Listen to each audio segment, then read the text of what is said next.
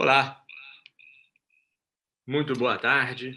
Eu sou Ricardo Lopes Cardoso, professor da Escola Brasileira de Gestão Pública de Empresas da Fundação Getúlio Vargas, a EBAPE FGV. Tenho aqui comigo o professor Bernardo e a professora Maria Helena já vai entrar daqui a pouquinho, vai ligar a câmera dela. Ótimo, obrigado Maria Helena, Bernardo, por estar aqui conosco. Para o 5º Colloquium em Contabilidade Pública e Análise de Dados do Centro de Pesquisa Aplicada em Contabilidade e Análise de Dados da Fundação Getúlio Vargas, o ARC-A&A. O evento, como vocês sabem, é dividido em 2 partes, em 2 dias. Hoje até às 18h30 e amanhã idem, começando também às 14 horas. Eu vou fazer aqui uma breve apresentação das regras do jogo. Quais são? Vocês, por favor, têm a possibilidade de enviar perguntas aos palestrantes por meio do ícone Q&A, QIA, que tem aí embaixo na telinha do Zoom de vocês. Esse evento está sendo gravado, e então eu vou ler rapidamente aqui um breve disclaimer padrão da Fundação, que é: as manifestações expressas por integrantes dos quadros da Fundação Getúlio Vargas e por convidados que participam dos eventos e transmissões online representam exclusivamente as opiniões de seus autores e não necessariamente a opinião institucional da Fundação Getúlio Vargas. Reiteramos também que todos aqui presentes concordam em participar desse evento de forma espontânea e, com isso, autorizam o uso de sua imagem para essa transmissão, que ficará disponível posteriormente nos canais oficiais da Fundação Getúlio Vargas. O evento é transmitido online, depois, claro, vai ficar gravado. Os palestrantes têm a liberdade de apresentarem em português ou em inglês e não haverá tradução simultânea. E por essa razão, então, agora eu vou apertar a tecla SAP e vou falar rapidamente aqui em inglês também. Welcome all of you. Thank you very much for your interest in our colloquium. This is the 5th edition of this Colloquium Public Sector Accounting and Data Analytics, a joint initiative from Getúlio Vargas Foundation, Rutgers University, and at this time with the Conselho Regional de Contabilidade, the Accounting Professional Association from Rio de Janeiro. This event is being broadcasted, as you know, and later on the video will be made available on YouTube or other platforms at FGV's website. And therefore, the presenters are welcome to present either in Portuguese or in English, and there is no simultaneous translation. And now I will read a disclaimer that might apply to all of the presenters today. All statements expressed by Fundação Getúlio Vargas employees and guests in our online events and broadcasts exclusively represent their opinions and not necessarily FGV's institutional position. We also reiterate that everyone present here agreed to participate in this event of their own free, and they consequently allowed to record and broadcast the event, which will be posted later on FGV's official channels. Well, thank you indeed. With no more delays, I would like to call Professor Maria Helena to give her opening remarks, and later straight to Professor Bernardo. Please, Maria Helena. Thank you, Professor Ricardo, and thank you for the invitation. First of all, I'd like to congratulate you for putting together this webinar in these circumstances, challenging circumstances we are living. I think to say that this is a challenging, turbulent year is to repeat myself, and I really do not want to do this, but I do want to remind ourselves of the importance of digital technologies in these challenging times we are living. I think digital technologies allowed us and the economies around the world to avoid a complete breakdown, and economies are ongoing. in the circumstances and with the lockdowns and many business, schools, social interactions are migrating online thanks to the digital technology. So I think it's really very important for us to bear this in mind. And also I'd like to emphasize the importance of artificial intelligence and the role it is playing in this moment for the world, enabling significant research, gaining understanding of the impact of the virus, and trying to monitor and provide structured information. So with this, I think it's really very important for us to understand in this colloquium the significance of the work. We're going to see that most of this research were performed under these circumstances. And it's a pleasure to be here. I'll be also attending the presentations. And I really do not want to spend my time because I think we have important presenters, distinguished presenters from several places in the world to be with us here today. So thank you very much, Professor Ricardo, for putting this together and for convening us today, here and tomorrow. I wish everybody a very good time during the webinar. Thank you. Thank you, Maria Helena. Maria Helena represents our advisory council of the ARC-A&A. Now, Professor Bernardo, a co-founder of the center with myself, please, the floor is yours. Okay, thank you. Can you hear me well? Yes. Okay, perfect. Good afternoon, everyone. It's a great pleasure to be here and with you all in the 5th Colloquium of Public Sector Accounting and Data Analytics. And I would like to take this opportunity to briefly present our research center, the Applied Research Center in Accounting and Analytics, ARC-A&A. Our research center mission is to build and disseminate knowledge in planning, budgeting, accounting, and analytics while strengthening the synergy among different and complementary research methods. And I think it's exactly this is the main reason of this colloquium, and that's why it's so important for us to have this opportunity, even in these challenging times that we are facing. As Maria Helena said, we are a relatively young research center since we have maybe 1 year of going. When we started our activities 1 year ago, around this. But even though the center is young, we have managed to fulfill our mission and develop applied research on excellent level. I think that has really contributed both to academy, Brazilian and international academy, and also as well to practice for public and private organizations. And our research in partnership with Rutgers and the Applied Mathematics School at FGV, PGFN and CGU.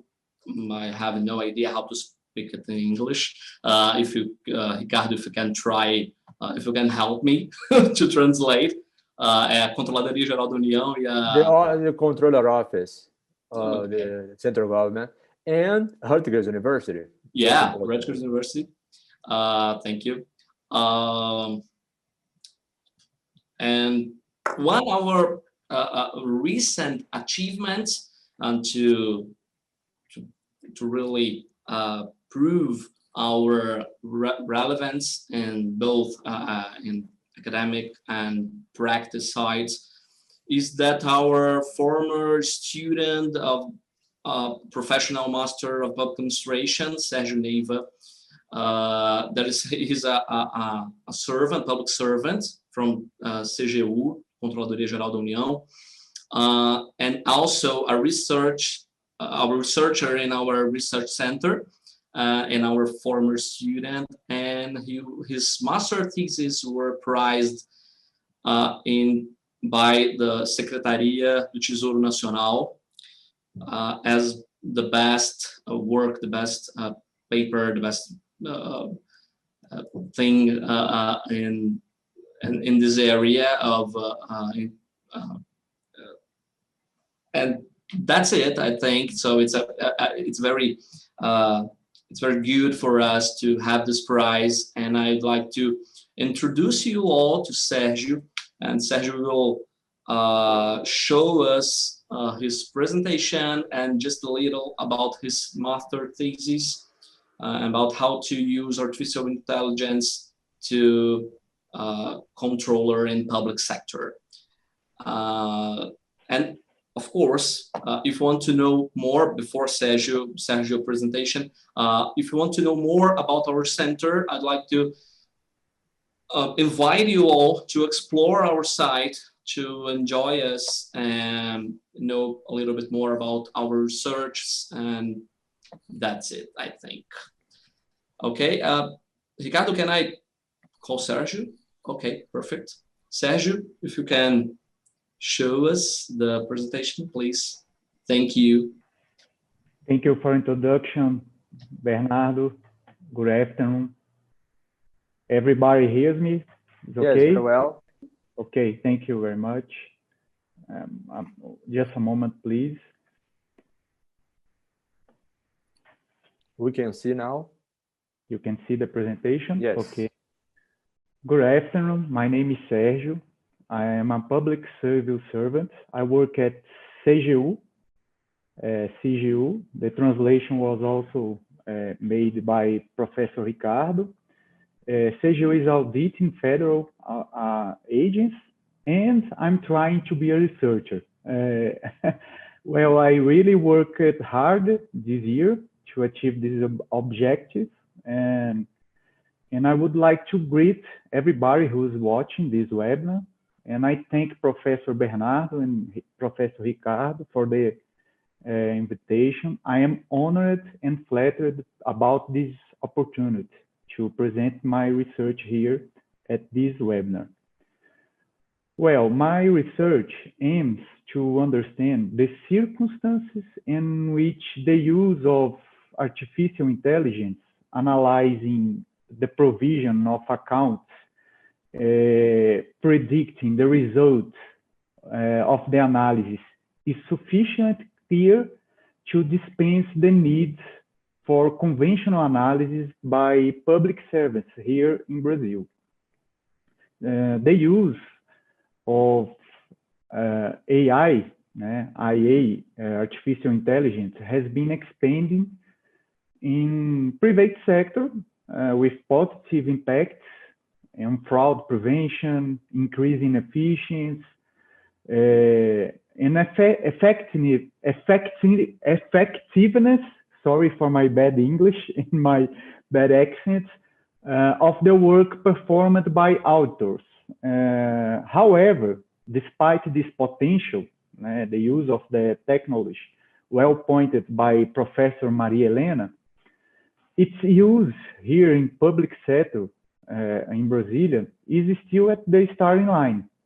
Therefore, my research also aims to understand the impact of artificial intelligence in the audit activity.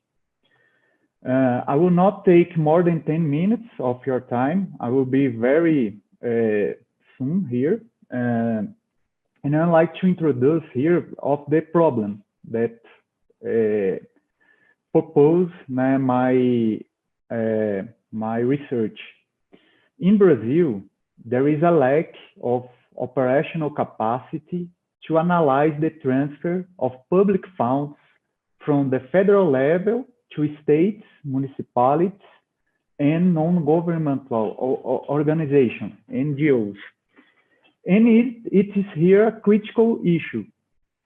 Challenges mainly occur during the ex post control, where all the public policy is already executed, particularly during the accountability analysis, when the transfers are made publicly available and the federal public issuing agents has to approve.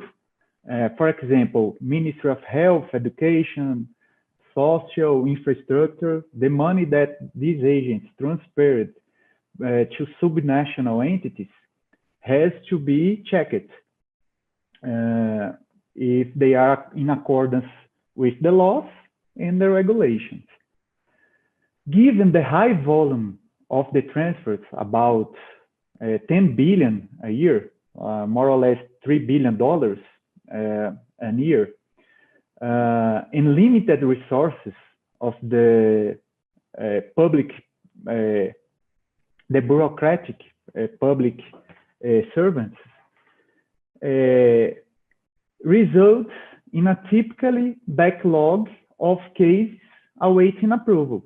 This can be seen at the red line in the figure, in this picture presented here for you. And this situation has led to an urgent need and ways to speed up the identification and the investigation of possible irregularities in federal transfers.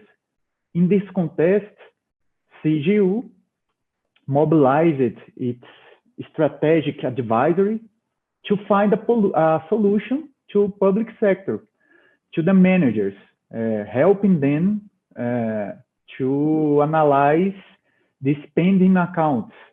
The solution was named Malha Fina de Convênios, and it cannot be translated like it's, I don't know how to translate this name, Malha Fina de Convênios, but this is a tool that provides the public sector managers a comprehensive and innovative alternative to address certain issues, more efficient than conventional audits. The tool allows, with a certain degree of confidence, whether the agent's analysis will lead to approval or rejection. However, the adoption of the Malha Fina de Convênios was in check here in Brazil. Why? Because federal managers raised some objections against the model. All accounts were processed together, regardless of the identity of the federal agents that is transferring the money to subnationals. And by the other hand, we didn't know the size, what's the appropriate size of the training sequence for the algorithm to learn how to predict if the accounts were approved or rejected. Well, in my research, I have made efforts to obtain empirical evidence to answer these questions. If the identity of the grantor agents and the size of the training sequence impacts the accuracy of the IA algorithm. So this is the methodology, the methodological architecture designed. We did it in Python, developed the algorithm to test these algorithms. This is the methodological architecture made to train the algorithm against different grantor agents. This is the architectural methodological, the methodologic computational effort to generate artificial intelligence algorithm by the size of the training sequence. And this research resulted in three main products. first of all, my dissertation. After a lot of work, hard work, Bernardo helped me a lot, Professor Bernardo. Thank you very much, Professor Bernardo. Without you, this work won't be done. I also thank Professor Miklos in the short time that I had in January at Rutgers. Conversation with Professor Miklos and some insights received there were very, very good to the development of the research. And the other two products were an article sent to the Brazilian National Association of Graduate Studies and Research. We call here AMPAD. And the last product was a paper that I submitted to a competition promoted by Brazilian National Treasury Secretary, that's Secretaria do Tesouro Nacional. And I was very happy to receive an honorable mention from AMPAD. And I was even more happy when I knew that I won the prize at Brazilian National Treasury Secretary. So I thank again to FGV, to EBAPE, all the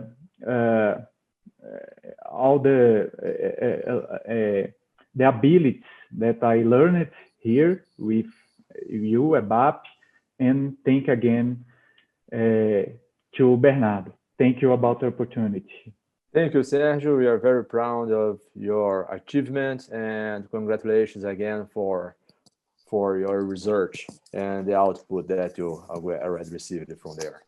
Now, I would like to move on and start with Professor Miklos' presentation on continuous comprehensive reporting for governmental entities, a vision. But before that, I'd like to make very clear one issue I just said in the beginning. So I will move back to Portuguese while Professor Miklos turns his camera on. That is, as palestras serão proferidas em português ou em inglês, a depender da conveniência, da preferência de cada um dos palestrantes. E não há tradução simultânea. E, professor Miklos, antes de eu começar, para ser justo aqui com a história do ARC, preciso registrar que é uma honra muito grande para mim, pessoalmente, e para a escola e para o ARC como um todo, ter o senhor participando conosco desde a primeira edição desse colóquio, lá em 2016. Na verdade, foi o professor Miklos que inspirou e que instigou e que motivou a criação desse colóquio lá em 2016 e o esforço da Maria Helena também, fantástico, em dar continuidade a essa iniciativa. Não é à toa que ambos fazem parte do Conselho Consultivo do Centro de Pesquisa Aplicada em Contabilidade e Análise de Dados. Sem mais delongas, please, Professor Miklos, the floor is yours. Thank you, Ricardo. Ricardo, can you see my full screen? A very beautiful picture of Mochi and your granddaughter. Okay, fantastic. My students have a very short attention span, and even my PhD students have short attention spans. And in the US now, you cannot say too many jokes because they are not politically correct. So these days I show pictures of my family, which seems to be politically correct.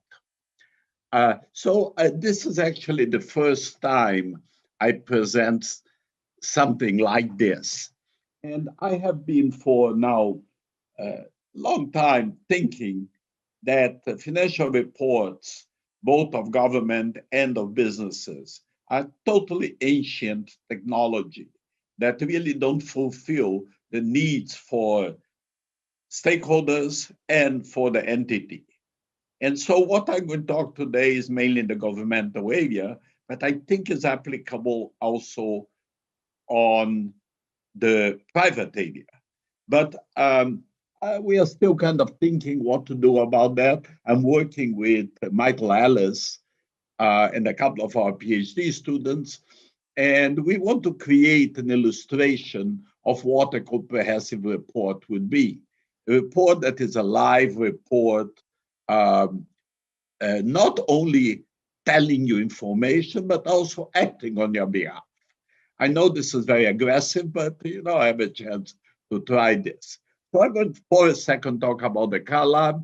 And by the way, Ricardo, thank you very much for inviting us. And I find that our work together with the Fundação has been really very positive. We have a large number of projects in Brazil at this moment, and we have Ricardo's students, and I heard Gustavo today, heard Sergio today, visiting us, and we're having a very dynamic joint type of work.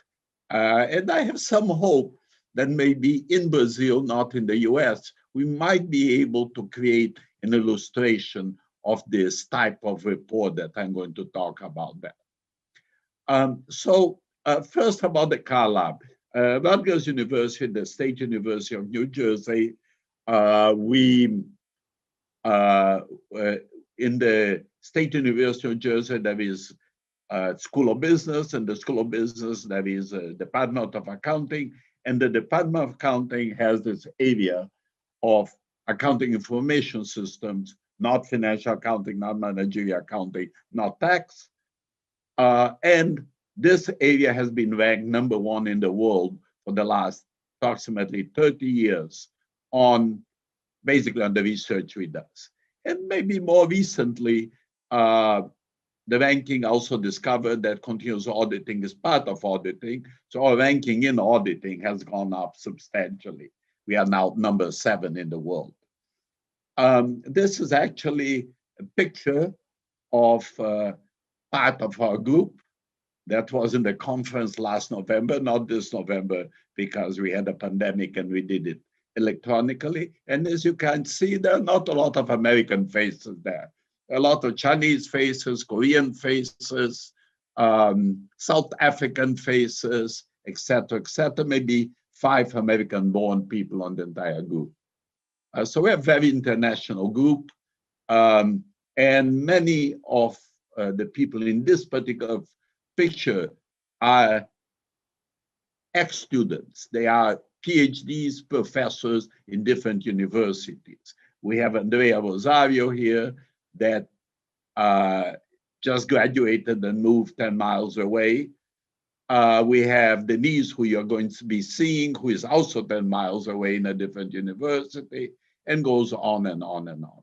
Very eclectic group, very multinational group. And actually, candidly, I'm looking for students that are American because it's easy to find them scholarship, it's easier.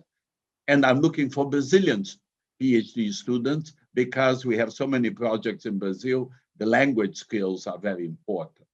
So I actually am kind of talking to Ricardo about maybe finding a way to have longer term Brazilian students in a sandwich in Rutgers, and would be very, very nice to be able to expand collaboration also with FGV, and we also do a lot with Universidade Federal de Santa Catarina.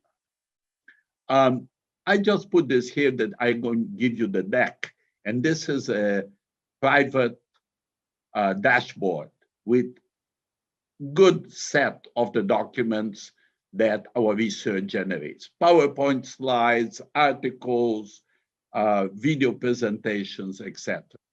Now, this is Mochi, my dog, and I received a medal from the TCU. And so I put the medal of the TCU on Mochi because I was upset that I haven't got a lot of data from TCU. And Mochi was very upset about not getting data, so he also didn't look too happy with the medal. Now, just for Brazil and for you to understand, we have our entire curriculum of education online available for free on YouTube. And particularly the advanced courses in audit analytics, in AI applied to accounting are out there, and you can just go YouTube and say like artificial intelligence, Rutgers, and you'll get the videos. There is no faculty support, but they are there available. We are now in pandemic seclusion, and Nochi and me are sitting in the pandemic seclusion. This was 2 days ago in a rainstorm. We are sitting over there looking a little bit unhappy, being wet. Now, just finishing up our education, we actually have an audit analytics certificate. In these days of pandemic, you might want to take it. And that basically has videos, has faculty, gives certificates, and et cetera, is paid. And we are generating a whole set of new courses, as much as the university allows us, on very advanced topics in accounting and auditing. Blockchain, process mining, cyber currencies, and expanded audit services like SOX, and et cetera, et cetera. And one more thing to be mentioned is we actually run PhD seminars pretty much every semester. And basically these seminars are open. What does that mean? You can call in and attend. And this is particularly oriented towards Ricardo and towards Universidade Santa Catarina and any other Brazilian university one. You can, all what you need to do is email us, and we basically give you a plug, a Zoom plug into the course. We have actually every semester a class, and I just noticed that in my list, I don't have the text mining course of Kevin, which we should have there. They are all open and no cost, and you can, and by the way, because the classes are reasonably small, you can interact with the faculty, you can do the assignments, you can have the assignment graded, everything. I taught the audit research seminar 9 months ago. This is pre-pandemic, and it was open. I had around 10 faculty members of different universities in the US taking the course. And Abby, who was my TA, and myself basically graded the assignments, and we had a very nice dialogue. This course, audit research, and is very technological because I'm teaching it, is actually going to be offered again in the fall, starting in September. Just a little story here. I was in Washington visiting for a week at the SEC, Brazilian CVM, and I saw this sign on the street, and I was drenched wet, and I was very happy because a 3-floor sign, and this is the film that my daughter has directed. And so I was very proud of my daughter, and the film is called Free Solo, and look what happened. Last year, they got the Oscar, the best documentary by the Academy, the US Academy. So that was a great week. And my granddaughter also liked it, and she wanted to keep the Oscar for herself. And my grandson, actually this is in the Emmys, had to go to the bathroom. So I missed the Emmys because I was in the bathroom with James. He didn't look very happy then. He was having a pee. And look at me, I'm exhausted at the end of this whole thing, relaxing, etc.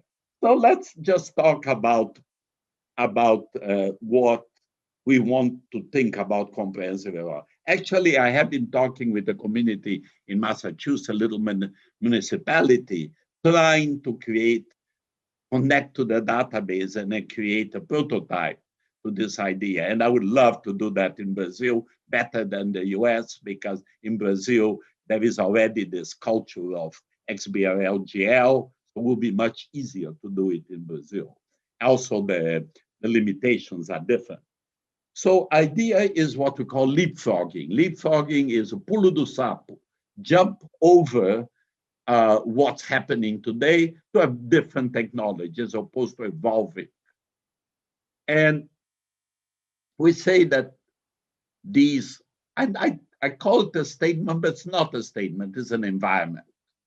The environment has to be close to real time and maybe even future oriented, has to be standardized so it's comparable across states, municipalities, countries, and it must have all kinds of information contents much wider than financial reports. And I just want to kind of go back in history, showing my age here. And, Milton Friedman, probably the granddaddy of the famous economists, argued that reports were basically, for companies, were basically profit-oriented, and social and environmental and etc. things really were irrelevant. Since that, thinking evolved substantially. And I'm not arguing very much for environmental reports, etc., but to a certain thing, there are many sources of information that are really relevant to government and municipality management and to the publics that they serve. And I just want to kind of bring you some idea of these environments. Obviously, revenue, expenses. Now, that's a very interesting thing. If a municipality runs into budget problems, what do? They have to reduce services. So that it's very important that there is a measurement of services. The GASB in the United States avoided this because there was a political backlash about measuring and creating standards for publishing quality of services. I think environment needs service measurement, and I can give you examples of what can be done. And then this is a public environment, so public satisfaction is very important.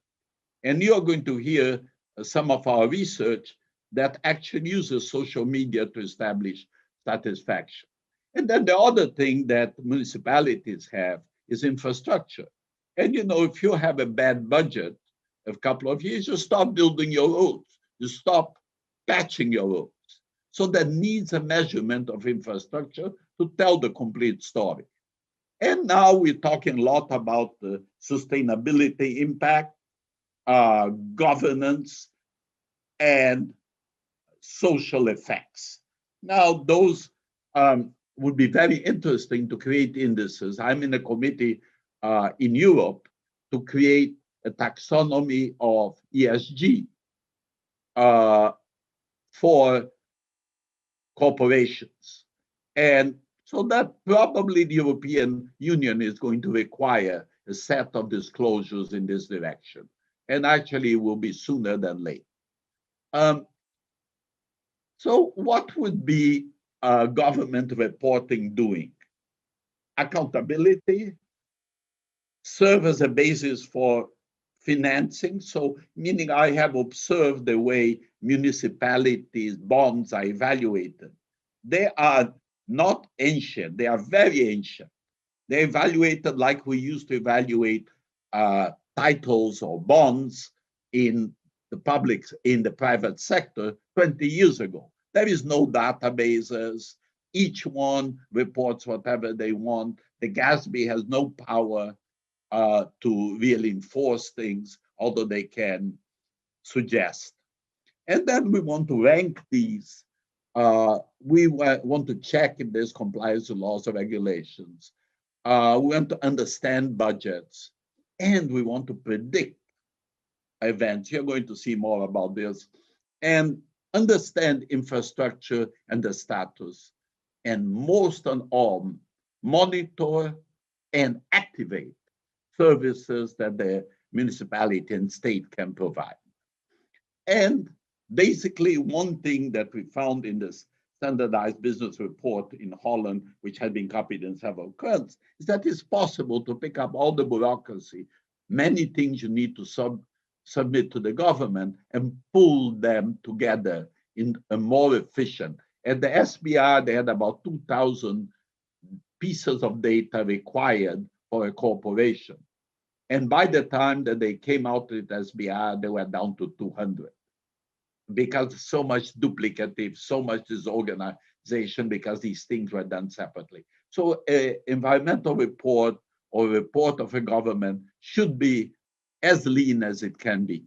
Now, this is actually Ipanema Beach, and it's me watching bikinis I shouldn't say this joke, when I was 4 in front of my house. Now, I participated in a committee and we prepared this thing, Professor Alice, we called the Galileo Project, looking at enhanced business reporting. They had 4, this was after the crisis in 2003, and they had like 4 ways of reading financial reports. And the Galileo was the advanced one, the visionary one. And it had all kinds of characteristics. And the main thing to say is that this was not paper-oriented, it was database-oriented. And instead of looking at a number, you could drill down the number by product, by locality, by organization, and et cetera, et cetera. However, if you look the reds in here, there is much more than can be done in the age of AI. And you can link social media, weather, and et cetera, Internet of Things to your informations. You can link apps, and I'm going to talk a little bit later about that, Dan O'Leary's work. And you can have all kinds of AI applications, like Sergio showed a little bit earlier. But the very simple thing to remember, this is still from Galileo, is that you drilling down, you can get detail. You know, the concept of looking at a database and drilling down does not exist in reports that are published. But, you know, every organization in the world drills down and examines their data. So why can't that be provided for the several people that depend on financial reports, now environmental reports or comprehensive reports? And why can't you put together all kinds of information to do that kind of thing in one place, organized and articulated where possible, not forced articulation, not create concepts that don't make sense like retained earnings. But that's really very important. And link the non-financial reporting disclosures to these in an efficient manner, trying to reduce the amount of disclosure and having 1 or 2 disclosures for everyone, which the different parties could drill up. And you're going to see in one sense what I mean that. And that was the old Galileo stuff. Now we have blockchains that would allow, for example, to have car licenses, real estate registration, all these things open to the public to avoid hanky-panky with them and to make it public. And you could link these blockchains into smart contracts, which would activate action when needed in an automatic manner. So a blockchain can have as many copies as you want in the form of validation. You're pretty sure that the next block is honest in relation to the prior block in current technology. We can activate contracts and you can make it publicly available. So, you know, they today think the blockchain can do everything. Blockchain cannot do everything. Blockchain is a form of database. But there are things in government that can be published in blockchains, can be maintained in blockchains, that will be very, very useful for the public. And so we came up with this model in the Galileo that we are expanding it. The idea would be that your reporting environment would be a relational database, with big components of SAP or Oracle, et cetera, and many of the inputting information would come in an automatic way on a data standard like XML or XBRL, and et cetera. You would have a disclosure layer, and on top of the layer you have what I call online analytic processing, which allows you to dig down to mix variables, link variables, show graphics, and et cetera, et cetera. And you would have whole set of style sheets. This is what we call an XBRL report. And some reports will be open reports to the public. Some other reports will be private reports to the government or to the stockholders or to the citizens or certain types of citizens. And they would be available to the public, a little bit like the government open data that's being published in many places in the country or in the world.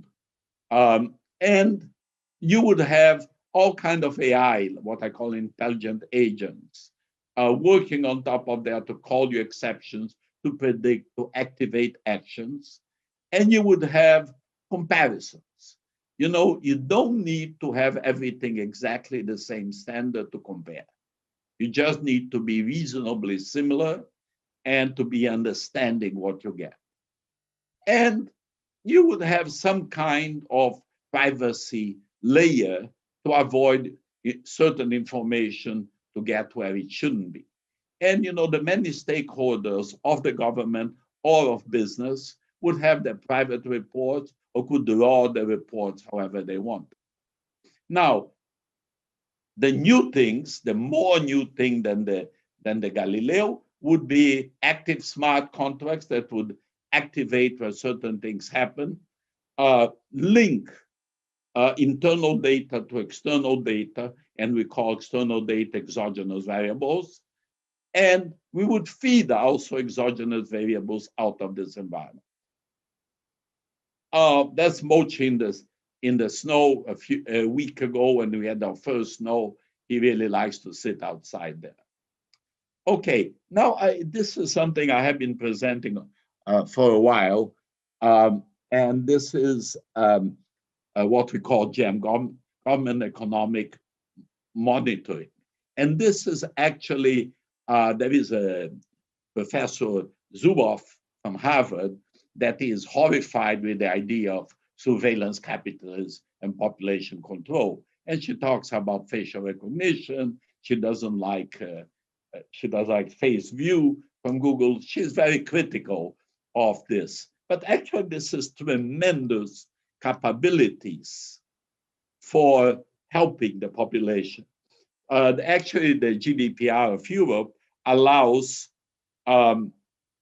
in certain circumstances when it's public good that certain privacy rules be overridden, although GDPR is very rigid. Now, with the pandemic, we are starting to see circumstances where location and contact are very important public information. And so actually you start seeing countries that are very respectful with privacy using this information. And this is what we need to understand. And basically I kind of listed here exogenous variables, social media, Internet of Things, etc., etc. Ricardo, I'm a little bit confused. How much more time do I have? Another 15 minutes, 20 minutes? 20 minutes, yes. Yes. Okay. And so what we are proposing is a system of information collecting exogenous variables to identify what we call narrow domain social pathologies. And what is a narrow domain social pathologist? I work with two of my PhD students, Arian and Xinxin, Arian Xiong and Xinxin Wang. And we have actually showed this at Brookings. We published a couple of articles, and we think this is very important. So, for example, using this, you can basically identify drug addiction, identify unfed children, abused women, etc. Narrow pathologies that the systems today don't pick up. Okay, obviously there is an implication on privacy, and that has to be dealt. But look at the kind of data you can harness. Telephone usage. Actually, I was in a conference with the Italian Census Bureau or Statistical Department, and they actually have data of 6 supermarkets that they use for analytic purposes. And you know, if you join telephone usage, transportation usage, supermarkets, location, drug usage, etc., you can identify these nanopathologies. However, you really need to be very careful with privacy. So doing that, for that purpose, we use a technology, we call it privacy protected blockchain. And basically the data would be collected, hashed, placed in a blockchain, and just extracted based on algorithms where pathologies will be identified. And I'm very happy to share these papers with you, and love to start an experiment in this thing. We actually tried to do this with the city of New York, where Rutgers is located, and the school district. The school district didn't give us data, but we are still working on them. And basically, we try to identify where there are the supermarkets, what is the transits to the supermarkets, what are the children in the school. And actually, we are totally convinced this can be done and can be done privately to help entities. And that's the basic idea we have. Now, the other technology, so this is the GEM technology. With a whole set of AI-ish type of technology. I don't like to use the word AI because it has been very abused these days, but image recognition, voice recognition, face recognition, machine learning, unsupervised machine learning and clustering, etc. Each one of them have a whole set of potential users in government. And actually, we have a working paper that we are starting to set up and try to look at what can be done or what's already been done or what's being done in private industry to be used in public industry. Now, little break again. This is November 2019 at our annual conference. Like Ricardo has our annual conference usually in June in Rio de Janeiro. This is actually a November conference at Rutgers in Newark. And we actually have our lunch at the museum, the Newark Museum, 2 houses down from the business school. And it's great fun. I just showed it here to make you kind of desirous to come and visit with us next November. Hopefully, pandemic will be gone. Everyone will be vaccinated, and we're going to have a great time. We not only go to the museum and have lunch, we also go to the Spanish pavilion and have dinner with sangria and a lot of fun for the PhD students. We always talk about the Spanish pavilion. Okay, so I just wanted to show you, this is a paper Dan O'Leary from USC. We work a lot with Dan. And Dan has this paper talking about an app being used in Boston. And basically, they monitor infrastructure with the app. The public has access to the app. The city worker has access to the app. And so if they see something dirty, if they see a hole in the street or some other thing that they need interaction, they interact either to the app or to a call center or to a page. But it's kind of integrated. And this is what we call layering of technologies. And I think that the kind of system of the future, the comprehensive reporting system, the future will be a live system with this kind of public and private and government interaction. And that's, I just love this paper by Dan, and I love the app itself. New York is not using it yet, but Denver seems to be using it. It's called Citizen Connect in Boston 311. And why don't we integrate that into the financial reports, into the environmental reports, and etc., in a dynamic system, and maybe we put some smart contracts in the blockchain to activate reaction on an automatic basis. And there is no point here that the technology does not exist. Technology exists, but governments haven't been using it. So what could this comprehensive report do? It could do a whole set of things. Now it's financial, could become integrated. Now it's in paper, should be database. Now it's passive, could be active. Now is backward looking, could be forward looking. Now is rigid, could be very flexible. Now uses only internal variables. You know, it's so ludicrous. In the US, municipalities create these reports. They only publish it 6 months after the closing of the year.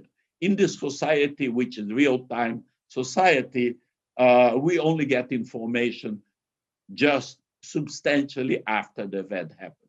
Now, with the pandemic, we are going to have tremendous pressure on the finances of municipalities. And it seems that the Democrats and the Republicans don't seem to be agreeing in too much. So I'm not tremendously positive that the government, even if it's a Democratic government, that they'll manage to feed the municipalities with the resources. So maybe we are going to have a big stream of bankruptcies, and they don't call it bankruptcy because in many cases, legally, a municipality cannot be can be bankrupt. But it will be de facto. There will be the reduction of services. Maybe some municipalities will have no police force, like already has happened in a couple of situations. They will not have garbage collection. And so there's something really, really important to start thinking. We need to report everything. We need to report services. We need to report infrastructural updating, and we need to report what are we doing for the public, including financial. And so I'm worried that I'm running out of time, but here I kind of talked about financial versus integrative. I talked about going database. I talked about orienting this to the future. And, you know, the paper is not ready yet, but the paper will be ready in a month or so. And I'll be very happy to share. The slides will be available now. Rigid versus flexible, endogenous versus exogenous, structures versus unstructured, passive versus active. And think about passive versus active, and many, many things can be done. We actually have a list of around 20 obvious actions that you can integrate on a municipal report to serve the publics. And actually, that will be a paper that we are going to be trying to publish. So I'm going to skip on this. In summary, okay, we want information that is timely. We want information that is standardized. And we want information that is very informational. Okay, and this actually, I left it in here because when I did a presentation for the Government Accounting Standard Boards in the United States, and I started talking about things that the US can copy. And the Scandinavian e-government initiative is a standardization offer whereby from the business entity to the government report is one XBRL-ish type of data flow. And it's kind of evolving very, very slowly, but it's getting there. And I mentioned the Circumfi effort in Brazil because I think the Circumfi effort is what we call the frog's leap, which is Brazil has had a standardization effort of municipalities that other countries don't have. And SPEDGI, I think, is also very, very advanced type of effort. Okay, this is what I had to do. This is trick or treat in the US, and you dress your you put a costume, you dress your children in something we are frozen, and then you go out and get chocolates in other people's houses. And this is my beautiful daughter dressed as Anna from Frozen. And look what they did to poor grandpa. Not only he had to dress up, he had to wear chiffres, horns. And, you know, I wouldn't do that for anyone, but for my grandchildren, I do that. And so he is the snowman, and I was the deer with the horns. And so just kind of, I'm kind of afraid that I'm running out of time here. So I just kind of tried to talk a little bit about where we are with open data in government. And actually, you know, if Ricardo, myself, and Denise, and Maria Elena sit down and start talking about creating a simulation of this environment we are proposing, you'll be surprised. A lot of the stuff is out there already. And it's really more of a problem of integration of incoherent data than a problem of the data being available. And this idea that started maybe 7, 8 years ago of armchair auditors, whereby the government publishes data and people look at the data and audit the government, we call it armchair auditors, is a very interesting idea, very difficult to do. I was working with the TCU at that time, and we came out this idea. We saw this in the literature, the armchair audit idea, and said, well, you know, they said, you know, we can't give you data. That's why I put the medal on Mochi, but they said, you know, there is terminology transparencia here, where you can look at the data. So I went into there and looked at the procurement data of the Brazilian government, where the Brazilian government is spending money. And I didn't do it. I had 2 of my PhD students do it. And they were technically extremely competent. They are fantastic. Very difficult to do it. But we did publish a paper. Out of the 28 indices that we were planning to publish, we managed to capture 4. But now, you know, this is 4 years ago, and I think it's easier now. I think there is more information, and many countries have much more information. So maybe things are going in the right direction. Now I'm going to skip this and just say there's a lot of external data that can serve, in particular for government, to monitor what the government is doing. And this is what I actually suggested to the GASB, not for comprehensive report, just to evolve municipal and state reporting. Basically, get rid of PDFs, makes it processable data, bring papers, which are the municipal report, like SICOMFE is already, together, and create dashboards to compare. Comparison is very important because shames people into changing. And hyperlinks and etc. And then I had this whole idea of longer term steps. Now I have to say my list here is not the best. And why am I saying it's not the best? Because while writing this presentation and the paper, I started thinking, well, this is also ancient. We need to make it even more advanced than this. So concluding, data typically does exist, a lot of it, particularly with open data today. Second thing, apps and smart contracts can really make the government proactive. So the technology exists, although obviously technology can always improve. AI is kind of abused word, but technologies within AI, which is visual recognition, sound recognition, can do marvels for government and can do marvels to create accountability, not only good accountability, but also better and better services. So putting this whole thing together, I think it's time for us to start thinking about a comprehensive report of government entities. And as I said at the beginning, we need to start thinking about comprehensive reports of for-profit organizations too. So, Ricardo, I don't think I overran. Thank you very much for inviting me. And I leave you with this beautiful view of my dog and my daughter so you don't get too bored with government reporting. Miklos, thank you very much indeed for your clear presentation. You were amazing. You were very much on time at sharp. Actually, we have 5 minutes for questions.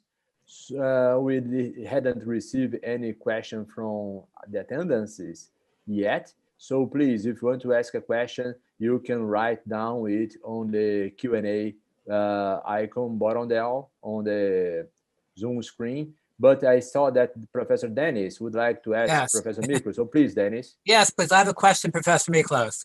You mentioned earlier on that there is a problem measuring service in government, and government is primarily a service entity. So that's how we expect the government to provide the benefits that it gives us. So without this measurement capability, what happens to the data? So how can a citizen evaluate whether the services are being provided in an efficient manner, for example? I know Professor Ricardo and I are both working on a paper measuring transparency of government reporting. It's very challenging. Yeah, Denise, actually, this is the GASB had a grant request of going concern. And what they wanted is a research study that would tell if a municipality in distress. And what we proposed, we didn't get the grant, but what we proposed was if and Bora said, what does a municipality do when they start running into trouble? They start reducing garbage collection, infrastructure maintenance, and etc. So in response to what you're asking, that's what you need to measure. So we basically, you've seen the paper by Kelly. Kelly wrote a paper for the Auditor General of the state of New York, looking at the cleanliness of New York City.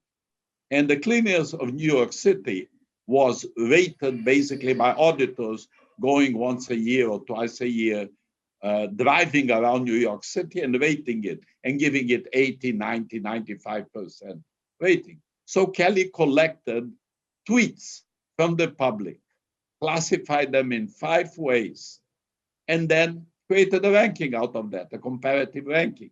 And I think like social media, aerial photos, and etc., can give a lot of service rankings. You just need to kind of focus down what is the service you are measuring, and then try to come up with measurements. Anything from how much the city or the municipality is spending that period or spent last period, to what the public thinks, and to some maybe direct measurements, pictures, using AI image recognition. You actually showed me the picture on the cattle and and why, and that kind of thing can be used in many service assessments. But the challenge, even with my own work, has been how do we measure the revenue that is attached to this particular function and what is reasonable? So that's where the challenge is, right? I think, Denise, this is something we have been thinking, and I think you have been involved in this thing, is that each one of them will have kind of idiosyncratic measures. And you're going to have to come up with, identify. What I asked Irfan is to give me 5 major services that can be affected by the government in the moment of economies. And now we are going to try to find a measurement like garbage collection that we can identify. We could identify garbage collection by public being unhappy with the cleanliness, or taking pictures of garbage trucks coming out of their location. But I think that these measures are going to be idiosyncratic, meaning they are going to be very specific to the service that you are measuring. Yes. We have 2 more questions from the audience. I will try to combine them together to make it very fast to just finish this Q&A session. So I guess Dennis is happy with your answers. That's why I just pop up and come to ask you. So Miklos, I will ask in Portuguese, because there are some acronyms that make more sense in Portuguese than in English. Ricardo Rocha e Poliana fizeram duas perguntas diferentes, mas eu vou combiná-las. A pergunta do Ricardo Rocha é: com a intensificação dos processos de digitalização no setor público, essa digitalização, esse processo todo, tem gerado uma constante criação de novos módulos para a coleta de dados. Você citou o SICONF, os municípios brasileiros. Aqui no Brasil, os municípios, além de enviar os dados para a STN via SICONF, têm que mandar para o Tribunal de Contas respectivo, não necessariamente o da União, mas os dos estados, dos municípios. Tem que enviar relatórios específicos para o Ministério da Saúde, para o Ministério da Educação, e não faltam outros caciques determinando o envio de informação, cada um no seu critério, no seu reporte, no seu data framework e tudo mais. Isso, pela literatura, tem criado o que o Ricardo chamou aqui de accountability overload. Então, a pergunta dele é: data is different, deadlines are much difficult to meet. How does Professor Miklos see this issue? And then Poliana asked if you see any counter effects or troubles, problems with the use of artificial intelligence in the audit public sector. I think that both questions are somehow connected. If we see the accountability overload as one of those counter effects. You know, Ricardo, I actually dealt with that in my presentation because I talked about Holland's SBR, Standardized Business Reporting. And we tried to do that in the US, but the culture in the US, because was developed by the Pilgrims and they are very averse to any interaction between public entities, would be very difficult to do it here. But in Europe, they are doing, Australia has an effort, the UK has an effort, and basically you create one information structure that contains the information being asked. Try to justify why that information, but is one. It's not, you know, when you describe the information, SICONF, and then goes to this ministerial, goes to that ministerial, that's not what you do. You bring them together, create a unique infrastructure, and feed them out of, that's why it's the idea of what we showed in Galileo, one integrated report with multiple filters reporting to different entities. And some data there will be private, some data will be public. And now, about the AI limitations of AI, actually what I would like to do with Poliana is share with her paper by Ivy Munoko. Ivy is one of our PhD students. She's now going into the third year. And she just published her paper in a journal, the Journal of Business Ethics, which is a top journal in ethics. And it basically talks about the limitations and the difficulties of the ethics in AI. And actually, maybe, Ricardo, next year, you invite Ivy to talk in this conference. I should have thought about it. And that next year, I think she'll be already teaching in some university. She's just concluding in our place. And that would be a very good topic to talk about the ethics of government information, provisioning and application of AI in government. Thank you, Miklos. Thank you very much for your clear presentation and the answers to the Q&A. It's now time to move forward. So I would like to call André Augusto and Alexandre Castro that represent the Marinha do Brasil. So now I will speak in Portuguese. André, Alexandre, muito obrigado pela participação de vocês, pela presença de vocês. É uma grande satisfação tê-los novamente no Colloquium FGV Rutgers.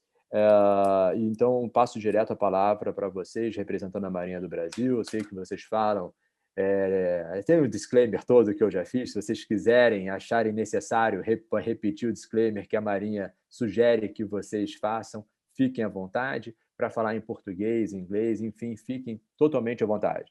Vocês estão em casa. Muito obrigado. Obrigado. Professor, obrigado aí pelas palavras. Mais uma vez, obrigado pelo convite, né? Mais um ano no colóquio da FGV. Vou compartilhar a minha tela aqui.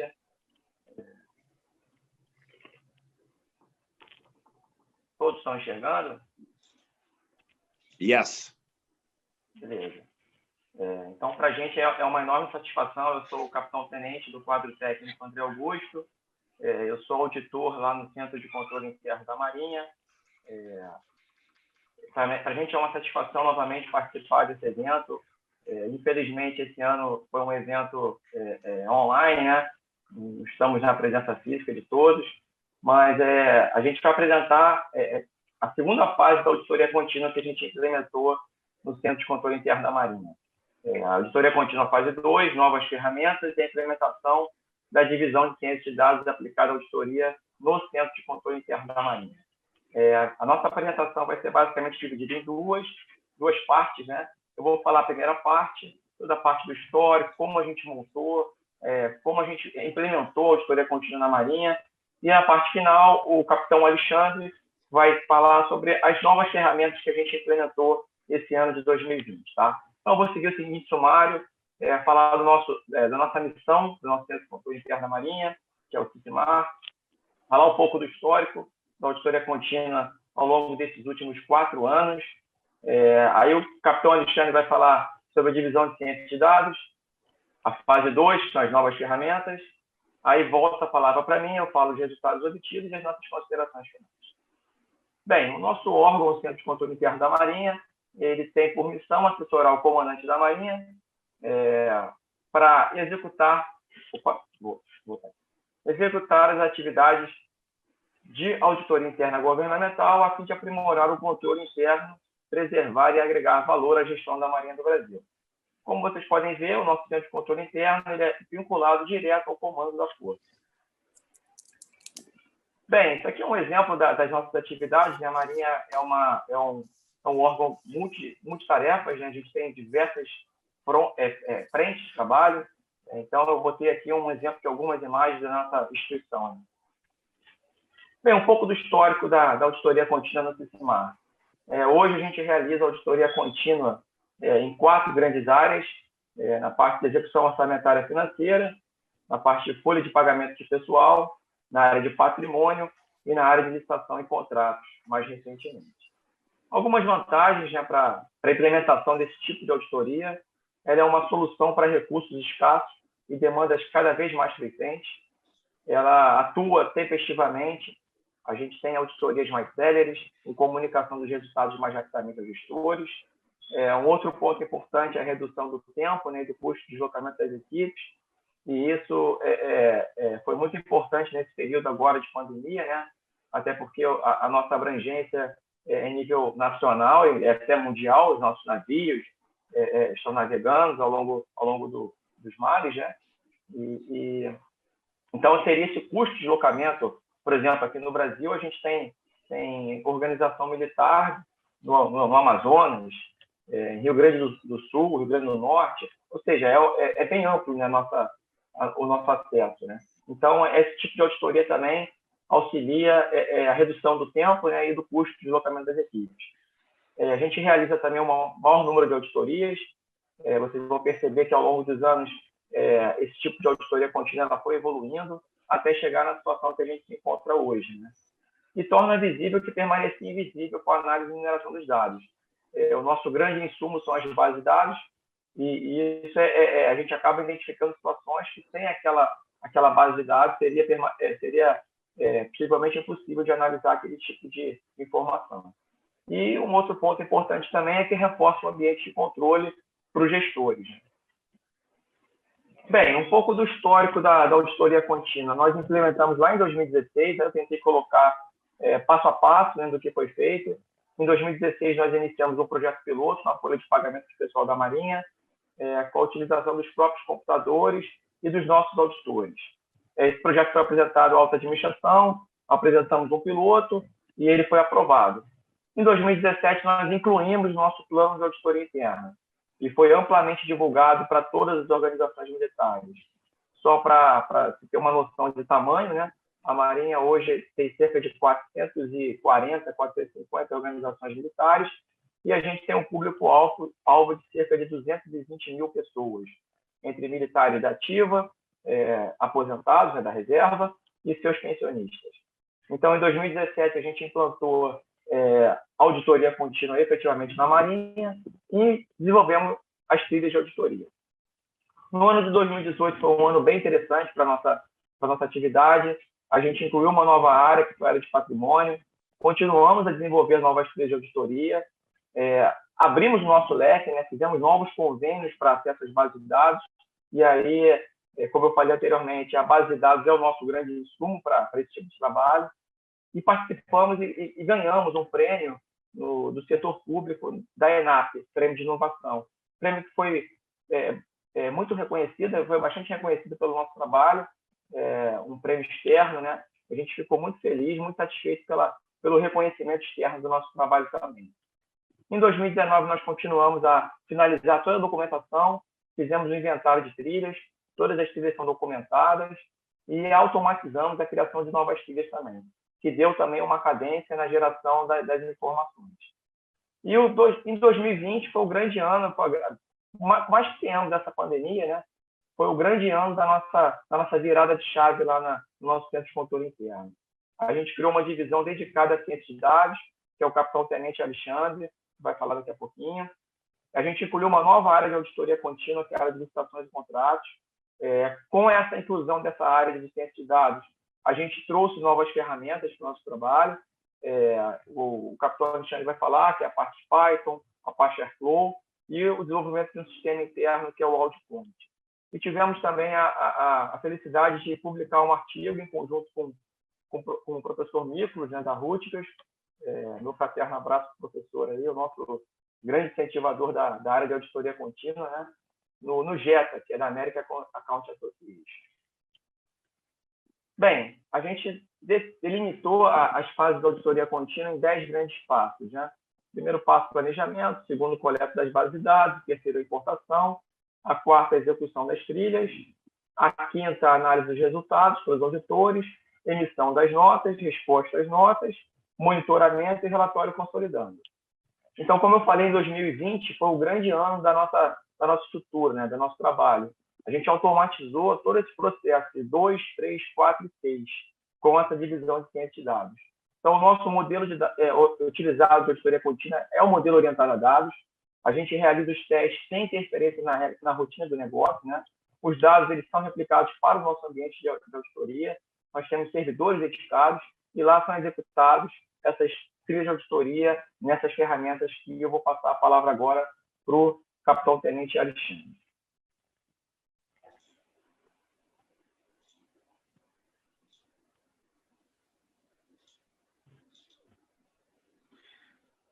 Boa tarde a todos. O pessoal está me escutando bem aí? Então, está conseguindo ver minha tela também? Tudo bem. Sim, tudo certo. Então, pessoal, boa tarde. Eu sou o capitão-tenente Alexandre, sou do Corpo de Intendente da Marinha. Vim aqui falar um pouquinho sobre essa nova divisão de ciência de dados, que eu estou tendo a felicidade, a satisfação de estar como encarregado, né, de estar participando dessa implementação. Então, começando aqui pelas principais atividades. Então, a gente pretende conduzir estudos sobre mineração de dados, análise de dados, esse pretende. Eu vou explicar um pouquinho lá na frente. A gente, também a intenção é subsidiar o planejamento, porque planejar e tomar decisões orientadas a dados vai gerar resultados melhores, vai agregar maior valor à nossa atividade e a qualquer outra atividade. E aí sim que a parte eu acho que seria mais importante, que é o que a gente está dando o foco nesse momento, que é implementar, manter e atualizar a infraestrutura de dados. Então, mas primeiramente, por que eu falei que pretende conduzir? Quando a gente fala de análise de dados, de ciência de dados, existem diversas trend topics, né, que o pessoal fala. Então, todas as palestras, todas as reuniões, o pessoal fala indústria 4.0, ciência de dados, inteligência artificial. É impossível você implementar tudo isso de uma vez. Então, o interessante aqui é o seguinte, vamos colocar a bola no chão e pensar, olha, por onde se começa uma jornada de ciência de dados? Por onde eu começo a utilizar dados como ativos valiosos na minha organização. E, obviamente, não começou com essa divisão, começou lá atrás, como o capitão-tenente André já falou, foi justamente utilizando dados da maneira que eles chegavam, com as limitações que existiam na época, que existem até hoje, mas utilizar dados para fazer coisas, seja para analisar, para achar indícios para avaliar risco, para planejar as auditorias, enfim. Então, a primeira coisa é isso, é você saber o que você quer fazer, saber quais são os dados que você precisa, né? E é isso que a gente está fazendo agora. Como o capitão-tenente André também falou, a gente tem um servidor lá no CICIMAR, no qual a gente está tentando trazer todos os dados dos diversos sistemas corporativos que a gente tem hoje, para que a gente possa não só fazer uma auditoria contínua no patrimônio ou nos recursos humanos, mas que a gente possa fazer uma auditoria contínua olhando para todas essas áreas também de forma estratégica. Vou falar um pouco sobre as ferramentas que a gente utiliza. Então, assim, vou começar lá pelo final do slide, tem aqui o Caseware, que é uma ferramenta que foi implementada em 2017, e aí eu já pego um gancho para o seguinte, não existe diferença entre tecnologia e negócio, tá? Isso é uma divisão ruim de se fazer. Claro que existem pessoas mais especializadas em tecnologia e pessoas mais especializadas na área de negócio, seja auditoria, contabilidade, medicina, enfim. Mas o camarada que está lá na ponta, o mais especializado em TI, ele precisa ter conhecimento de negócio. Assim como o auditor especialista naquela área, ele também precisa conhecer de tecnologia. E foi justamente aí que começou a nossa guinada. Foi na hora que o auditor ele encontrou uma ferramenta tecnológica que nesse caso aqui é até mais amigável, mas é uma ferramenta tecnológica, exigiu uma capacitação nesse assunto, exigiu que o auditor entendesse os dados. Então, nesse caso aqui, a gente tem a ferramenta que é específica para que os auditores possam fazer as suas análises e utilizar os dados da forma que eles necessitam, tá? Então, essa ferramenta já existia, tá?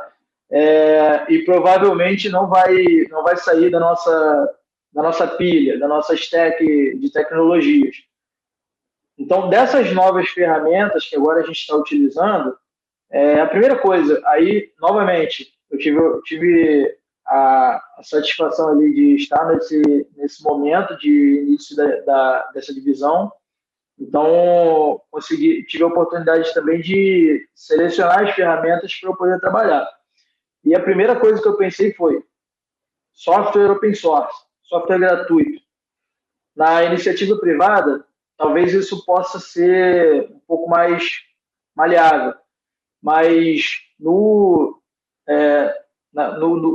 na estrutura do serviço público, a gente tem o problema da aquisição. Assim, o software open source, apesar dele ser gratuito, normalmente é só baixar, instalar e utilizar, ele tem custo. O custo é justamente a mão de obra e a capacitação. Então, existe esse custo de utilizar um software open source, mas é menor do que talvez adquirir uma ferramenta proprietária. Segundo, licitação. Você comprar uma ferramenta de tecnologia, você tem que começar a fazer aqui todo aquele processo de licitação, que a gente sabe que é um processo que demanda muito esforço, muito tempo. Então, a minha visão foi o quê? Olha, já que é para investir tempo, que seja na capacitação do pessoal para utilizar a ferramenta open source. Porque, assim, vamos começar aqui pela linguagem Python, que foi, digamos assim, a primeira ferramenta, a primeira ferramenta que a gente utilizou para automatizar alguns processos depois lá daquela primeira fase da automatização com ideia. Então, assim, eu poderia ter utilizado outras ferramentas para automatizar processos, digamos o MATLAB, que é uma linguagem de programação proprietária, que você tem que pagar. Só que tem esse problema, eu teria que fazer uma licitação e tudo, e eu estaria deixando de entregar resultados. Então, a partir do momento que a gente aplicou a linguagem Python, assim como as outras abaixo, eu consegui começar a utilizar no mesmo dia, e apesar do resultado talvez até demorar mais um pouco, a gente ter algumas iterações até chegar num resultado ideal, isso já começa a acontecer de cara, entendeu? Então, porque a linguagem Python, que foi a primeira ferramenta que eu utilizei, que a gente utilizou lá na divisão de ciência de dados, existia um gargalo na emissão existia um gargalo na auditoria contínua, que era a comunicação com as organizações militares, com as unidades. Então, assim, era encontrado o indício, a saída do IDEA, depois da análise lá do auditor, é uma tabela do Excel com centenas de indícios, dependendo do teste que foi executado. Essas centenas de registros, elas iam para a mão dos servidores lá do CCMAR, para fazer as notas de auditoria. Então, assim, o camarada recebia uma planilha gigante no Excel e ia digitando, tá? Aquele documentozinho do Word, né? Normalmente a constatação, como o teste foi o mesmo, a constatação e a avaliação do auditor também era a mesma, e o camarada ia fazendo aquele trabalho mecânico, cerca de 5 a 10 minutos por nota, sendo que em 2019 foram emitidas cerca de mais de 3 mil notas. Então, assim, é um investimento, é um gasto de mão de obra muito grande. Então, a primeira coisa que a gente fez, criar um script simples, que recebia essa saída do IDEA e gerava essas notas de auditoria de maneira automatizada. Então, o processo que demorava 70, 80 horas, ele começou a ser realizado em 2 a 3 segundos, certo? Então, a gente tem o auditor que estava lá escrevendo o documento no Word, ele teve mais tempo de avaliar os indícios, de desenvolver novas trilhas, etc.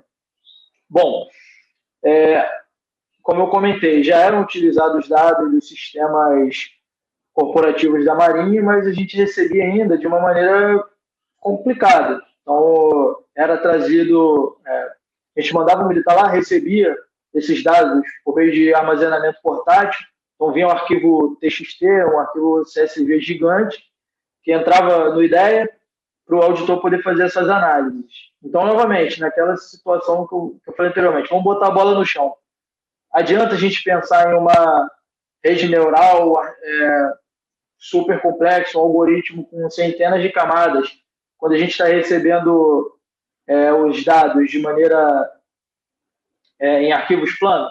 Não vale a pena. A primeira coisa que a gente fez entrou em contato com essas unidades que controlavam esses sistemas e perguntou, olha, como é que você gera esses dados? Quais são as pesquisas que você faz? Você tem uma via, você tem uma pesquisa já parametrizada no banco? Eles passaram para a gente começou a fazer essa importação dos dados de maneira remota. Foi um primeiro passo. O segundo passo é o seguinte, tudo bem, quando a gente centralizou isso, existiam cerca de 40 pesquisas diferentes em bancos de dados diferentes.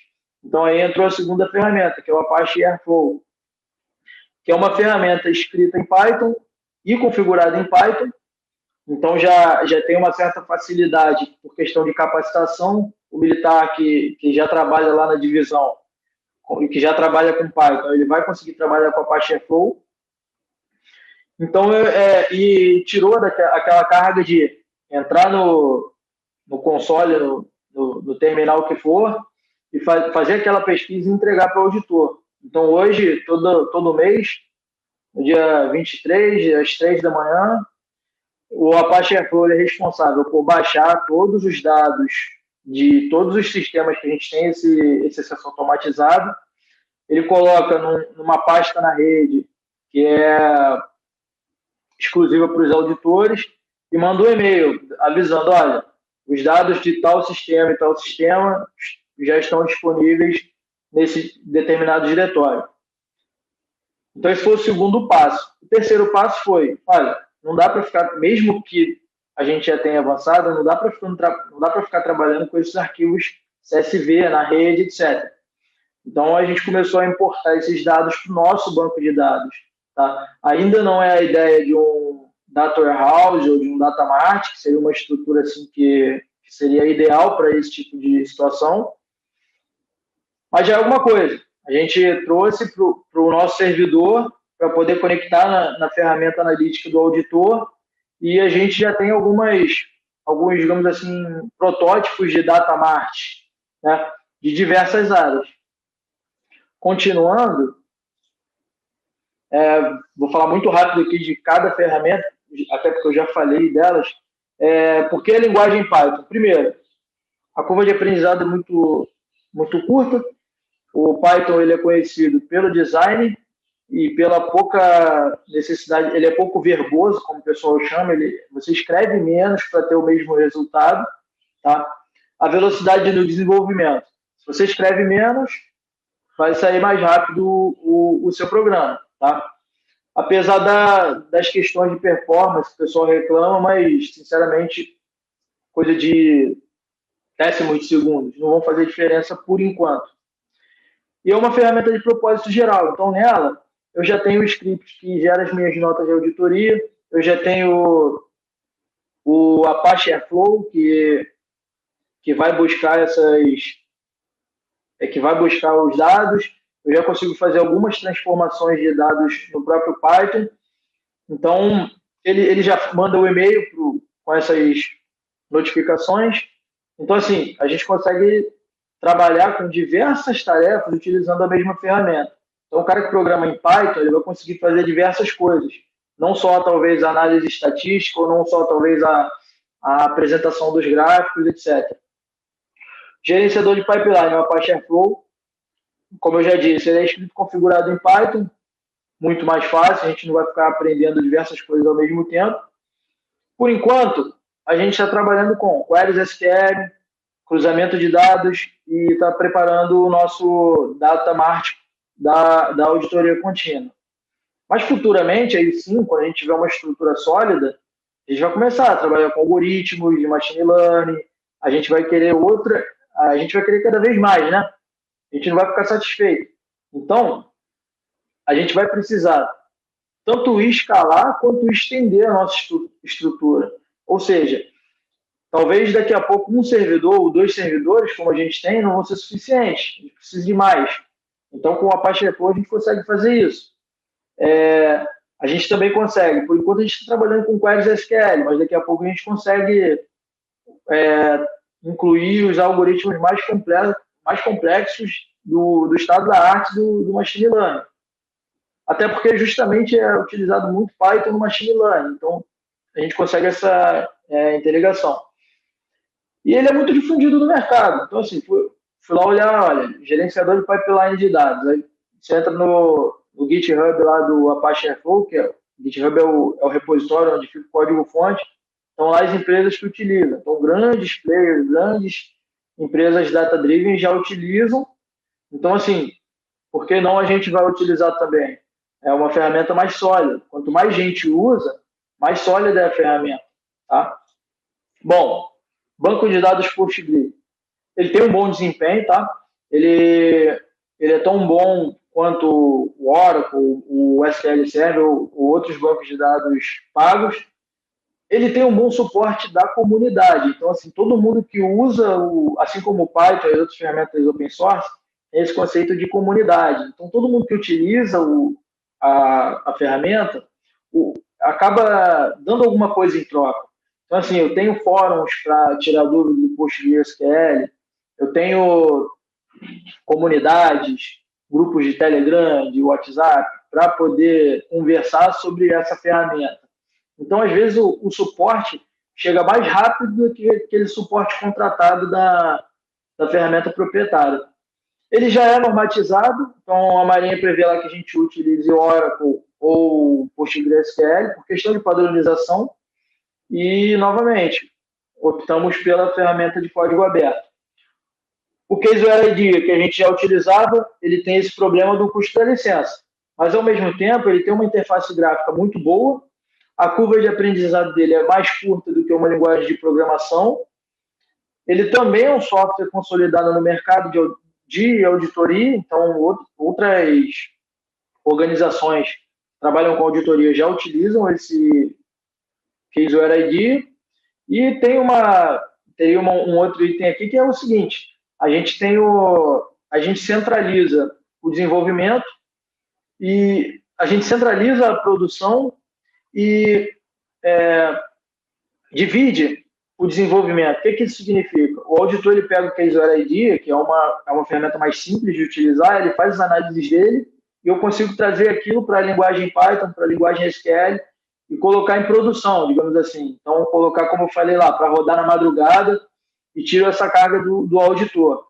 Essa parte a gente ainda está desenvolvendo, dessa tradução dos scripts do IDEA, do IDEA, para o Python ou para o SQL.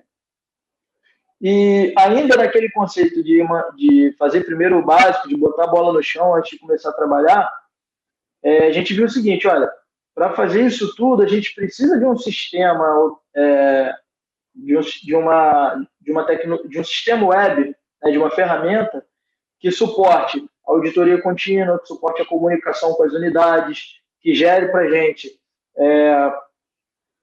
informações gerenciais sobre a auditoria contínua.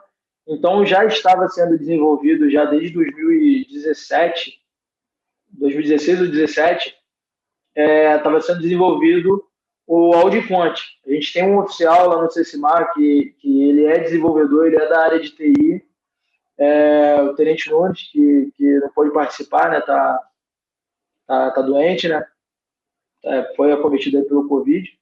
Então, ele começou a desenvolver esse sistema em PHP e JavaScript, né?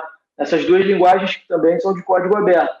Então, assim, quando a gente tirou o gargalo da parte de gerar as notas, a gente criou um gargalo na parte de comunicação, que é para mandar de uma para outra.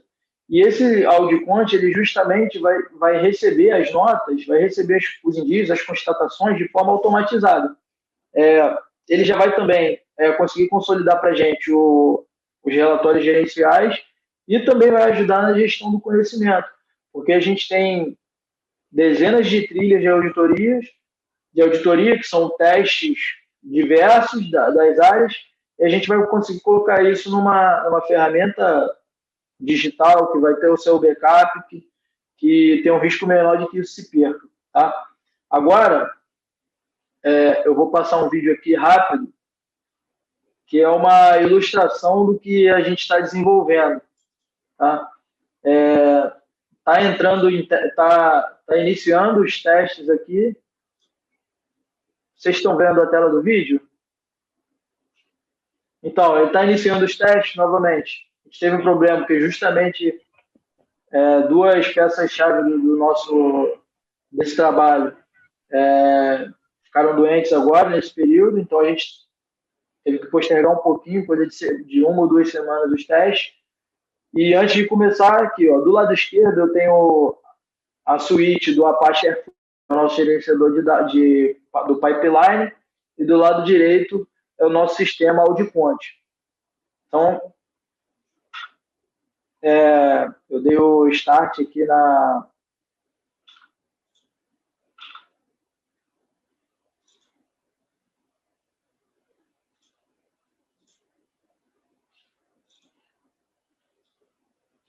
Vocês estão conseguindo ver o vídeo? Ele só não está dando play, né?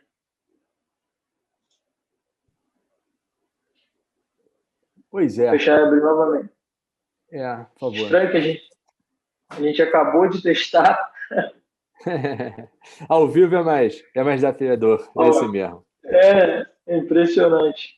Deixa eu vou dar um stop aqui no share. Vou botar para cá, vou fechar e vou abrir de novo. Como o professor Milcos gosta de falar, technology gives, technology takes. Technology takes. Verdade. I don't like live demos. Não gosto de demonstrações porque sempre me dá uma rasteira. Exatamente. Ó, agora Aí, foi. Agora foi. Tá. Então, isso aqui é o seguinte. Eu dando o start, né, na execução do pipeline, à esquerda, eu vou pausando aqui para mostrar. À esquerda, a gente tem as tarefas em grafos, né, que significam a ordem das tarefas. Então, aqui, ele começa a baixar os dados do nosso sistema de pagamento. À direita, a gente tem um dashboard vazio, porque não foram geradas notas de auditoria. Tá? Agora, ele está baixando os dados do sistema de pagamento, transformando os dados no modelo que é, digamos assim, o combinado para rodar no IDEA, né, que é aquela situação, né? Qual é o separador, onde vai a aspa, esse tipo de coisa. Agora ele está rodando um teste que é o Militares sem Ender, que é a falta de um dado lá no cadastro de militares. Não chega a ter um impacto muito grande, mas justamente até por ser uma trilha mais simples, a gente escolheu para fazer a implementação. E aqui ele gerando aqueles documentos do Word de maneira automática. Quando a gente volta para o Audicont, ó, eu atualizei, ele já está recebendo aquelas notas de auditoria. Tá? Está aumentando aqui, não sei se dá para ver o 20, vai chegar em 70 e poucas. E ele atualizando esse dashboard. Olha lá, 73. Aqui, então, o que vai acontecer, na verdade? Qual é o fim dessa história toda? Isso aqui vai acontecer na madrugada, o Airflow vai fazer isso sozinho, vai buscar os dados, vai gerar os indícios. Nesse grafo aqui, eu consigo incluir lá mais tarde o meu algoritmo de aprendizado, seja supervisionado ou não, para poder mostrar os indícios, etc. Mas vai ficar tudo transparente. O que importa é o seguinte, o auditor vai chegar de manhã para trabalhar, ele vai abrir o painel dele e vai encontrar lá novas notas com os indícios que foram encontrados e ele vai poder avaliar. Ele vai visualizar, vai abrir o documento do Word aqui, ó, ele vai poder baixar. Calma aí.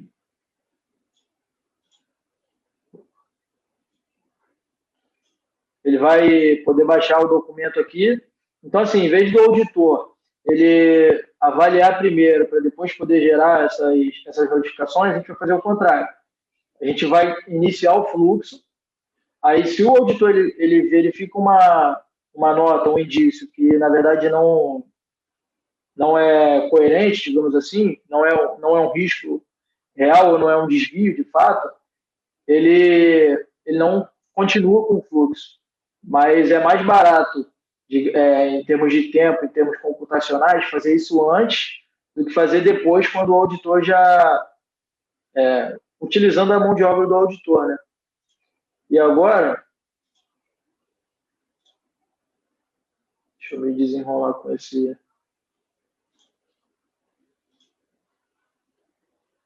Vocês estão vendo a apresentação, né? Então, aqui seria o vídeo. E agora eu vou passar a palavra para o Capitão Tenente André para falar sobre os resultados.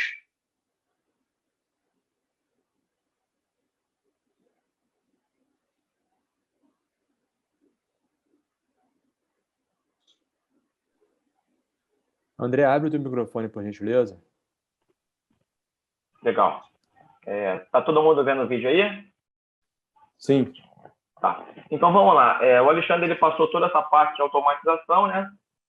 Que foi realizada em 2020. Então, como vocês podem perceber, o processo foi um processo evolutivo. Não se faz esse tipo de auditoria do dia para a noite. É um processo que vai sendo maturado ao longo dos anos. Então, só para vocês terem uma noção, quando a gente começou em 2017, com um processo um pouco arcaico, muito manual, a gente emitiu 629 notificações, né?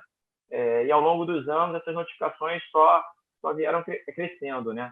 Hoje a gente tem os dados computados até 2020, outubro de 2020, 3.700 notificações. Não quer dizer que a gestão piorou, quer dizer que a gente está enxergando outras coisas. A gente está tendo acesso a mais bases de dados, novas áreas a gente passou a realizar a auditoria contínua. Então, esse número aqui não quer dizer que a gestão piorou, entendeu? Quer dizer que a gente está conseguindo abrir o nosso leque, abrir a nossa análise. Tá? Então, eu coloquei um gráficozinho aqui, que tudo isso aqui vai sair também do Audicont, como o Alexandre falou, né?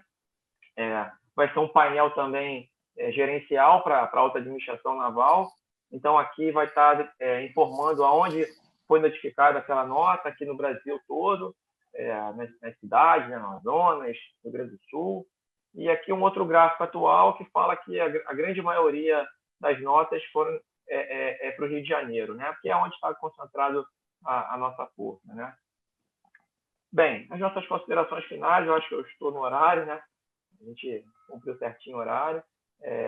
A gente queria colocar 3 pontos importantes, né, para a implementação de auditoria com o uso de data analysis, né? Primeiro é o auditor. Essa figura do auditor, ele praticamente nunca vai acabar, né?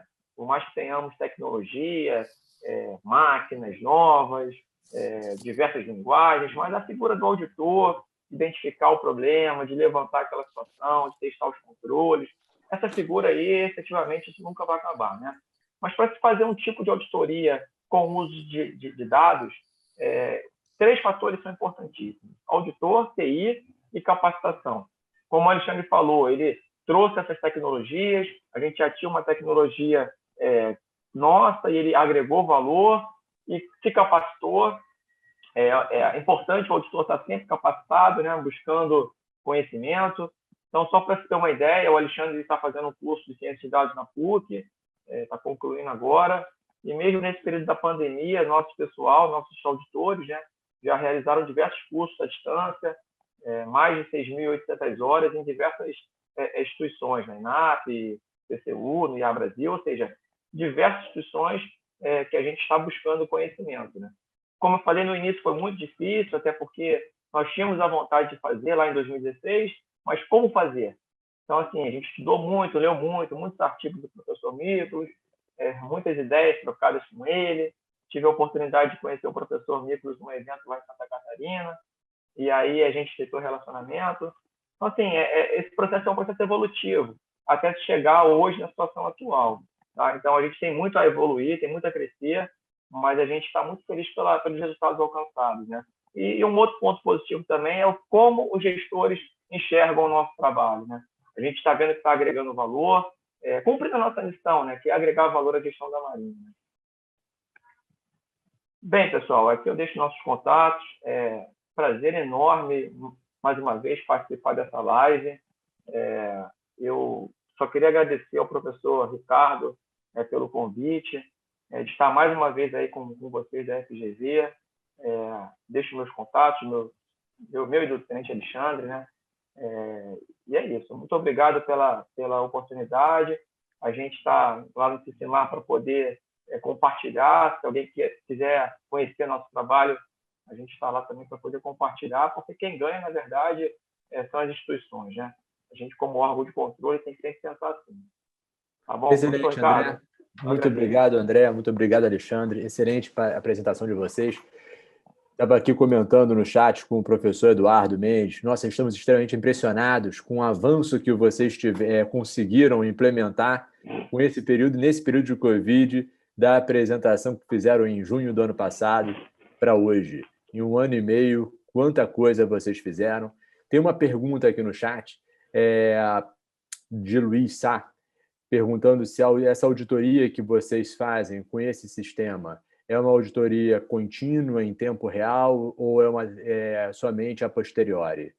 E uma outra dúvida que eu tenho é: vocês mediram o custo desse processo todo de implementação dessa ferramenta? E depois da tua resposta, eu queria passar a palavra para o professor Eduardo. Eduardo, quiser falar agora e complementar a bateria de perguntas, e depois a gente deixa com o André e o Alexandre para responderem. Não, já são 2 perguntas. Deixa eu fazer a terceira depois, senão vai ficar uma zona. Tá ótimo. Então, contigo, André e Alexandre. Vamos lá. A primeira pergunta é sobre... tempo real ou posterior? Tempo real. Tá. Na área de pagamento, mais especificamente, a gente consegue receber os dados antes do dinheiro cair na conta do militar. Então, não é um tempo real, mas é quase que real. Por exemplo, a folha de pagamento a gente recebe depois que roda. Então, ela roda por volta do dia 20, dia 21 do mês, a gente recebe esses dados. Então, a gente consegue identificar situações antes do dinheiro cair na conta da pessoa. Entre a liquidação e o pagamento. Justamente, entre a liquidação e o pagamento. Algumas situações a gente consegue fazer em tempo real e em outras a posteriori. Mas no pagamento, mais especificamente, que é o nosso grande orçamento hoje, né? Nossa grande despesa da Marinha do Brasil é a folha de pagamento. A gente consegue ter essa janela aí de 10 dias, mais ou menos, para se fazer alguma intervenção, mandar uma notificação para o gestor, para que aquele pagamento não possa vir a ocorrer. Obrigado. O custo com relação ao custo. O custo ele foi basicamente muito baixo. O custo é o custo da nossa mão de obra, né? O Alexandre pode até explicar um pouco mais, mas o custo da ferramenta IDEA é uma ferramenta muito teoricamente barata, uma licença anual, a gente paga R$9.000, só um exemplo, tá? Dos servidores, a gente adquiriu os 2 servidores, teve um custozinho razoável agora nesse ano. Mas as outras ferramentas são open source, como ele falou, a gente não teve praticamente custo nenhum. O custo foi estudo, e aí não é custo, né? É investimento. Né? Perfeito. Assim, resumindo, vamos botar aí o custo de 2 militares cursando essa parte de TI, né?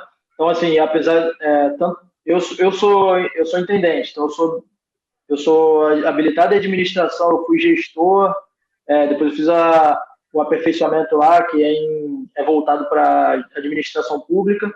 Só que, então, primeiro, o custo de 2 militares da área de administração, digamos assim, para fazer esses cursos. Um na PUC, que é o que eu estou realizando, e o outro lá na FGV. Então, isso aí, vamos botar R$50.000, esse investimento dessas 2 pós-graduações. Tem o custo das máquinas mesmo, dos servidores. Eu não apurei, porque a gente recebeu isso bem antes até de eu chegar, e aí eu teria que verificar isso, agora eu também realmente não sei. O IDEA, a gente tem 2 licenças, 5.000 cada uma, por ano. 8.000, você não aumentou um pouquinho, né? O dólar. Ou seja, o custo é material dado o benefício que vocês estão vendo. O custo é muito pequeno em relação ao... O custo material é menos de R$100.000. Assim, se a gente pegar toda a parte de capacitação, pessoal, máquinas, até o meu computador, por exemplo, é um computador dos mais antigos até, que a gente trocou o parque, a gente trocou os computadores, eu queria usar Linux, mas tinha a licença dos computadores novos, eu falei, não, me dá o computador velho também. Então, assim, o custo, por a gente estar usando open source, é bem baixo mesmo. Com certeza. Partir para a última pergunta, então, Eduardo, e aí a gente faz o recreio. Pô, eu tinha 3 e apareceu mais uma aqui no áudio. Eu vou fazer o seguinte, eu vou ler a do Ricardo Rocha Azevedo, que fez uma pergunta aqui que eu acho que é interessante, e eu vou complementar com 1,5, digamos assim, tudo bem? Claro, vamos lá. O que o Ricardo Rocha falou. A decisão de buscar dados diretamente do banco de dados é para diminuir o risco na obtenção da informação através de exportação e importação, que permitiria algum ajuste na informação no meio do caminho, ou apenas por tempo real? Não, justamente... Vai lá, Alexandre, você é melhor nessa área. Para obter os dados, como a gente fazia, por meio de armazenamento portátil, tem os 2 riscos, na verdade. A gente tem o risco do militar, no meio do caminho, apagar uma linha, que seria seria justamente o desvio dele, e trazer para a gente. E não só isso, mas da própria confiabilidade, no sentido de que podem ter dados corrompidos. Às vezes, 1 byte que é corrompido num arquivo desse, a gente tem sérios problemas. E também a questão do tempo real. Óbvio que o ideal seria uma arquitetura orientada a eventos, né? Então, assim, em vez de a gente receber a folha de pagamento no fechamento, a gente saber lá quando o militar digitou um comando, né? Porque ele pode digitar esses comandos de pagamento ao longo do mês, mas a folha fecha num determinado dia. Então, se a gente pudesse ter essa arquitetura orientada a eventos, lá quando o militar entra com esse comando, seria interessante. Mas o custo não valeria também o benefício, porque já que a gente consegue evitar, o importante é o seguinte, a gente está evitando que o dinheiro caia na conta, de forma indevida. Então, também não precisaria evoluir tanto. Então, o tempo real mesmo, aquele real time ali de segundos, nessa situação específica não seria interessante. Mas, sim, a gente quer aumentar a confiabilidade, diminuir a fraude, diminuir o risco de fraude, desculpa, e ter uma agilidade maior. Então, entre o dia 21 e o dia 1º, 2, se a gente agir ali do dia 21, a gente conseguir agir no dia 22 de manhã, tem mais tempo para a unidade verificar e talvez bloquear aquele pagamento. Então, acabou que a gente não escolheu por um ou por outro. Isso foram 2 motivos pelos quais a gente mudou a arquitetura. Perfeito. A meia pergunta do Alexandre, do Eduardo, desculpa. Não, eu na verdade, surgiram até outras, mas eu vou fazer o seguinte. Eu vou falar uma que eu acho que é super importante, e acho que foi um tópico que talvez foi menos tocado aqui, que é sobre segurança da informação. Né? Vocês têm um formato, que é o formato adequado, mas e agora eu vou falar do meu lado engenheiro de computação, não é tão robusto a segurança, porque você está falando de um banco de dados, um sistema de comunicação entre o servidor local. Aí você tem que ter um investimento grande de tecnologia, de segurança e tal, o tipo de acesso, eu não sei quem teria acesso. O próprio acesso a banco, você tem que ter atores atuando em níveis diferentes. Você pode falar só um pouquinho da parte de segurança que vocês implementaram ou estão implementando? Sim. A gente tem a segurança desse acesso ao banco de dados, né? Aí eu digo já, quando eu acesso o banco de dados desse sistema, novamente, aí, como você já sabe, o ideal seria que tivesse eu vou falar dessa forma porque tem mais gente que não está acostumado, que a gente tivesse um espelho desses dados do sistema, né? E a gente tivesse acesso somente a esse espelho, né? Só que existem 2 vertentes. Tem aquela vertente do Data Warehouse, de você fazer realmente esse espelho, e tem aquele modelo do Kimball lá atrás que ele falou, não, você pode fazer um Data Mart, né? Você pode fazer uma view. No nosso caso, a gente tem acesso a essas views. O acesso, de fato, via conexão de banco de dados, a segurança é pelo IP, a gente tem só aqueles IPs autorizados, usuário e senha, né?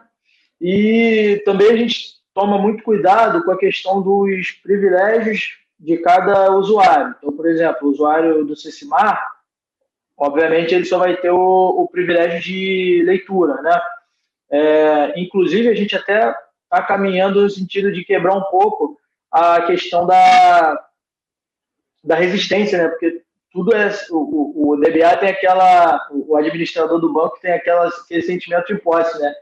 Então, assim, a gente tenta fazer um acesso mais amplo, né? E está conseguindo, a gente tem uma boa parceria com esse pessoal. Aí do nosso lado de cá, como eu falei, os arquivos na rede. A gente tem uma pasta na rede que aí não seria realmente o estado da arte, o ideal da segurança da informação, mas que realmente só pode ser acessada pelos perfis de auditores, tá?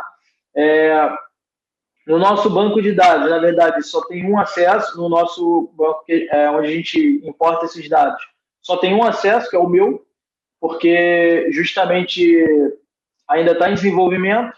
Eu estou tentando linkar o Caseware com o PostgreSQL, a gente tem alguns problemas, até por causa da questão de memória RAM, e aí vai.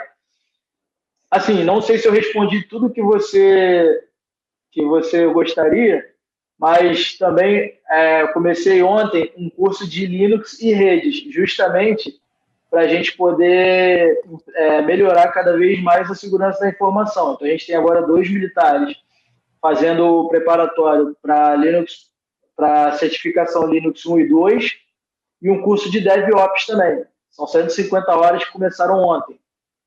Então, é isso que a gente está fazendo com relação à segurança da informação. Obrigado, Alexandre. Obrigado. André, muito obrigado. Professor Eduardo Mendes, obrigado pela pergunta também. Pessoal, está na hora do nosso intervalo. Na verdade, estamos 10 minutos atrasados para o intervalo. Então, fazer o seguinte, o intervalo que deveria ser de 4 às 4h15, vamos compensar um pouquinho esse nosso atraso. Vamos fazer, então, até 4h20, tá ok? Então, 4h20 a gente retorna. Quem quiser, sugiro que até melhor fique na sala, fecha a câmera e volta, ou seja, não saiam da reunião para evitar qualquer problema. Eu acho que ia ser mais fácil. Now in English, now it's refreshment time, so we will be back not at 4:15, but due to the delay, we will be back at 20 minutes past 4, with Professor Denise presenting Audit IA for financial statements fraud detection. So I suggest you all to keep connected and just turn off your camera, your mic, and just avoid leaving the room. Okay, thank you. See you in a few minutes. Good refreshment.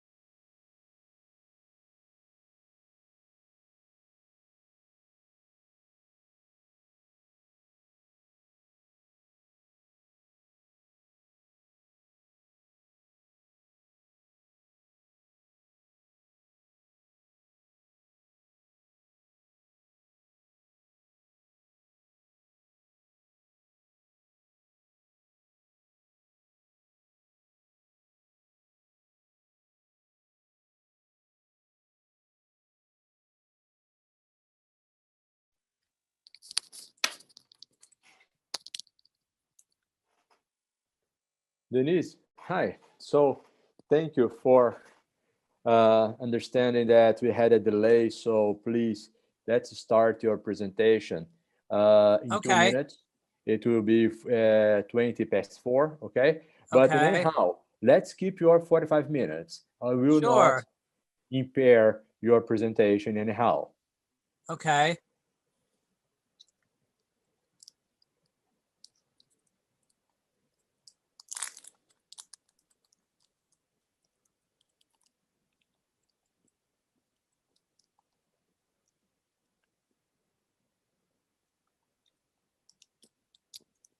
Are you seeing my screen right now? Yes, I do. Okay.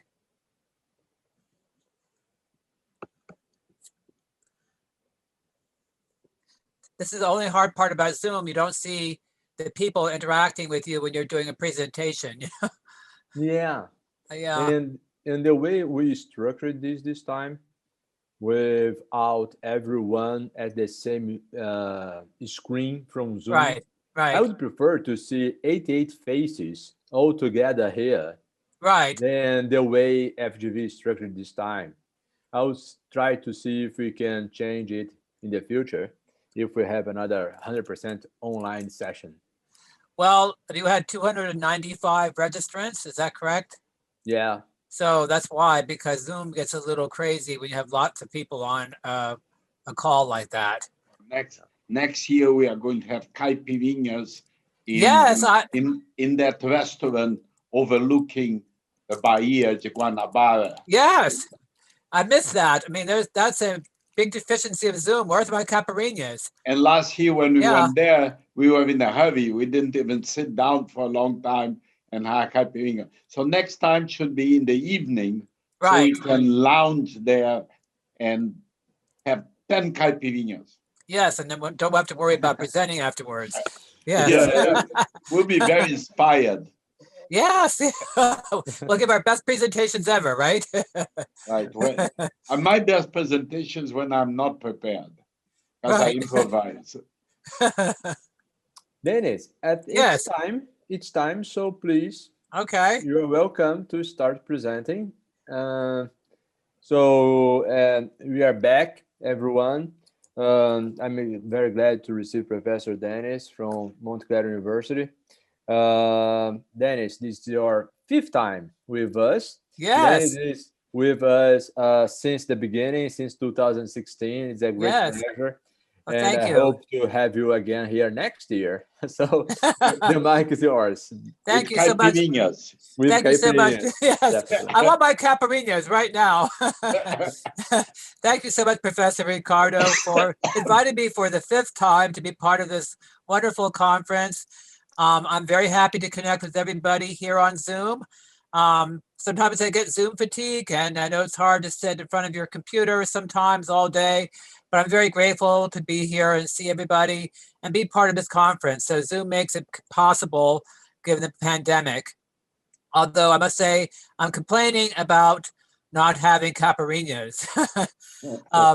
So hopefully next year we will get together physically in person and have, much time to relax and exchange ideas in person.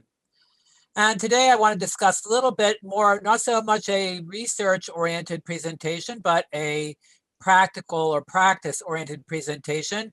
Earlier in the year, Ricardo and I had spoken about my presenting and working with FGV about different audit applications or AI applications.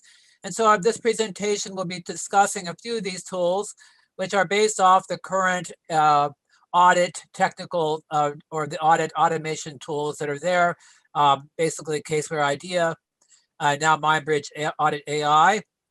And I just want to give you a little exposure to it and also RPA so that you can see how these AI tools can be used in everyday tasks that you might be conducting as auditors or accountants or even as researchers. So this is not a research presentation, it's more of a practice-oriented presentation. And also I'm adjusting to being a different time of the year. Right now, usually this conference is in the summertime. Right now, today we had our first snow. It's in December. And this was also me. I'm currently this week, I am baking 5,000 to 7,000 cookies in my kitchen, particularly because this is one present that many purchasers and many companies can accept without any kind of problems with,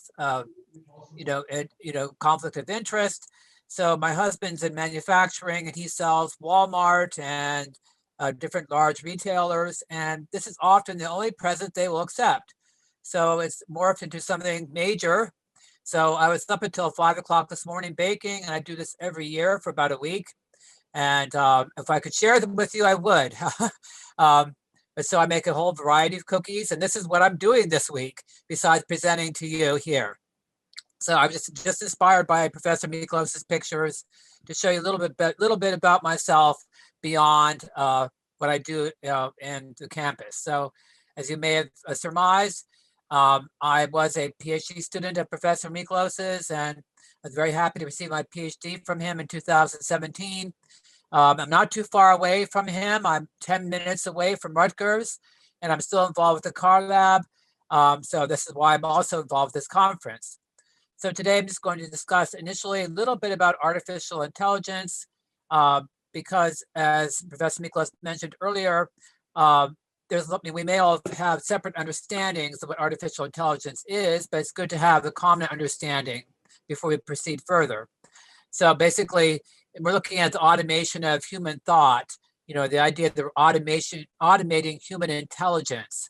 So it's usually involved with decision-making, problem solving, learning. And the idea is eventually is that AI, because of the kinds of tools that or tasks that it automates, that would be better at these tasks than human beings would be. So particularly for mundane routine tasks, which yes, they are mundane and routine, but they still involve a decision-making process, and hence they are at some level of intelligence. So that's why this presentation talks about RPA all the way through to the more advanced levels of AI. So we also, most of the AI that's out there currently that's being discussed in the business world is usually a subset of artificial intelligence or machine learning, where we take mathematical models and we, based on our training data or sample data, we make predictions without being programmed. It also be considered black box to some degree if we don't understand it.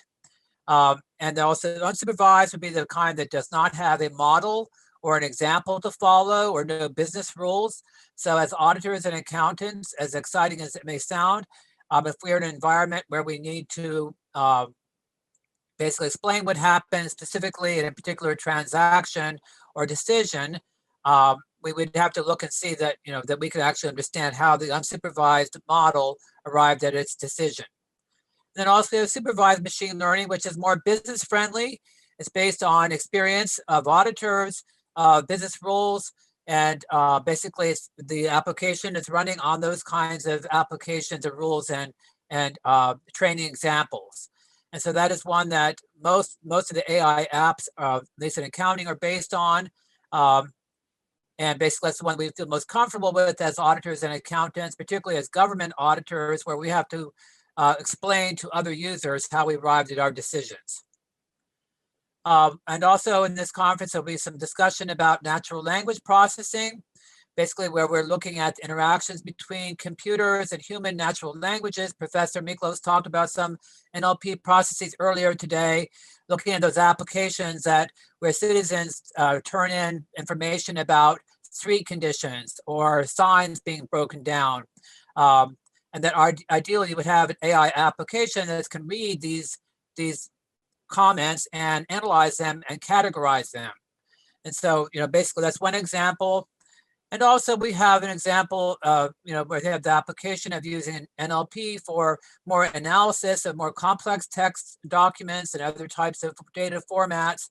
And Professor Kevin tomorrow will be speaking more about that application of using more advanced text mining capabilities to understand more complex data. So particularly it becomes challenging. We're looking at different name formats, different human syntaxes or language syntaxes. Google Translate, for example, has become much better over the years because it's had lots of practice of becoming better at what it does. So like anything else in AI, NLP and also other types of machine learning do better when they have more practice, more data. It just goes to that whole idea that I read someplace that to become an expert in something, talent in something, usually you have to practice 10,000 hours. And so the same applies to machines. So, looking at machine learning, the more hours it has practicing on these types of techniques and applications, the better it becomes. So we also have discussions today of neural networks, which are basically an imitation or trying to imitate how human beings think and how the brain acts. And we also have the final, more deep and dark type of AI, which is called deep learning, which is based on these neural networks that they're trying to imitate the brain activities. And it could be any type of learning. The one that has gained the most notoriety is the deep learning or the black box AI, where we don't understand really how it makes its decisions. We do on a theoretical level, but not in a precise level. And so that is also the type of AI that brings up a lot of the ethical concerns that Professor Miklos talked about earlier today in conjunction with Ivy's research. And that, we have results that come from AI that we don't understand. And for government bodies, this is very sensitive and very concerning because we have to be able to explain to our citizens and to our interested users as to why and how we arrived at that decision. So in the United States, there's a Defense Advanced Research Program Agency, DARPA, which has been trying to come upon a explainable AI now since 2017. And we still have challenges with this task. In other words, if we try to make it explainable or provide a perfect audit trail within a deep learning application, it slows it down and it's not able to produce or function correctly. So like I mentioned before, we have many challenges for AI, regardless of whether we're looking at using AI for a business or as auditors and accountants or as a government entity or a public entity. We have to look at whether we have good training data. So the data has to be of good quality and abundant. And also we have to be concerned about the bias that the data might reflect because it's reflecting the world. And the world we're finding is a biased place.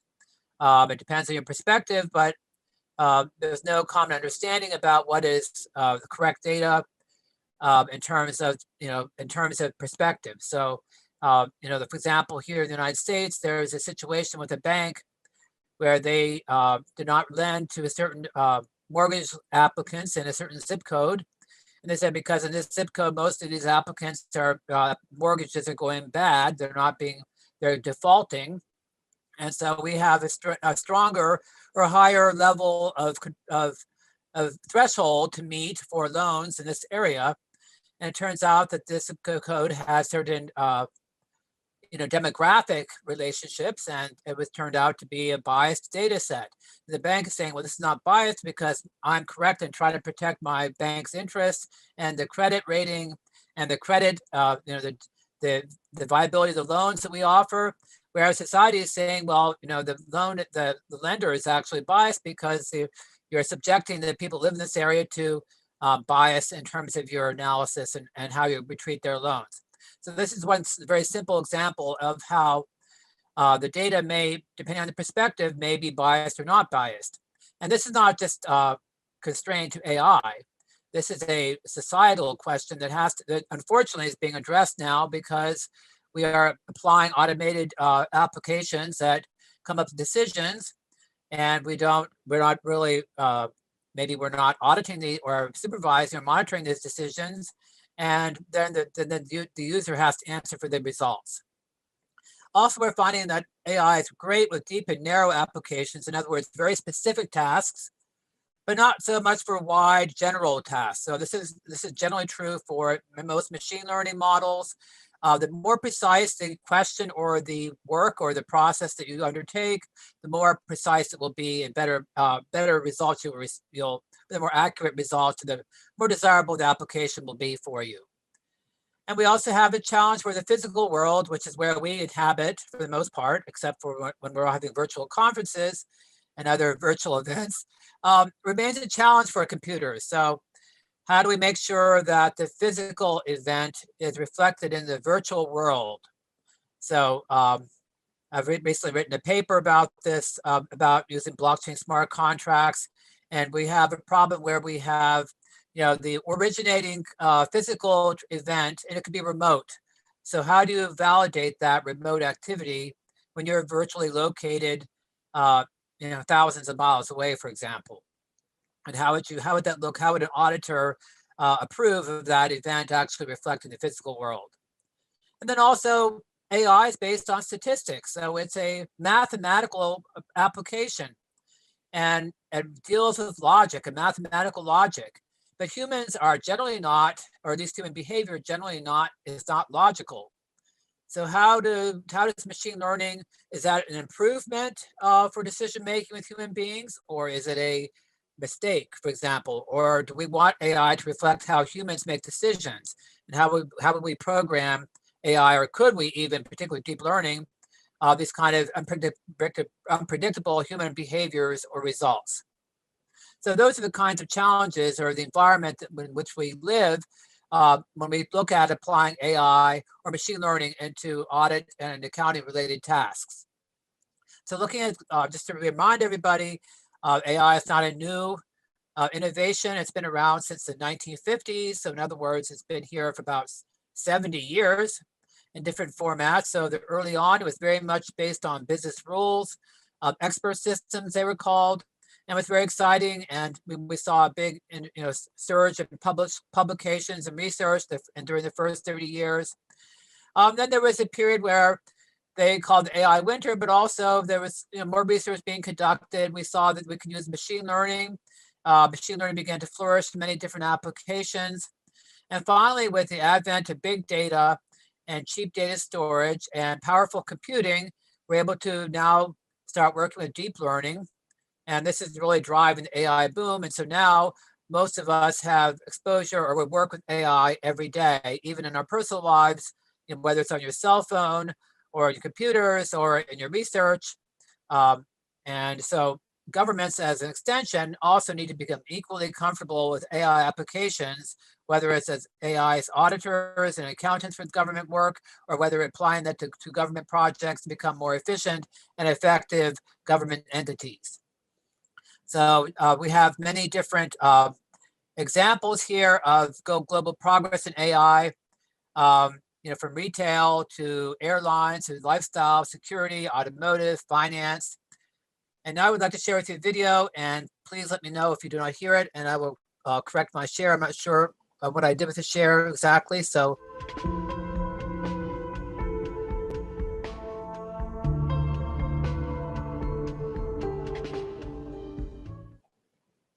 In the United States right now, there's a shortage of 800,000 positions within the fast food industry. Welcome to Good Times. Good Times Burgers, a Colorado-based fast food chain, has found a way to address the problem. An automated order taker at one of its stores has started handling drive-through traffic at breakfast. We're trying to be the absolute best company in the world for conversational AI ordering in fast food. Rob Carpenter founded Valiant AI, the creator of an artificial intelligence system he claims is the first of its kind in the world. A pavement sensor recognizes a car pulling up. And we greet the customer, we say, "Welcome to Good Times." The customer will say something like, "I want a cheeseburger." We grab that audio, we send it up to our AI algorithm, which translates it to text. We then insert that cheeseburger into the point of sale system so that when someone pulls up, they can pay. Employees focus on filling the order. A third of their workload has been taken off their plate. You have two customers, right? You have customers behind the counter and in front of the counter. When you create a great work environment as a business owner, you need to provide the best tools and the best opportunity for them to relax and enjoy their jobs. And that's what this does. It relieves you. And it also gives the opportunity for the employee, when they're not having to stand behind a fryer or stand on top of a grill, that they're able to focus on the customer. This robot isn't what I had imagined. Instead of a mechanical arm flipping burgers as we've seen in the past, Creator has built a 14-foot all-in-one burger machine that uses 350 sensors and 20 computers. It takes 5 minutes to make a burger start to finish. And with 2 machines, the Creator team can make 130 burgers per hour here at their first location. So this baby back there, it makes literally the freshest burger ever. We slice tomatoes, pickles, onions, the bun to order, but my favorite part actually grinds the meat to order, which means we make an amazing burger and it's $6. So for instance, with the hamburger buns, each one is slightly different sized. And so on the bun system alone, there's 7 different laser distance sensors that are watching every little aspect of it, seeing where the buns are and how they're moving and so forth. A burger is a composed dish, which means you need to be able to accurately control where everything is and where it's going and how it kind of comes together. And for that, we had to build a device with a pretty impressive amount of dexterity. As soon as you walk through the door, you get your first glimpse of the Spice Robotic Kitchen. From there, you reach our ordering kiosks where you enter your meal. From when you place your order to when you get your meal should take around 3 minutes. All of the recipes are developed by human chef Sam Benson. Spice serves warm grain bowls topped with vegetables and sauce. To get it started, a robotic runner picks up the ingredients you selected from their individual hoppers. The runner stops at the wok that will cook your meal and drops off the ingredients. The grains are catapulted in by a cup measure behind the scenes. The woks are heated by individual heaters that use magnetic fields. Even though your food gets hot, the heaters stay cool to the touch. After a bowl is done cooking, the wok tips downward to plate the food. From there, a cook grabs it to put on the finishing touches. While that's happening, the wok tilts down and is hit with a jet of hot steam to clean it before it starts cooking the next meal. All allergens are kept outside of the woks, so there's no risk for cross-contamination. Okay, so you saw that it's a pervasive in the food industry.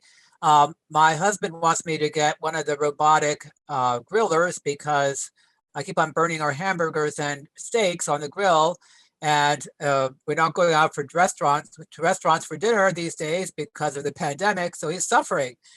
So I see perhaps there might be a greater demand for these types of robotic chefs, given that many of us are stuck at home dealing with our own cooking. So basically, the idea is that for AI, we have a demand for and a satisfaction for higher productivity, faster work, more consistent, higher quality work, seeing what humans cannot see, predicting what humans cannot predict, and it also would become an audit or a labor tool. It won't replace us, but it helps us do our jobs better. So we also have the same demands in auditing and fraud examination. So looking at the earlier slide, we have the same necessities for our work as auditors and accountants. For higher productivity or faster work, we could use robotic process automation, which helps us automate routine, mundane tasks, and also automation. Seeing what humans cannot, we can apply machine learning and natural language processing, particularly since we deal with lots of textual data, not just only financial statement data, but also, for example, if we're working for a government agency and we're analyzing all the activities that are going on with different activity tracking devices, we may see things that people cannot see or see links that that human beings cannot see with machine learning or link analysis machine learning. Predicting what humans cannot. For example, that would be using artificial intelligence and statistical methods. More consistent, higher quality work would be also using audit applications such as IDEA, Galvanize, or ACL, or other types of applications. And then we would expect to see labor or cost savings using ARC-A or again, audit applications. So now I want to discuss a little bit about automation ARC-A, what it is, how who does it, for example, how can it help us, and also about audit applications. These are based on risk-based audit methodologies. So as auditors, we are always looking at the risk of different transactions, that there could be some kind of misstatement involved. Reusable from any data source. So audit applications have a wide breadth of applications or scope, and also automates process from beginning to end, hopefully. So most of the machine learning methods we would use for auditing would be statistical methods. Some of these are very standard in the profession: regression analysis, outlier analysis. Professor Miklos mentioned that earlier today, how looking for outliers and monitoring continuous data streams is a way that we would use 100% transaction testing, and that would come about by using continuous monitoring, which many private companies use all the time, but we're not sure how the government the government seems to not be availing themselves of continuous monitoring, continuous collection of data. And then finally, learning from big data. So what can we, use to take advantage of the many different types of data that's out there, look beyond the financial statements, the budget numbers, the quantitative stuff, and look at some of the other kinds of data that's available. So weather data, Twitter data, social feeds, Facebook data, emails, GPS tracking, video files, picture recognition files. All these are applications. These are potential sources of information for government auditors and accountants. So the idea that we have different layers or different levels of AI or intelligence automation, and one of the most elementary levels would be the robotic process automation, or RPA. And the idea is that this takes very routine tasks that we use or we do every day and automates them. So we use the computer software to automate knowledge workers, tasks that are repetitive and time consuming. And I'd like to mention that the slides here in today's presentation about RPA are courtesy of Abigail or Abby Zhang of Rutgers University. She very kindly allowed me to use her slides for this section of the presentation. And the idea is that we are able to use RPA, that it uses existing systems. It's not unique to only one system. So unlike macros in Excel or Access or IDEA, it runs across all the applications. So it can automate when you execute an IDEA script. It can automate when you execute an Excel script. It can automate when you open up an email. And it can mimic your human behavior. So how you process information, how you navigate your computer screen, particularly if it's a routine day. So if you spend 2 hours a day processing emails, perhaps you may want to consider using RPA as an application to help you winnow down or narrow down what emails you need to read and look at more carefully. So the idea is that we have the goal, which is to use this as a tool to make your job less routine, and you're not sitting there slugging through email after email or trying to figure out what emails to keep. You have the RPA do this for you, and then using the features that RPA has to help you with these tasks. And the reason why I suggest that auditors and accountants use RPA as a first trial for AI is because 47% of your job in the profession, whether you work for a government or whether you work in the private field, the private industry, is spent doing mundane manual data entry and processing. And that's a big number. And many of you did not go through your CPA exam or your credential exams and your other processes in education and training to spend half their time processing data or doing mundane and routine tasks. So for RPA to work the best, it needs to have certain appropriate tasks. That's where you would start. Very definable tasks. In other words, there's a definite process you're doing that's pretty standardized, and that you have rules that you're following, so it's not ad hoc. That these are repetitive, so you may have hundreds of emails to go through every day. Why not use the RPA to help you organize those emails and prioritize which emails you should look at first? And then also you need machine readable input. So that's a given, but I wanted to emphasize that we're talking about formats that can be readable by a machine, not so some PDFs would not qualify for that instance, for example. So some of the tasks that would be appropriate for this elementary kind of AI or RPA: opening and reading and creating emails, copying and pasting, moving files and folders, making calculations. So a lot of these we do routinely, particularly if we're working with tax documents, accounts payable data, any kind of process where you're marrying or combining data from different sources. So I know in Brazil, there's a very complicated contract procurement data combining process. So taking RPA to go to these different websites and copy and paste the PDF contract to the actual Excel report might be very helpful in terms of automating that process. And also the RPA records your keystrokes when you're doing the activities.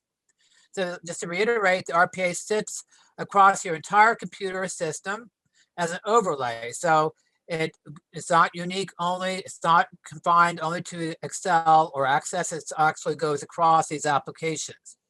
So to give you an idea, it's applicable, for example, processing accounts payable, It opens up an Outlook file. It goes and opens up the PDF file that could take, you tell it where to go in the PDF file. The PDF file hopefully is always in the same format. The data is always in the same location in the PDF. And then you would tell it where to put it, as to whether it has to open up a new Excel file, where you place the data in the Excel file, where you place the next row of data. And then you copy and paste that to QuickBooks, for example. And then finally to copying and pasting confirmation of the check to the vendor in Outlook. So audit apps, for example, just to emphasize, are a great way to achieve automation. So audit apps are the next level above RPA. We're looking at taking tools that you normally use now as a computerized audit technique tool, thinking of IDEA or, like I said earlier, ACL or Galvanize, and automating these applications where we basically give parameters and materiality and how important certain tests are, and the AI will then give you a risk-generated report based on the application or the rules that you filled in. So the idea is that it could be an end-to-end audit. It transforms the data into a standard format, which is always unique across no matter what type of data input you had. And it executes the audit data analytics test. It identifies exceptions, and these are formulated based on which ones you have parameterized as being more important, and generates an audit report at the end of the process. So they go much further than scripts. There's some automated AI application in terms of the risk assessment process. So for any of these to work, you need to have a data-driven engagement, AI-infused workflows, and of course, a real-time feedback between you and the user or the recipient of the AI audit. So now I want to talk a little bit about audit AI and robotics in practice. I must disclose that this presentation is formulated or based off of one that I've conducted several times under the sponsorship of IDEA Caseware. I've had the honor and the chance to present for them twice now about using our analytics AI tool. I'm also going to include in here a conversation and discussion about MindBridge AI Auditor. Now, I will talk about that one first. So both of these techniques I teach in my classes. MindBridge AI Auditor was started a couple years ago by one of the former owners of Caseware IDEA. He left, Solon Angel. He's actually Brazilian, and he started his own company. He felt that Caseware IDEA was limited. It was not, that there was potential for it to have an AI application. So he started his own interest or concern called MindBridge. And it's evolved quite a bit. It's still, I would say it's still a process in progress or progress in work, although they do have a commercial application and they do have educational platforms, which currently my students are taking their final exam project today using MindBridge AI Auditor. Elsewise, I would have demonstrated to you today, but unfortunately they are using it right now. I don't want to get them confused. So anyway, I want to talk a little bit about AI Auditor. According to MindBridge, their AI tool is a combination of 4 different types of risk scoring or AI, domain expertise and business rules, statistical methods, machine learning, and what they call ensemble AI links it all together. Unfortunately, it's not you're hard pressed to know when exactly each type is used. You can guesstimate some of it because Benford's law obviously is statistical methods, but we don't know. For example, in the risk assessment part, there is some reinforcement learning that occurs, and unfortunately, they haven't disclosed this to us as to how or when the reinforcement or the deep learning is applied. Whereas with the Caseware IDEA tool, you can opt out of the more black box AI applications and keep it more explainable AI.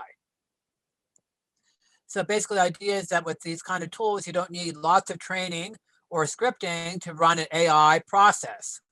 So they're built in to work with QuickBooks Online or NetSuite, for example. There's transaction sampling. You see here, for example, I'll show you real shortly, I've taken some screenshots. There's all kinds of financial reporting methods you can do here. And this is a bigger view of that screen. You can see, for example, there's based on the initial analysis of the data set that I ran it through, there's a high risk bucket where the AI has come up and said, well, these transactions are high risk. There's a medium risk, there's a low risk, and there's also, based on the monthly data, it gives you the dashboard below it shows you, the lay of the land, so to speak, how many months had high risk and medium risk transactions. So this particular company closes their books on June 30th. So you can see there's a range of data that looks like there could be problematic there, or at least some problematic transactions.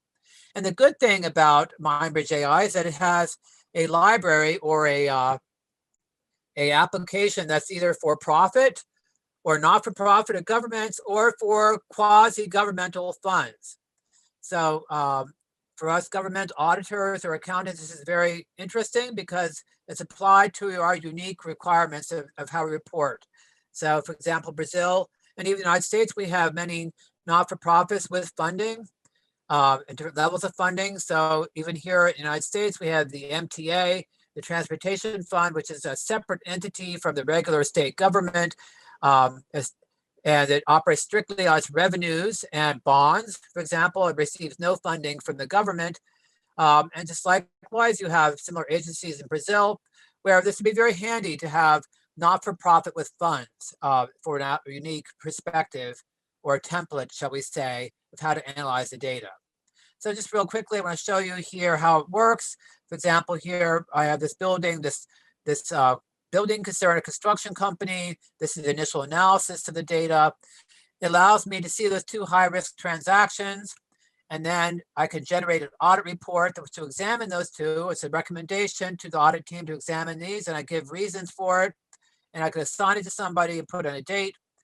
Then looking at the breakdown by month, and I pulled out all the medium and high-risk transactions, for example, and these are here now open to be examined. And I could say that these are medium risk and they're close to year end. So, as we know in fraud research, this could be problematic to have lots of transactions that are medium risk towards the end of the period. And then finally, I could look at the risk bursts by account and see accounts where it could be problems. So here we have some accounts that have, or in yellow, which means there are medium risk transactions that occur in these accounts, particularly in equipment, for example. I'm looking at these accounts here in equipment that were problematic. I could highlight them and put in for an audit test here, suspect equipment account entries. Okay, so may come up with nothing, but the idea is that the AI helped direct my attention very quickly. So an auditor is not spending hours trying to figure out where the transaction problems lie. Okay, so also we have some more with the amount and the timing. So basically, this is how it would look if I'm pulling this up for the audit report, and then I get an Excel file, which basically goes through all the transactions, the memos, the account tags, the account descriptions, and the titles and why these are being flagged. We also have another tool, which is what I'm presenting more about these days, and which we're now using in my classroom. It's called Caseware Analytics AI. And it's the same, it's brought by Caseware, obviously. And the idea is it's using the same idea that MindBridge AI uses. We're bringing analytics directly into engagements. With AI-based analysis, analytics AI improves efficiency, quality, and value by analyzing all the data at once. So it has very simple import and mapping challenges. So for those of you who've used IDEA Caseware, you know that preparing a PDF file with Caseware IDEA can be challenging at times, and go through all these other tests and has these other features. Now I want to show you a quick video of how the Caseware Analytics AI works.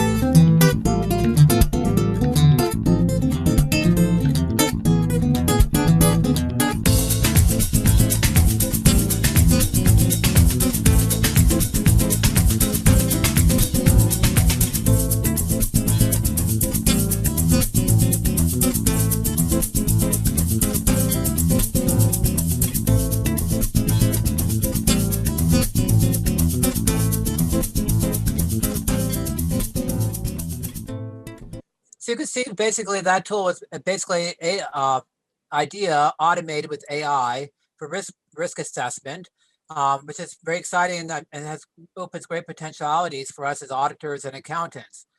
Just very quickly, I want to go over a couple of use cases. For example, this is a very complex expense analysis process for UK-based insurer. They need to use RPA to process all of these manual procedures they're using for corporate tax analysis, and they use Caseware IDEA, basically running audit analytics and RPA at one time.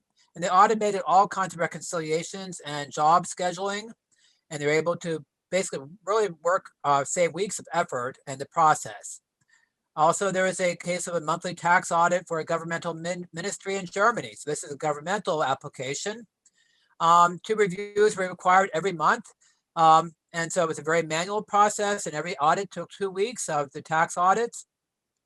And it required lots of management meetings and brainstorming and data analysis. And they decided to use the AI audit application. And so they used a custom smart analyzer audit application through Caseware IDEA, also in conjunction with the Caseware AI Auditor. And basically, we're also able to save lots of time. So instead of using 30 days for the 2 tax audits or the audits of the company's data, that tax audit went down to 3 days. So this was actually a major realization of efficiency and effectiveness in tax processing. So how can you get started with this? So basically make sure that you have a very clearly defined process and a business need for it, and an accounting need for it. You want to be able to collaborate with your clients or your tax entity or your government entity or your businesses on one single platform. You want to make sure it's a data-driven audit, so you need to have lots of good data to work with. This is my favorite point here. Use RPA where manual work is an obstacle. So the first point you might want to do is take RPA and apply it where you can. That could save you lots of time in your daily business life. And then use audit apps where your business processes are very defined, or we have defined tasks that that you could use help with. And then you might want to take advantage of the AI applications like what we just showed you today, and use statistical models and methods to help you get different perspectives on the data that you're providing the machine. And also try to continue to go into evolve into continuous monitoring, continuous auditing type of format. So again, like this is how you get started.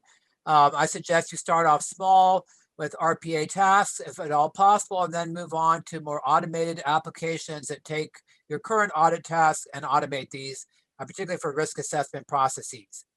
So I'd be very happy to answer any questions you might have. This is my address here, my email address. And hopefully, I know Professor Ricardo and I spoke earlier in the year before the pandemic started. We were supposed to have training at FGV about some of these audit application tools. I'm not sure, perhaps we can do this in the near future. I hope so. Yeah, so we do have an account for FGV at Mindbridge AI. So we're waiting to start training. Thank you, Denise. You're welcome. Your availability and your very clear presentation, very interesting presentation with music this time. You are improving your presentations, amazing. Yeah, so where's the Caparinas? I want a Caparina after that music, right? I'm ready to go dancing. Yes, woke us up, right? We have time for one question, so Okay. I will move straight to Professor Eduardo, and then we move to the following presenters, okay? Eduardo, please. Hi, Denise. Hi, Eduardo. Great presentation, as usual. Thank you. I was afraid I wouldn't see you. I would see like Dennis bot 1.0, something like that. I'm glad you can see you here. Okay, no, I'm here. So, you brought early on the question of interpretable AI, and that's a very big trend everywhere in the world. In the government, we know banks are having a big pressure. We actually give an example.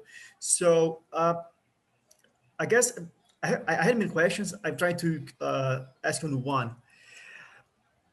Do you think that explainable AI is finding its place inside auditing, and with increase of explainable methods, auditing will be more automated, or auditors will adopt these analytic techniques more often? And how do you see it? How do you see the market like 5 years from now, maybe?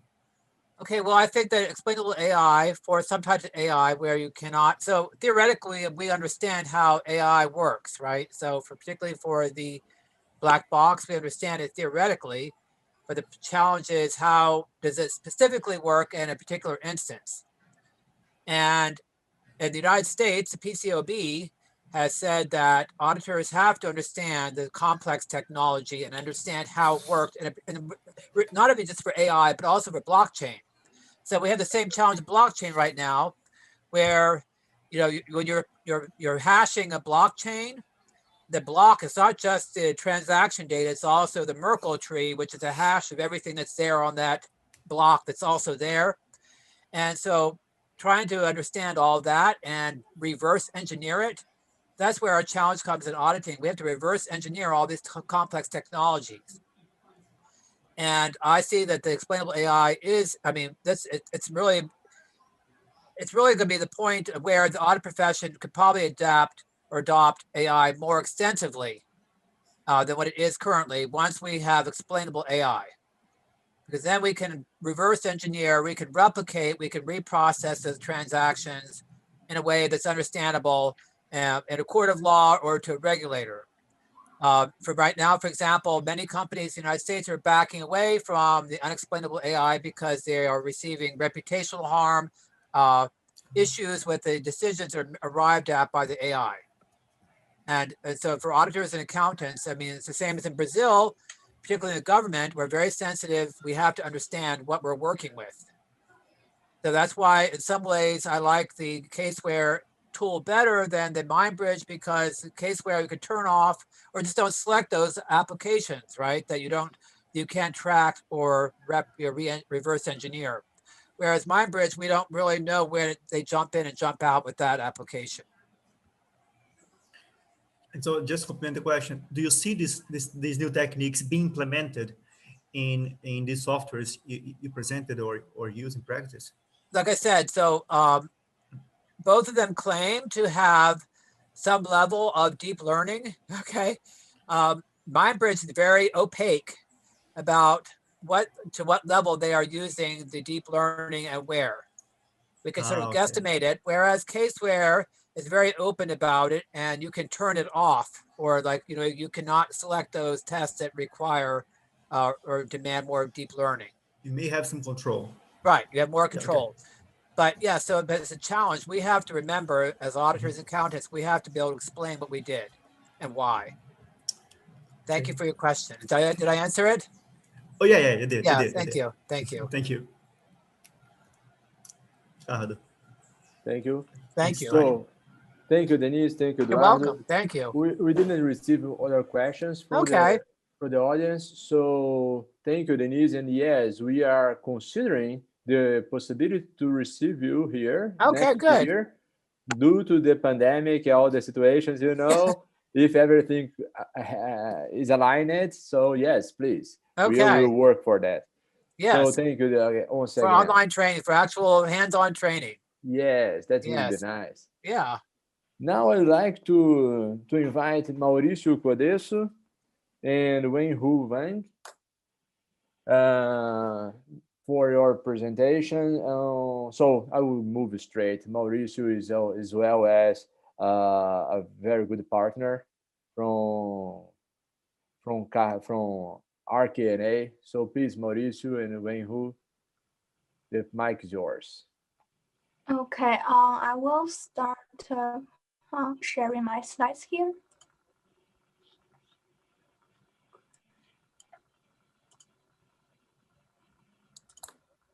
Okay. Hi, everyone. My name is Wen-Hu Wang. I'm a third-year PhD student here at Rutgers, and I'm very happy and honored to present today about our project. So this project is a joint project with the city of Rio de Janeiro And I have been working on this project on this government medication procurement case with the help of Professor Mauricio Codesso, and received a lot of guidance from my advisor, Professor Miklos Vasaheli. And let's start. So to start with, I will introduce some background of our project. And first of all, as you all know that governments, they are significant purchasers of goods and services. And to take an instance, for the year of 2018, the global GDP spent about 12% on government procurement. So that's like 11 trillion US dollars out of nearly 90 trillion US dollars in 2018. So that's a lot of a big amount. And especially during this special pandemic period, lots of governments around the world, different levels of government, they have established different funds to fight with the COVID. For example, the US government, they established a CARES Act, and they have this US dollar about 150 billion on coronavirus relief fund for state and local governments. And for Brazil, Brazil government also announced an economic stimulus package with the equivalence of US dollars 17.5 billion financial support to the states in Brazil. So a question that is also asked and proposed in Professor Miklos's presentation earlier is that how does the government spend the fund?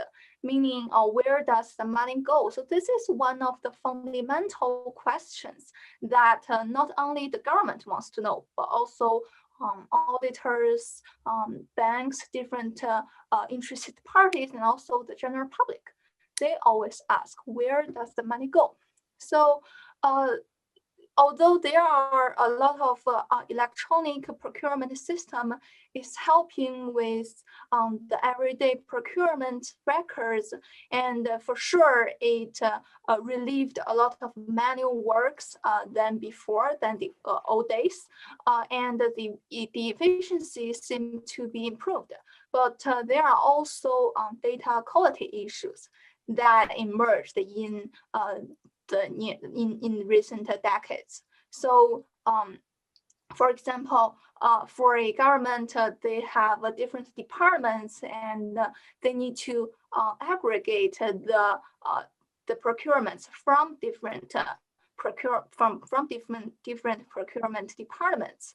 And during this long process, although there is electronic system, there will be still be manual entries, and there will be different understandings of different staffs in different departments. So there are inevitably different kinds of data quality issues, like misentries of data existed in the procurement system and in the procurement data. And some people might argue that, okay, we have the auditors here to help us to make the figures, to make the data reliable.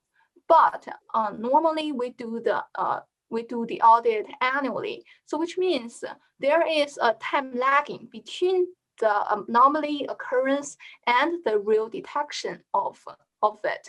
So to tackle with this question and trying to answer this question, we propose a continuous audit methodology that could help internal auditors monitor and analyze government procurement data on a more timely basis. So in this way, we are trying to decrease the time lagging between the anomaly occurrence and the real detection.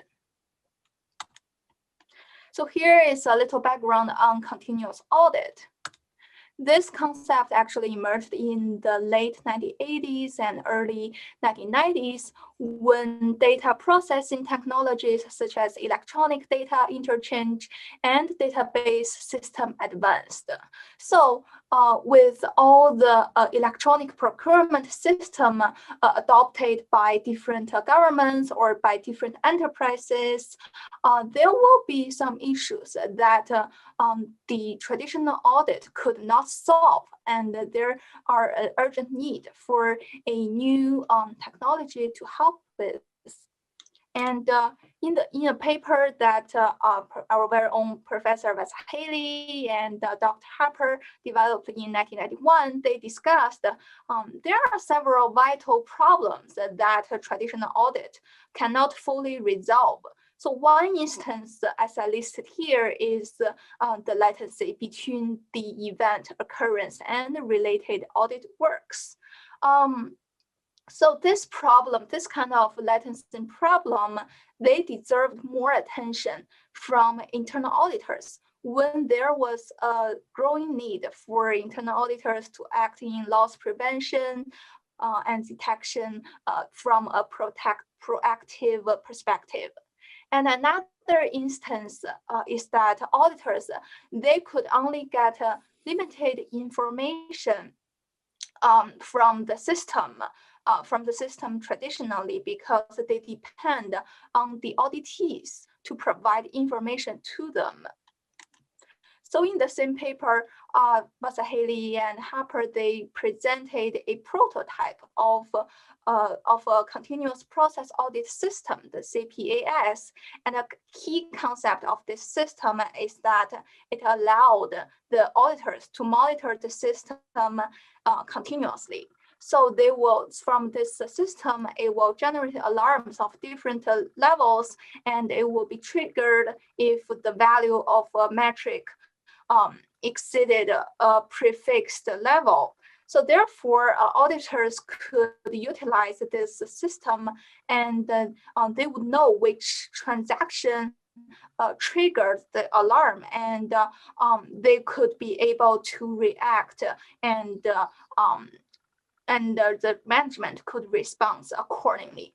So adopting this same methodology, we want to help the government, the city government of Rio de Janeiro. We want to build a similar system, continuous audit system, to help their auditors to be able to track the procurement, monitor the procurement, and track questionable procurement records immediately.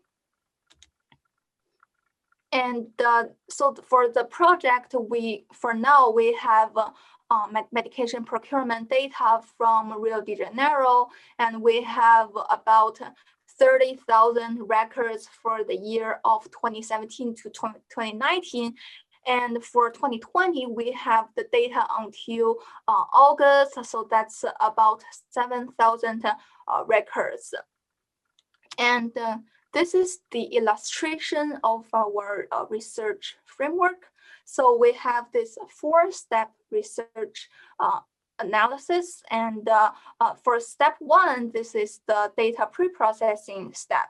So at this step, we will extract records from the original procurement records, and we only extract medication records because that's the interest of our project. And we will do some data cleaning so that they will be feasible for further analysis. And for step 2, we will do a total value ranking. So this is for the analysis from a total value perspective. And we will get the patterns from 3 perspectives. So from medication, from hospital, which is actually involves different purchase organizations. And also the third perspective is suppliers.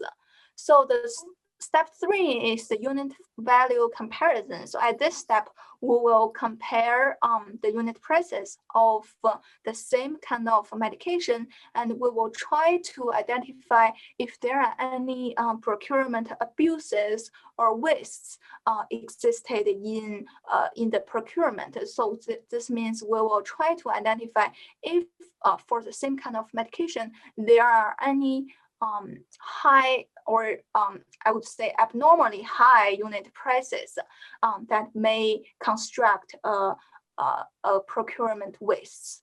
And for the step 4, so we will construct a monitoring dashboard, and on this dashboard, all the analysis results from step 2 and step 3 will be shown in this dashboard, and it will allow the auditors to see which transaction, which procurement record is actually trigger the alarm, and they will get back to the actual procurement record and to see how and which party is involved in the questionable procurement record. And here I will give you some illustrations of our analysis from each step. So for the first step, this is the data pre-processing. And it is very common when we got the data to see that in the original records, some medications, they are input with different item names. Because normally, as I said, this is a aggregation of different purchase organizations, and they are the procurement data. They are aggregated from different organizations, from different hospitals by their own staffs. So they may have different understanding about the data entry policies, and some of them, they may be just pure wrong mistakes by the human. So it's just like unintentional errors. So clearly we could not process with further analysis if we have the medications that they are under different names. So we make use of a unique set of material codes, as I shown here in the first column. So this material codes, they are unique for each medication, and they are unique identified, and we link the original data sets of procurement records with a dictionary which we extracted from the classification list used by the city government. So in this way, we could standardize the item name and the item description, so that the data is ready for the next steps. And as I show you in this figure, so this one is the item name in standard way, but originally it is inputted by different organizations, and they have different names. So clearly we could not process anymore if we have the same medication, but they have a different item name. So we do the same processing with the item description, because in the description there will be more details about the medication, and so we do the same thing with the description part. And then we go to the second step. So this is the total value ranking. Here we use this yearly data to demonstrate the analysis, but auditors who adopted this methodology, they could process the monthly data or daily data in the same way. So through this chart, auditors, they could review medications of high total values. And for our project, for now, we ranked the medications for the top 20 purchased in 2020. And the auditors could see, if there is a particularly strange thing that are on the top list. So for example, if there are anything that is related to like for chickens or something like that, that's absolutely not medication and should be paid attention to for further investigation. And the same thing we did with this organization ranks, so that auditors could see which organization under the city's control is spending more. And for now, we could identify there are 2 organizations that are buying at a tremendously high total values compared to other organizations and other hospitals. So this is left to our auditors in Rio de Janeiro, in the city office, to decide if it is normal that these 2 organizations that we ranked here is normal to buy at this kind of high total values. And we could also do the same thing with the suppliers, but due to the time limitation, I didn't put an illustration here, but it basically is the same thing. And while we do this total value ranking, we found a special pattern is that for all the purchases occurred in the year of 2020, we also ranked them by their acquisition types, and we actually found there are a lot of, actually the majority of the procurements, they are happened under the procurement type, the acquisition type, emergency purchase, so AVOSA here.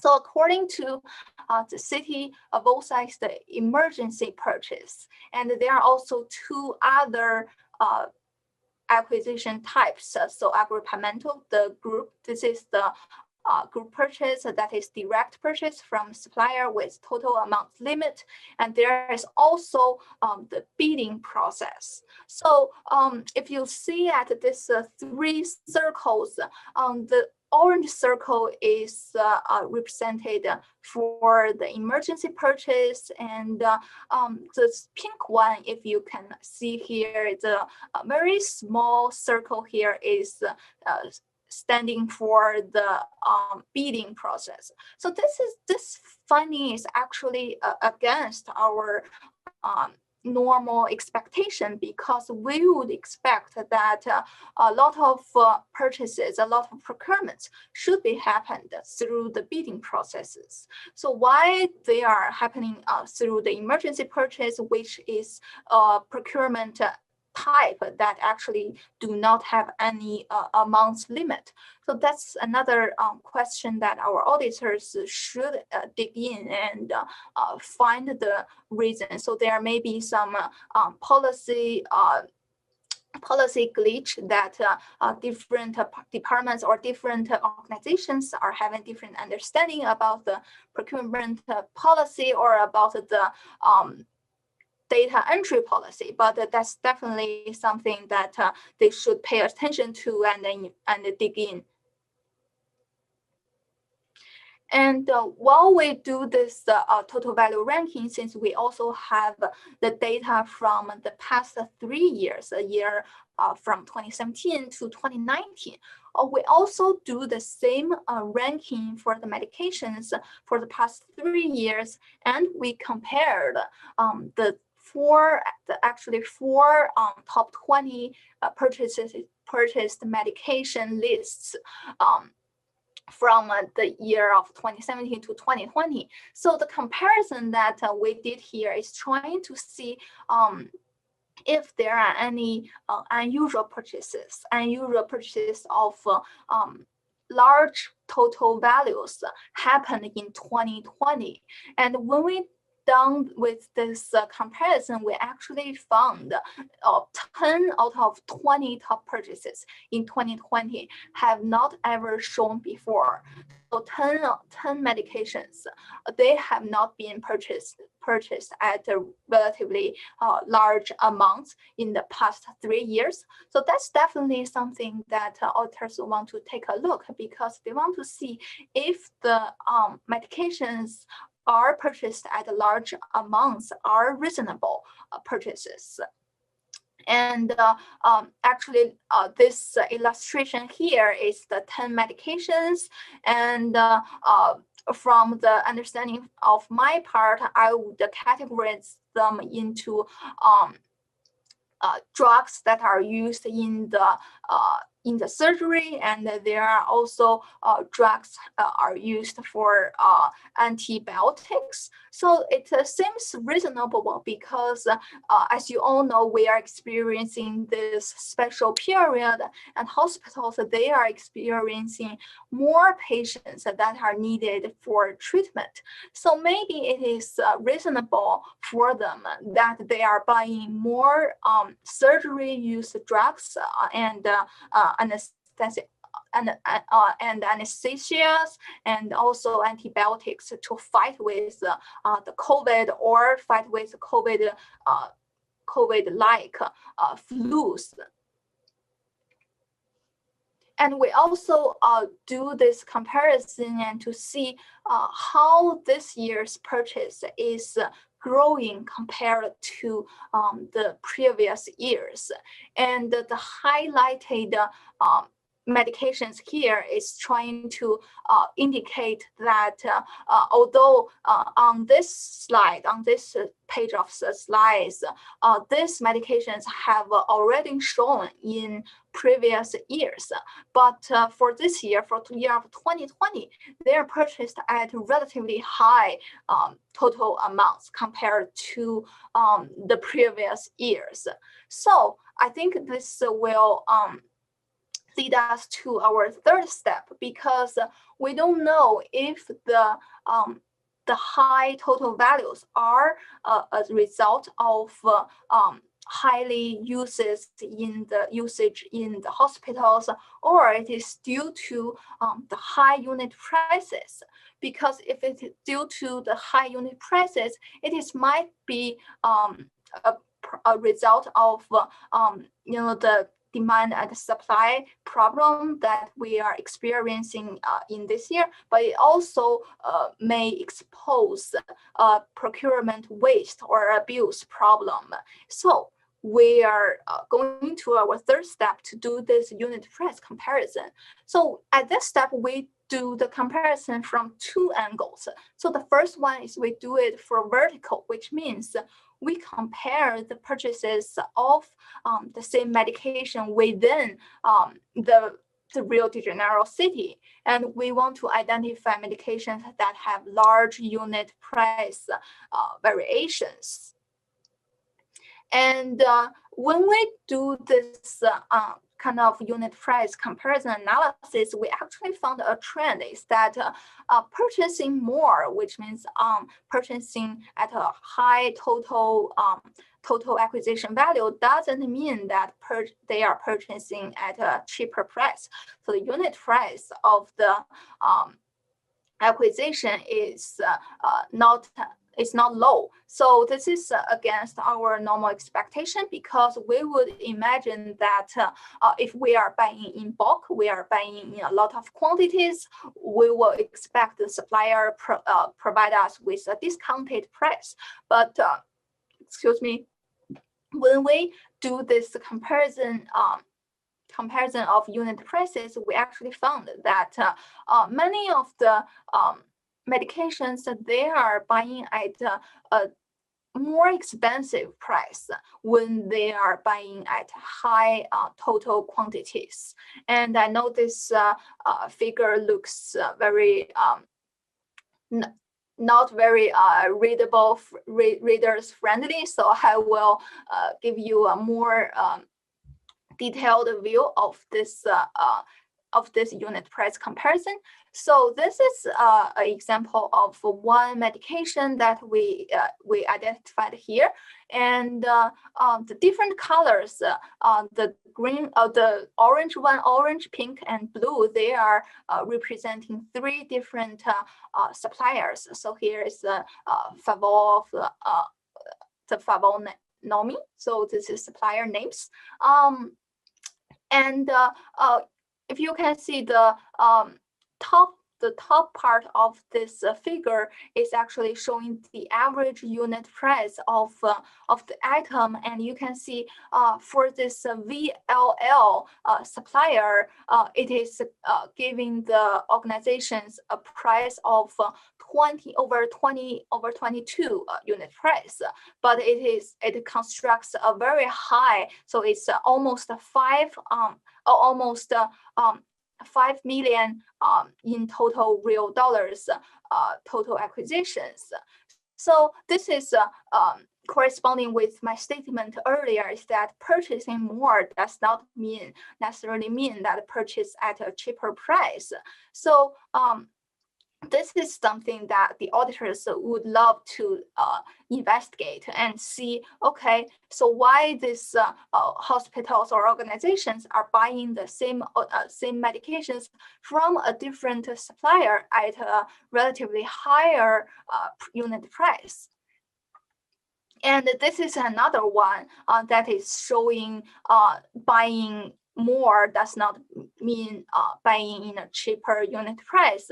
So, and this one actually is this comparison is relatively more obvious, because one supplier is actually providing a unit price of over 20, while others are providing prices at around at least less than 5. So most of them are around 2. So this is a really high, really big unit price variance that the auditors do not want to ignore.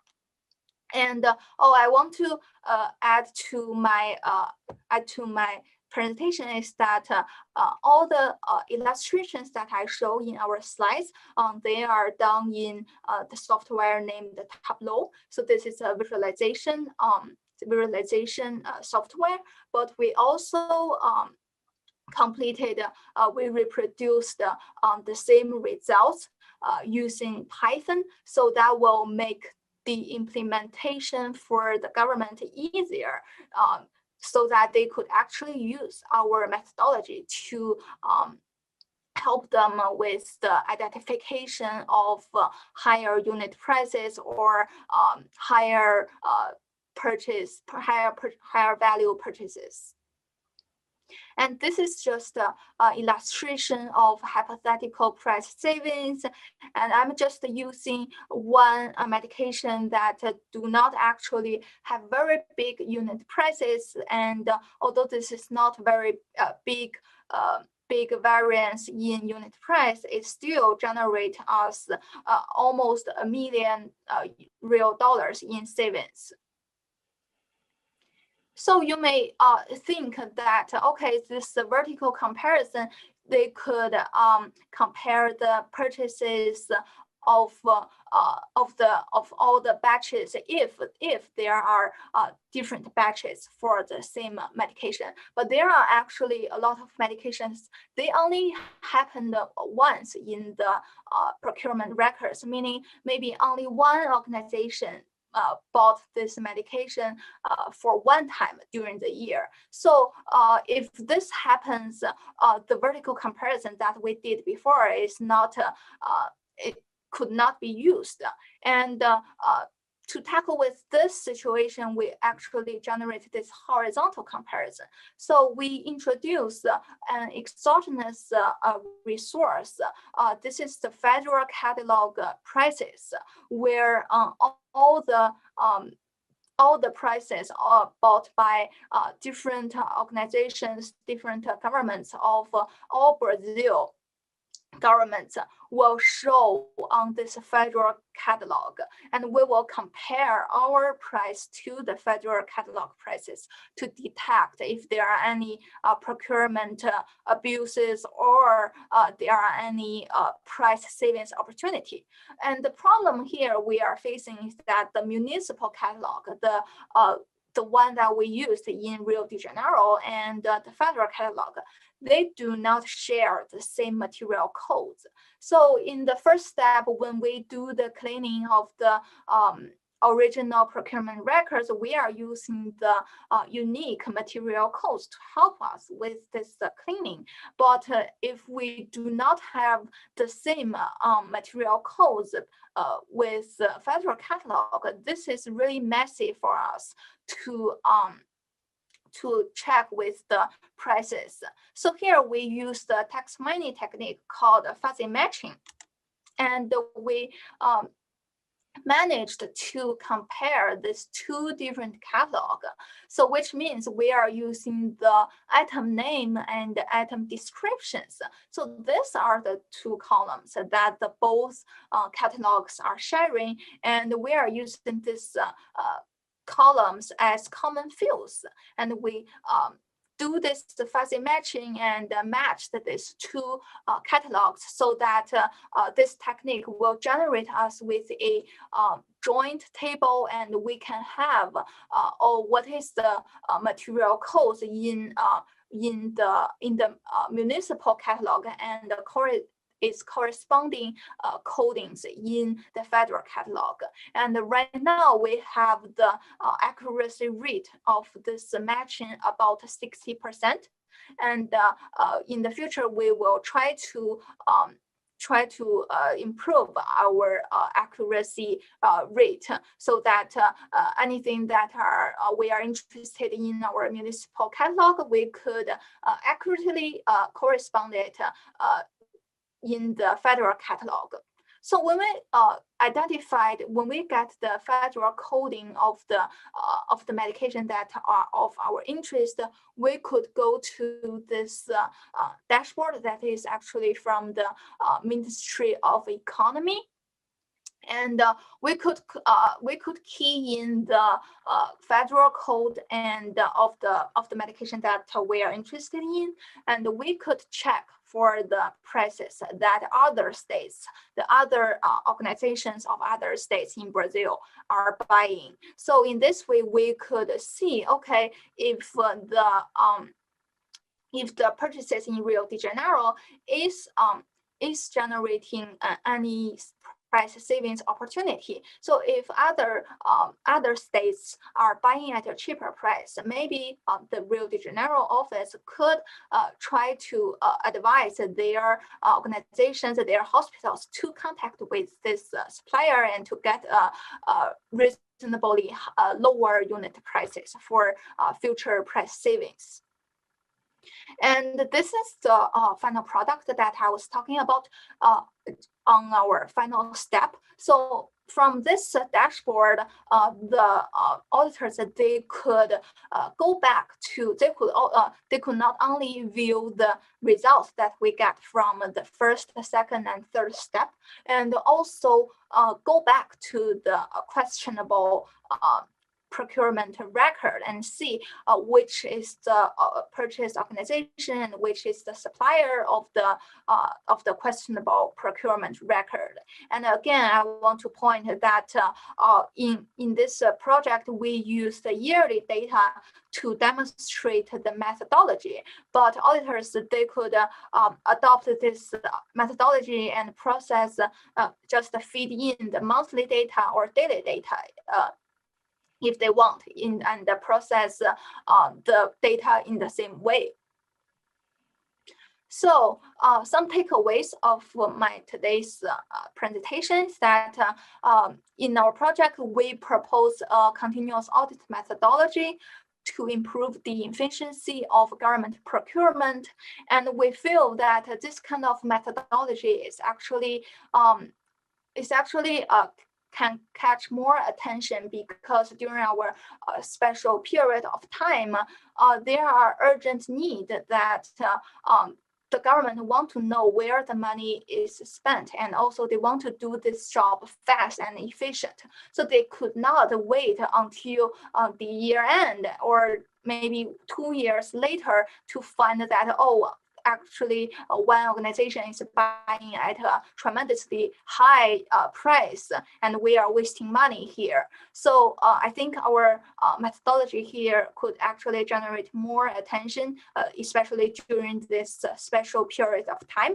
And also we adopt exogenous data resources to further reduce the likelihood of procurement waste and abuse. So this is an introduction of the use of exogenous data, which actually also mentioned in Professor Miklos's presentation that there are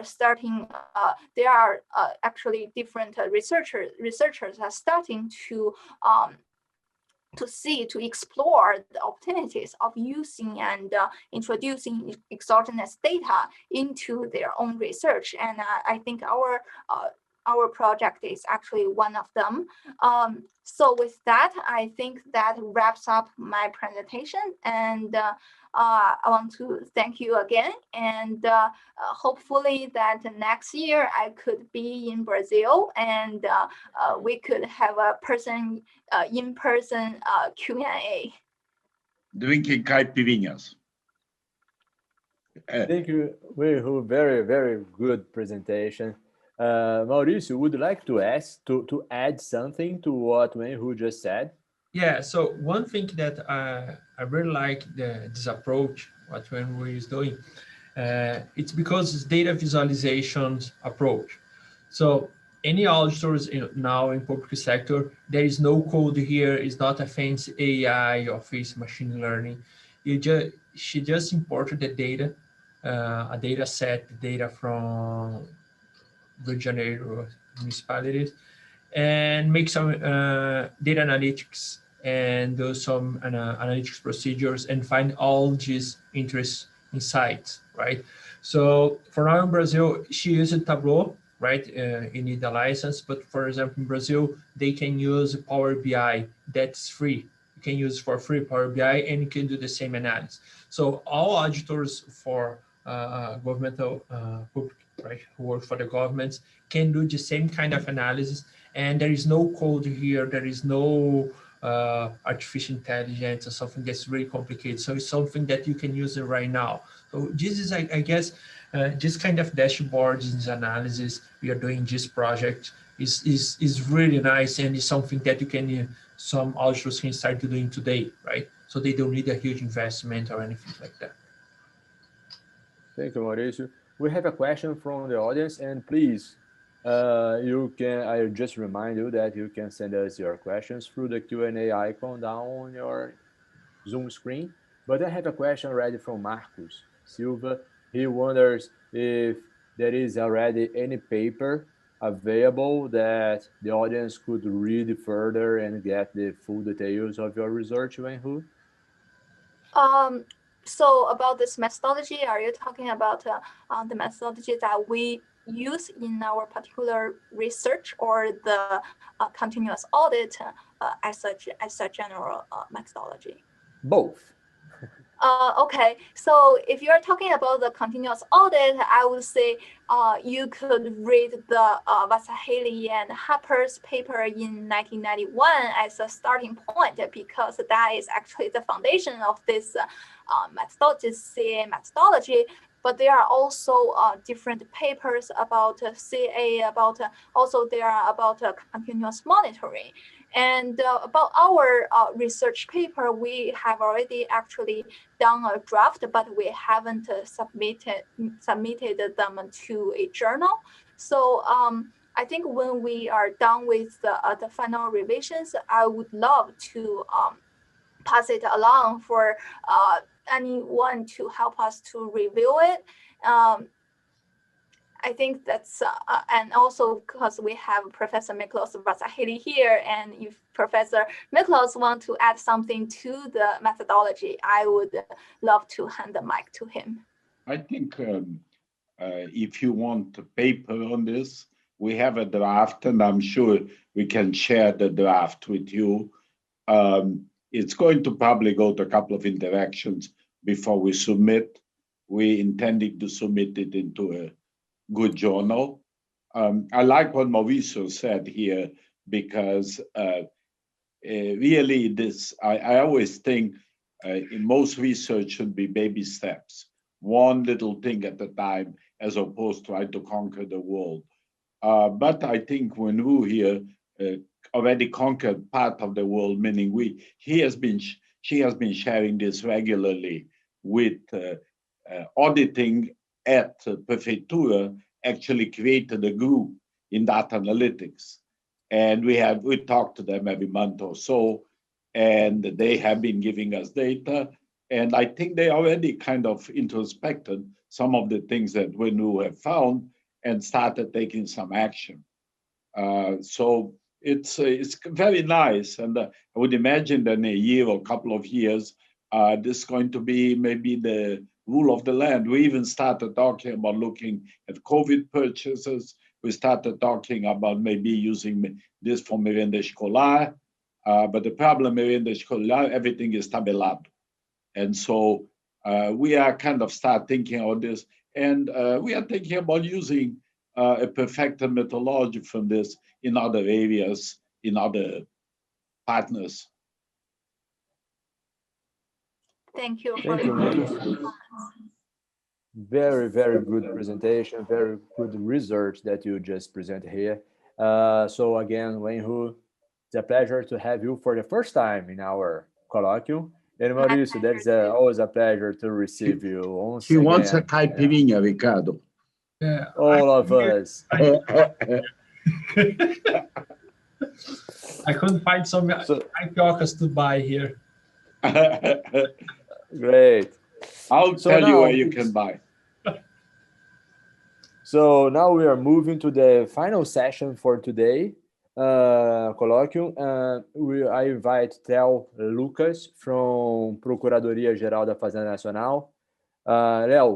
Theo, bem-vindo, muito obrigado pela apresentação que você vai começar agora sobre a experiência, né, da PGFN com o uso de Data Analytics para a gestão da dívida ativa da União. Então, muito obrigado, Theo.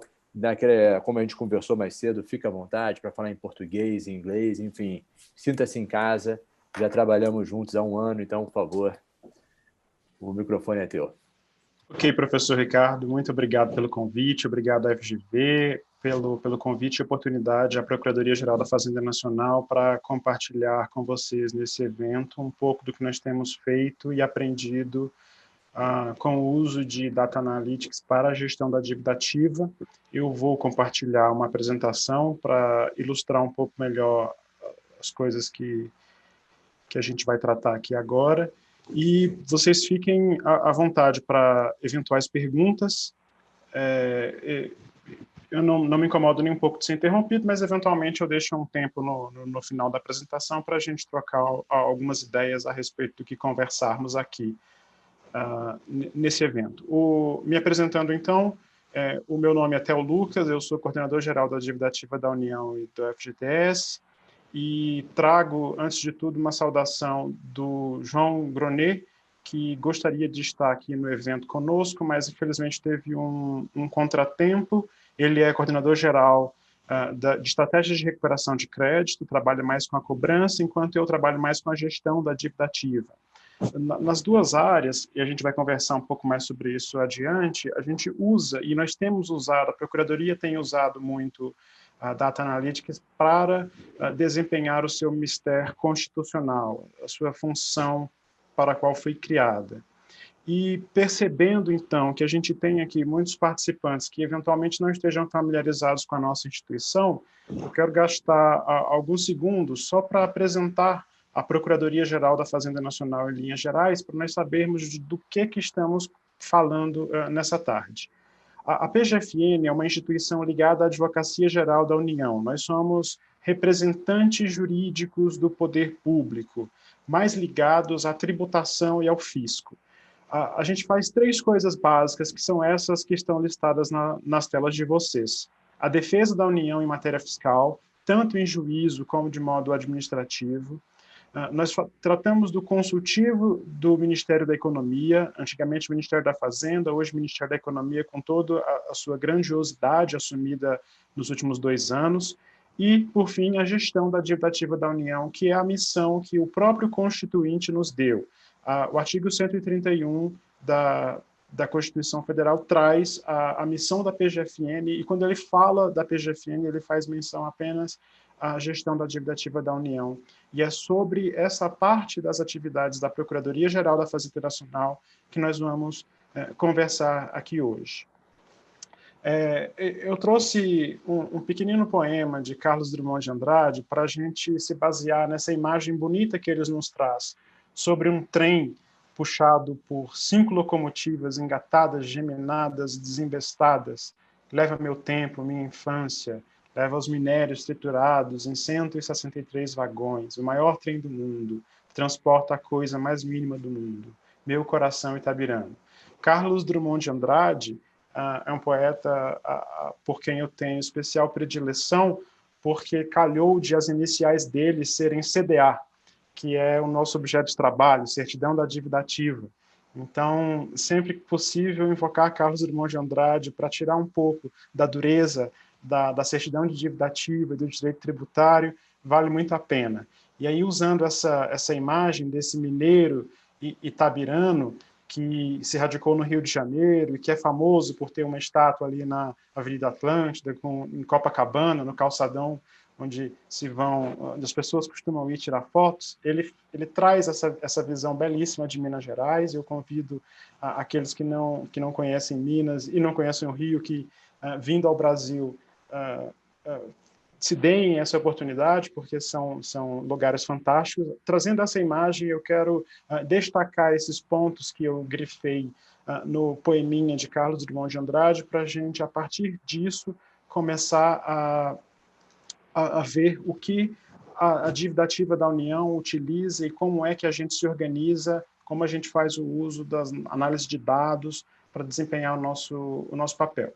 Então, aqui eu chamei o maior trem do mundo a dívida ativa da União. Isso porque ela é gigantesca. Talvez o Brasil tenha um histórico de erros na constituição de créditos tributários, na cobrança do crédito tributário, na relação com o contribuinte, na burocracia estatal, que nos leva a problematizar toda a cobrança da dívida ativa. A gente tem uma dívida ativa gigantesca. Existem hoje inscritos em dívida ativa da União 2,5 trilhões de reais, o que no câmbio de hoje dá quase 500 bilhões de dólares. É um valor astronômico. Não sei se nós somos o país com a maior dívida ativa federal, né, do governo central, se nós somos o maior país com a dívida ativa do mundo, mas certamente, em razão do tamanho da economia brasileira e em razão dessas peculiaridades do sistema tributário nacional, que dificulta um pouco a cobrança, que estimula o litígio administrativo e judicial, certamente é uma das maiores. Esses 2,5 trilhões de reais estão divididos em 19 milhões de inscrições em dívida ativa, que tem 10 milhões de devedores. Não é pouca coisa. Nós temos um país com 210 milhões de pessoas, e a gente tem 10 milhões, claro, são só pessoas físicas, aqui esses 10 milhões de devedores estão incluídos pessoas físicas e pessoas jurídicas, mas ainda assim, sob qualquer circunstância, sob qualquer aspecto, os números são absurdamente grandes. É por isso que eu, utilizando a imagem de Carlos Drummond, chamei isso aqui de o maior trem do mundo, né? Se nós estivéssemos entre mineiros, o mineiro gosta de usar trem como substitutivo para uma coisa grande, e aqui é um trem realmente absurdo. Para lidar com esse volume de crédito, com esse volume de inscrições e com esse volume de devedores, fazer isso de modo artesanal, considerando o tamanho da nossa instituição, que por mais preparada que seja, por maior que seja, é uma instituição de pequeno porte, considerando as agências brasileiras, os órgãos públicos. Nós somos uma instituição de aproximadamente 2.100 procuradores e 3.000, 4.000 colaboradores, servidores que atuam junto aos procuradores. Então, nós somos uma instituição modesta em termos de pessoal. Tratar esse volume de crédito, esse volume de inscrições, cada inscrição é um processo, e esse volume de devedores de maneira individual, de maneira artesanal, seria algo humanamente impossível, que traria sem dúvida, um enxugar gelo e que traria problemas de toda a ordem para o Estado brasileiro, porque é muito relevante a atividade que a Procuradoria-Geral da Fazenda Nacional traz. Então, a primeira, se valendo das análises de dados, a gente consegue depurar um pouco melhor esse estoque gigantesco para identificar onde nós devemos apostar as nossas fichas, com que nós devemos gastar os nossos recursos e como melhor trabalhar esses volumes que são gigantescos.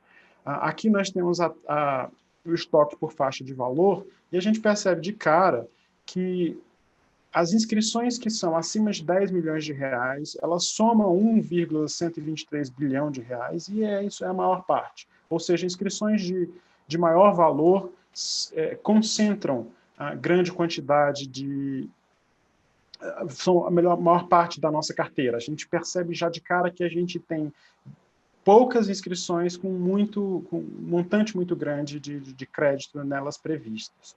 E os devedores, a mesma coisa. A gente tem 10.326 devedores que devem mais de 10 milhões de reais. Daqueles 10 milhões de devedores que integram a nossa carteira de crédito, apenas 10 mil devem acima de 10 milhões de reais e mais de 6 milhões e meio devem até 20 mil reais. Então, é muito claro perceber, e a gente faz isso olhando e esmiuçando os dados, onde nós devemos apostar as nossas fichas, onde nós devemos concentrar os nossos esforços, porque os valores que são devidos acima de 10 milhões de reais representam mais de 1,1 bilhão de reais e são titularizados por apenas 10 mil devedores.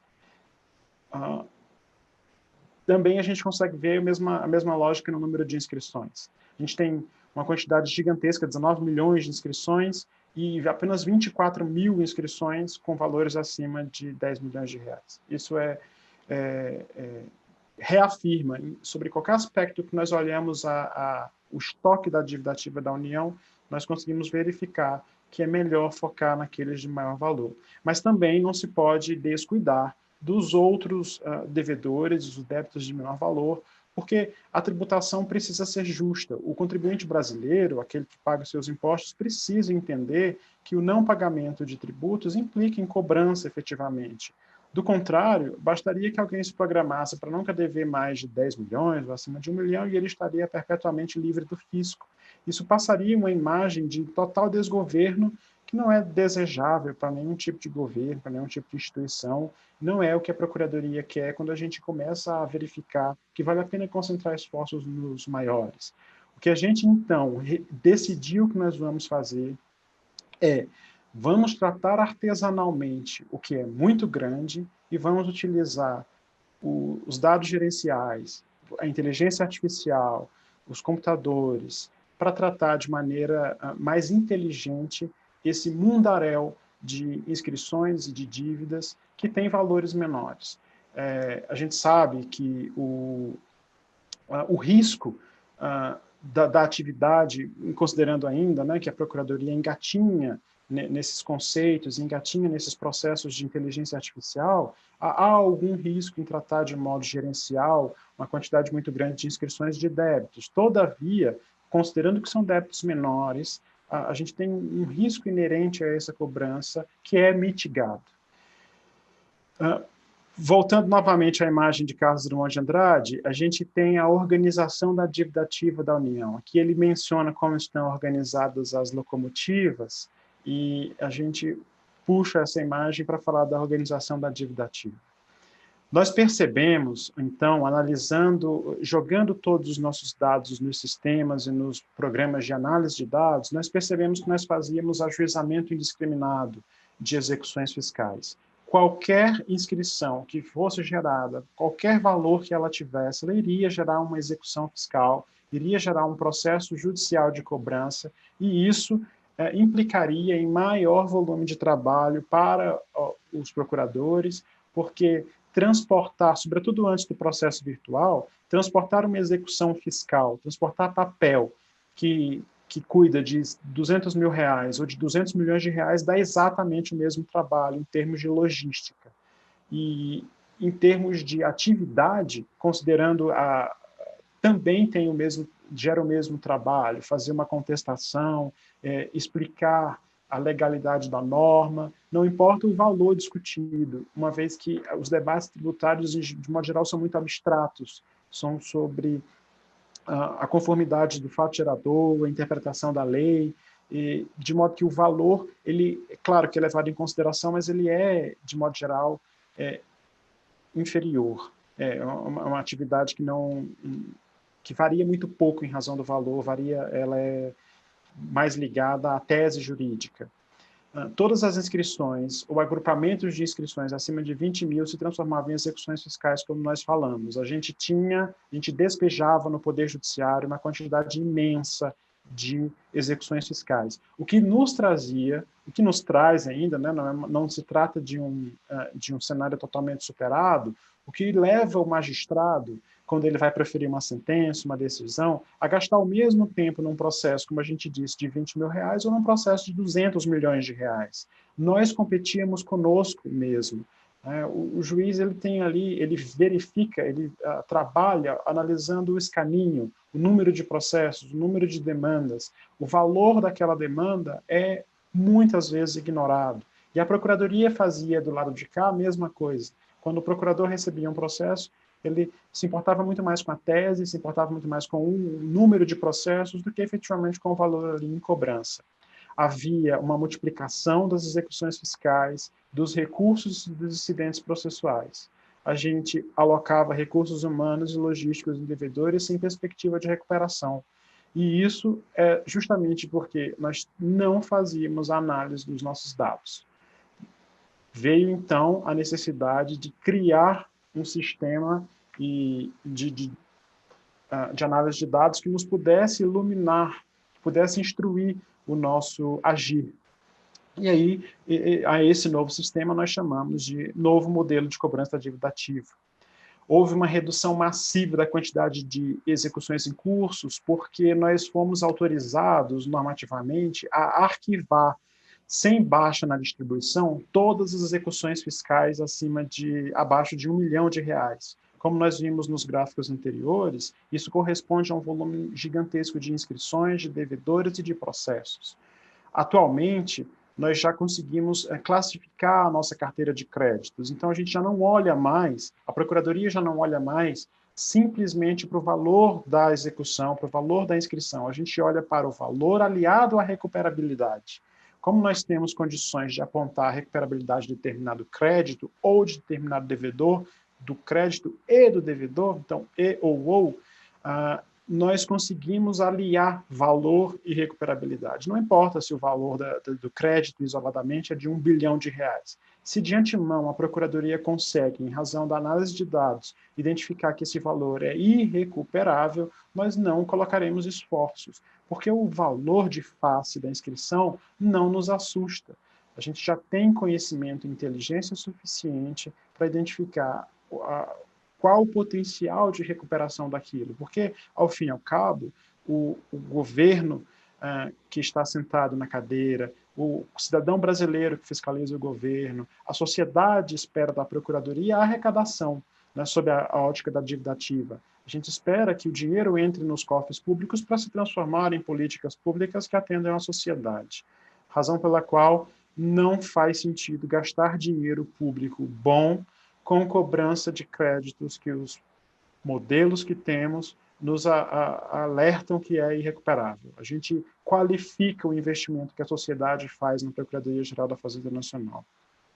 Passamos também, com autorização legislativa, a ajuizar apenas os débitos de maior valor e os débitos de maior valor recuperáveis, que usando um aditivo. É preciso ser recuperável e é preciso ter um valor minimamente relevante.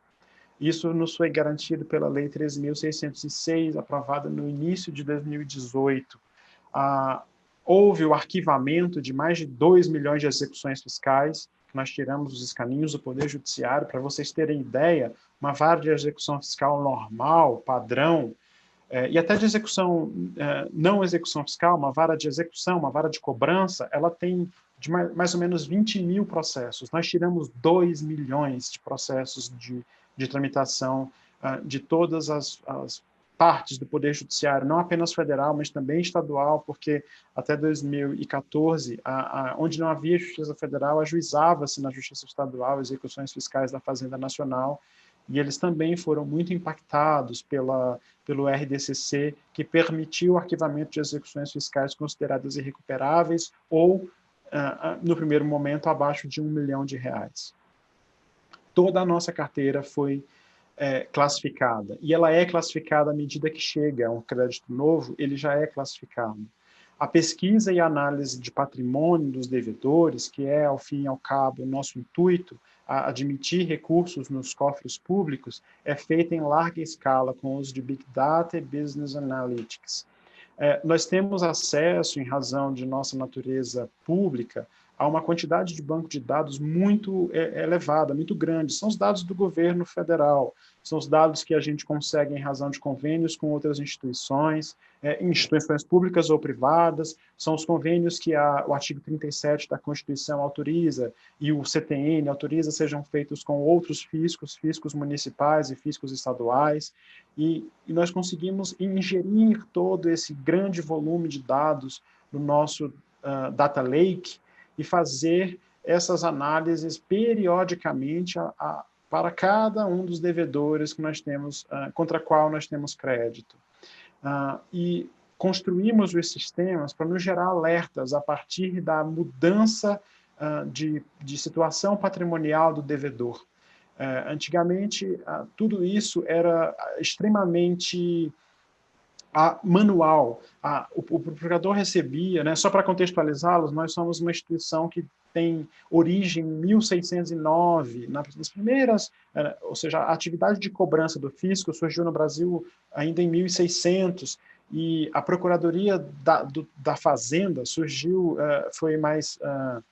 ela foi criada de uma maneira mais formal em 1809, com a vinda da família real para cá, então é uma instituição bastante antiga.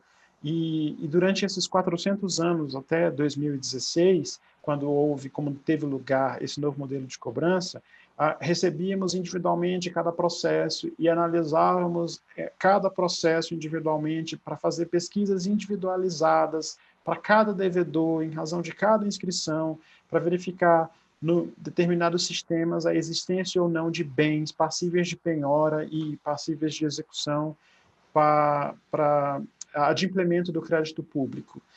Atualmente, isso não faz mais sentido nos dias de hoje. A Procuradoria, então, tem essas ferramentas de Big Data e a gente ingere uma quantidade gigantesca de dados e esses dados são processados para que nós façamos a classificação do crédito, ou seja, o que diz se um crédito é recuperável ou não o patrimônio do seu devedor, o patrimônio do sujeito passivo, mas também o que o sujeito passivo movimenta de dinheiro, né? O que o sujeito passivo circula de riqueza. É a riqueza que é alvo da tributação. Então, a gente consegue fazer essas análises a partir da ingestão de grandes dados. E alertamos os procuradores, alertamos as unidades da Procuradoria-Geral da Fazenda Nacional, à medida em que se localiza bens passíveis de penhora em processos que tenham alguma relevância em termos de valor. Todas essas questões, sobretudo para os créditos de maior valor, são utilizadas para investigação e produção de informações estratégicas, porque a gente não pode descuidar de um tipo de contribuinte específico, que é o contribuinte que utiliza de mecanismos ardilosos para se furtar ao pagamento do tributo, o contribuinte fraudador. Para esse contribuinte, a Procuradoria desenvolveu e conseguiu desenvolver justamente porque deixou de atuar de modo irracional em todas as execuções de maneira idêntica, porque nós conseguimos arquivar 2 milhões de execuções fiscais, nós conseguimos, então, criar núcleos de inteligência que se utilizam desses instrumentos de análise de dados para investigar situações atípicas no patrimônio dos contribuintes, no patrimônio dos devedores, e para apontar ao Poder Judiciário e até mesmo ao próprio contribuinte a situação de ilicitude da sua conduta, a fim de que haja adimplemento do crédito inscrito em dívida ativa da União.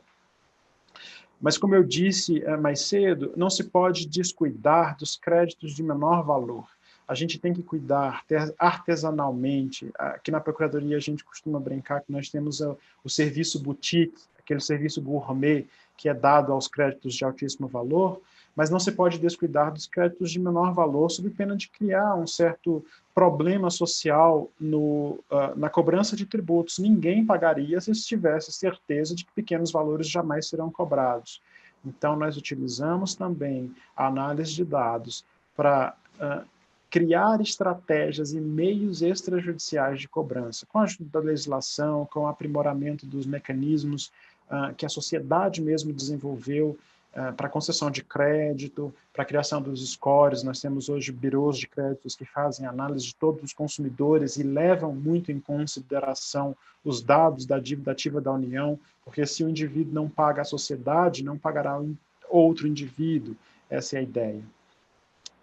E todos esses mecanismos nos trazem, nos exigem a responsabilidade de cobrar apenas o que é correto. Se de um lado a gente precisa melhorar os mecanismos de cobrança, de outro lado a gente precisa melhorar os mecanismos de boa cobrança, de cobrar o que é devido efetivamente. E aí também entra a análise de dados de modo muito forte no controle de legalidade das inscrições em dívida ativa. Um dos papéis da Procuradoria-Geral da Fazenda Nacional é receber os créditos que são gerados nos órgãos de origem. Falávamos agora há pouco sobre contratos da saúde, por exemplo, e, eventualmente, num contrato desse, surgirá o dever de pagar algo à União, de pagar o tributo, que é a maior parte da nossa carteira, mas de pagar também multas de trânsito, multas trabalhistas, de pagar, de devolver valores recebidos a título de convênio que não foram bem aplicados. E tudo isso, quando vier a ser inscrito em dívida ativa, haverá um controle de legalidade por parte da PGFN, e a PGFN vai, nesse controle de legalidade, verificar se ainda há tempo hábil para a realização da cobrança. É isso que é a prescrição material. Nós fazemos a inscrição, e se a gente não executar a tempo, esse crédito pode prescrever aqui na Procuradoria. Isso tem sido, de alguma maneira, comum, porque, como nós falamos mais cedo, a gente não vai mais levar ao Poder Judiciário toda e qualquer demanda apenas para que haja prescrição, para que não haja prescrição. Nós passamos a entender que a prescrição faz parte da vida do crédito, né, que o crédito, eventualmente, se não for economicamente viável cobrá-lo judicialmente, ele deve ser cobrado extrajudicialmente. E se mesmo assim, por ser irrecuperável, ou porque o devedor se valeu de mecanismos ilícitos, se esse crédito não for adimplido, ele vai ter que ser extinto em razão do decurso do tempo. E isso é um mecanismo constitucional previsto em todas as democracias do mundo, porque é preciso que se atinja a pacificação social pela prescrição. Fazer o controle de prescrição é fazer o controle de legalidade. É uma das missões originais da Procuradoria desde sua fundação, de cobrar apenas o que é correto, o que é justo. Então, nós tínhamos dificuldade de, com os nossos dados internos, conseguirmos fazer essa análise detalhada da prescrição de cada inscrição em dívida ativa, porque, como nós vimos, são 20 milhões de inscrições que nós temos, e a gente tem diversas situações jurídicas que implicam em suspensão ou interrupção do prazo prescricional. Conseguir avaliar tudo isso com a quantidade de débitos que a gente administra era um desafio muito grande, e a gente só conseguiu a partir do uso do Data Lake, do uso da análise de dados, do uso de BI, para conseguir identificar quais os fatos relevantes para a prescrição impactaram cada uma das inscrições em dívida ativa sobre o nosso controle, para conseguir fazer a medição do transcurso do tempo em cada crédito e, enfim, aprimorar esse procedimento e realizar a baixa de modo automático, sem que o contribuinte, sofrendo o dissabor de uma cobrança administrativa ilícita, não precise recorrer administrativamente à Procuradoria da Fazenda Nacional, para apontar o contribuinte, o fato, a prescrição, e a gente reconhecer isso em um processo artesanal. Como nós dissemos, a gente não quer ficar analisando um a um em razão do tamanho da nossa carteira, em razão do tamanho da nossa instituição. Quando a gente falha no controle de legalidade do crédito, a gente gera demandas administrativas para resolver, ou demandas judiciais, o que é pior. E aí todo o sistema é impactado por um problema de controle de legalidade que a Procuradoria eventualmente tenha cometido. Fato é, aprimorando os nossos procedimentos com inteligência, com análise de dados, nós conseguimos muito recentemente, há coisa de alguns meses, baixar 363 mil inscrições, que representam com valor de 1,32 bilhão de reais, muito recentemente. Esse número é um número menor, justamente porque a prescrição material, ela acontece dentro da nossa casa. Então, de alguma maneira, nós nunca descuidamos muito da prescrição material.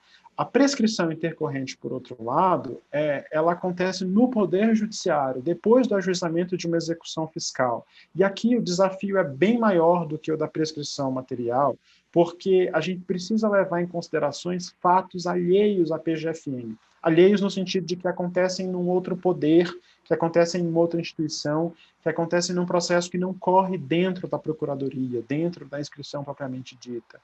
Então, os valores são mais expressivos, considerando que há inscrições, mas a gente precisa consumir e analisar uma quantidade maior de dados para conseguir verificar, por exemplo, que não há penhora em determinado processo, ou que, havendo penhora, essa penhora ficou parada, dormitando no Poder Judiciário por tempo superior ao prazo de prescrição intercorrente, para verificar se houve citação ou não do contribuinte, e ler esses dados que não são nossos é um desafio também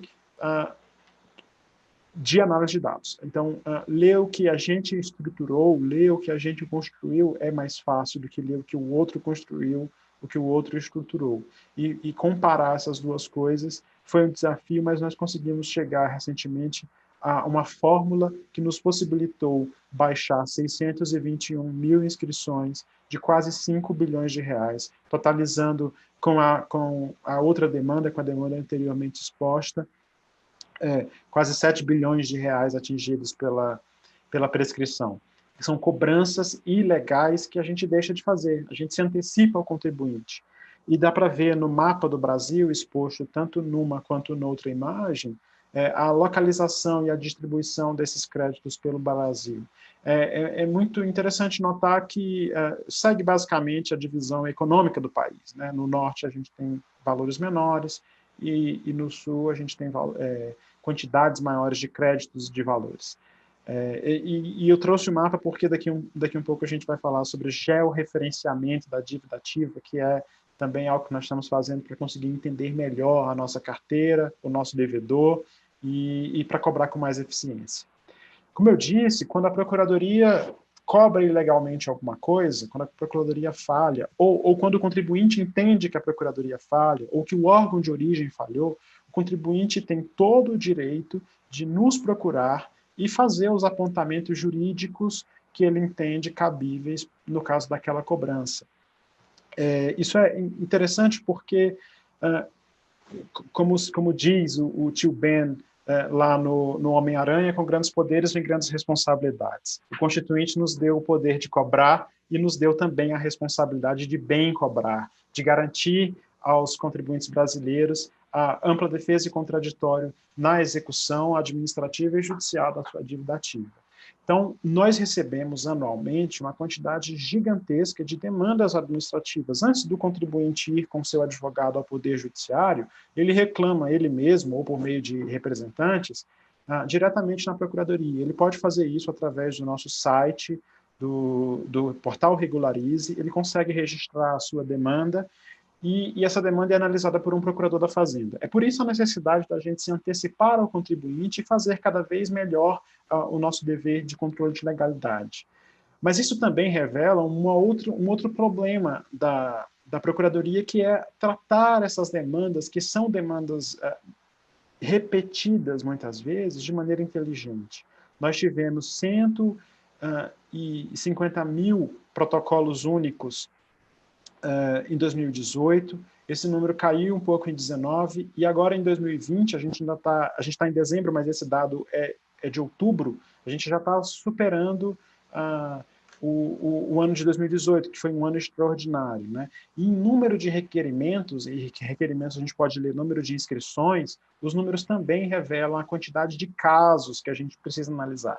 Cada inscrição é um caso, né? O protocolo ele tem mais de um caso dentro do mesmo protocolo, e os devedores apresentam mais de um protocolo.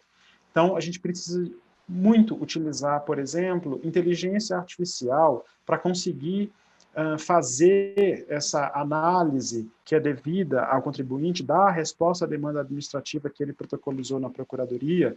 A gente precisa fazer isso com mais agilidade. Então, esse é um dos desafios que nós temos e que a análise de dados está nos possibilitando atingir, porque a gente vê toda a produção jurídica dos procuradores que analisam essas demandas, e daí a gente extrai padrões, a gente analisa todos os pedidos que os contribuintes fizeram e as respostas que esses pedidos geraram, e daí se extrai padrão, e daí a gente ensina a inteligência artificial a sugerir ao procurador a melhor resposta, a informar ao contribuinte, ou eventualmente, né, considerando o nível de aperfeiçoamento desse sistema, dar a resposta automática ao contribuinte imediatamente e dar a ele a opção de recurso e coisas assim. Mas o que tudo isso que a gente está conversando, o que o uso dessas análises de dados gerou para a União, são os vagões de minério, é o produto da dívida ativa da União. E aí a gente consegue ver que houve uma redução massiva de execuções fiscais, que houve ajustamento seletivo, que eu estou me repetindo, e houve um crescimento exponencial a partir de 2016 na arrecadação derivada de execuções fiscais. Quando a gente deixa de cobrar o que é irrisório e o que é irrecuperável, o que é recuperável cresce exponencialmente, porque a gente concentra esforços no que é mais caro, no que é mais valioso, e os números são absurdos nesse sentido. A Procuradoria-Geral da Fazenda Nacional, aplicando o RDCC, gerou para a União entradas equivalentes ao lucro anual do Banco do Brasil. Esse foi o resultado de uma mudança de visão da Procuradoria a partir, e ela só pode fazer isso a partir da análise de grandes dados, a partir da análise de dados, da inteligência artificial, do business, do BI, etc. Os números são irrefutáveis nesse aspecto, porque nos últimos 400 anos, fazendo tudo igual, a gente tinha sempre os mesmos resultados, tendo crescimentos mais ou menos relacionados ao crescimento econômico do país. Quando a gente muda, a gente diminui a quantidade de trabalho inútil, a gente foca no que é mais importante, o salto é absurdo. O de benefício fiscal, ele não varia tanto, porque o benefício fiscal é o contribuinte espontaneamente vindo até o fisco. Nós fizemos tudo isso com base na classificação da dívida ativa, e essa classificação da dívida ativa, de alguma maneira, ela se parece muito com a classificação que as instituições financeiras fazem a partir da resolução do Banco Central. A gente analisa mais de 30 aspectos do contribuinte, do comportamento do contribuinte, e sistemas de dados e de declarações e de bases patrimoniais que foram ingeridas, e a inteligência que foi desenvolvida, a gente utiliza todos esses dados para dizer se o nosso crédito é recuperável ou não.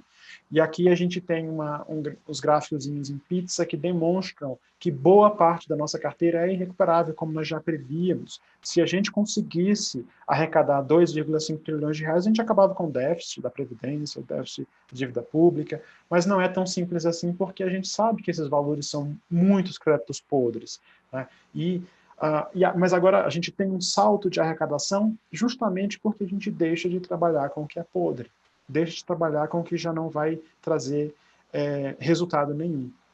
E aí a gente pode falar sobre a cobrança de impostos durante as crises econômicas e entender que é preciso dar mais assistência aos contribuintes, né, fornecer ao contribuinte melhores maneiras de quitar a sua dívida, de resolver a sua pendência fiscal, de estar regular com o fisco, porque todos têm interesse em estar regular com o fisco, a não ser que seja alguém mesmo com má fé em relação ao tributo, mas, de modo geral, não é essa a realidade. A gente tem casos pontuais de má fé, e para esses casos a gente conseguiu, em razão da otimização da nossa atividade, a gente conseguiu focar nesses casos e trabalhar artesanalmente nos casos de crime, de fraude. dando aos contribuintes oportunidades melhores de transacionar. E a gente consegue fazer isso a partir do conhecimento do contribuinte. Eu consigo me sentar com o contribuinte e transacionar com ele, porque eu conheço o contribuinte sob um aspecto gerencial muito melhor, muito maior. Se vocês entrarem no site da Procuradoria, verão que está aberta a transação da pandemia. A transação da pandemia oferece descontos para quem sofreu com a pandemia.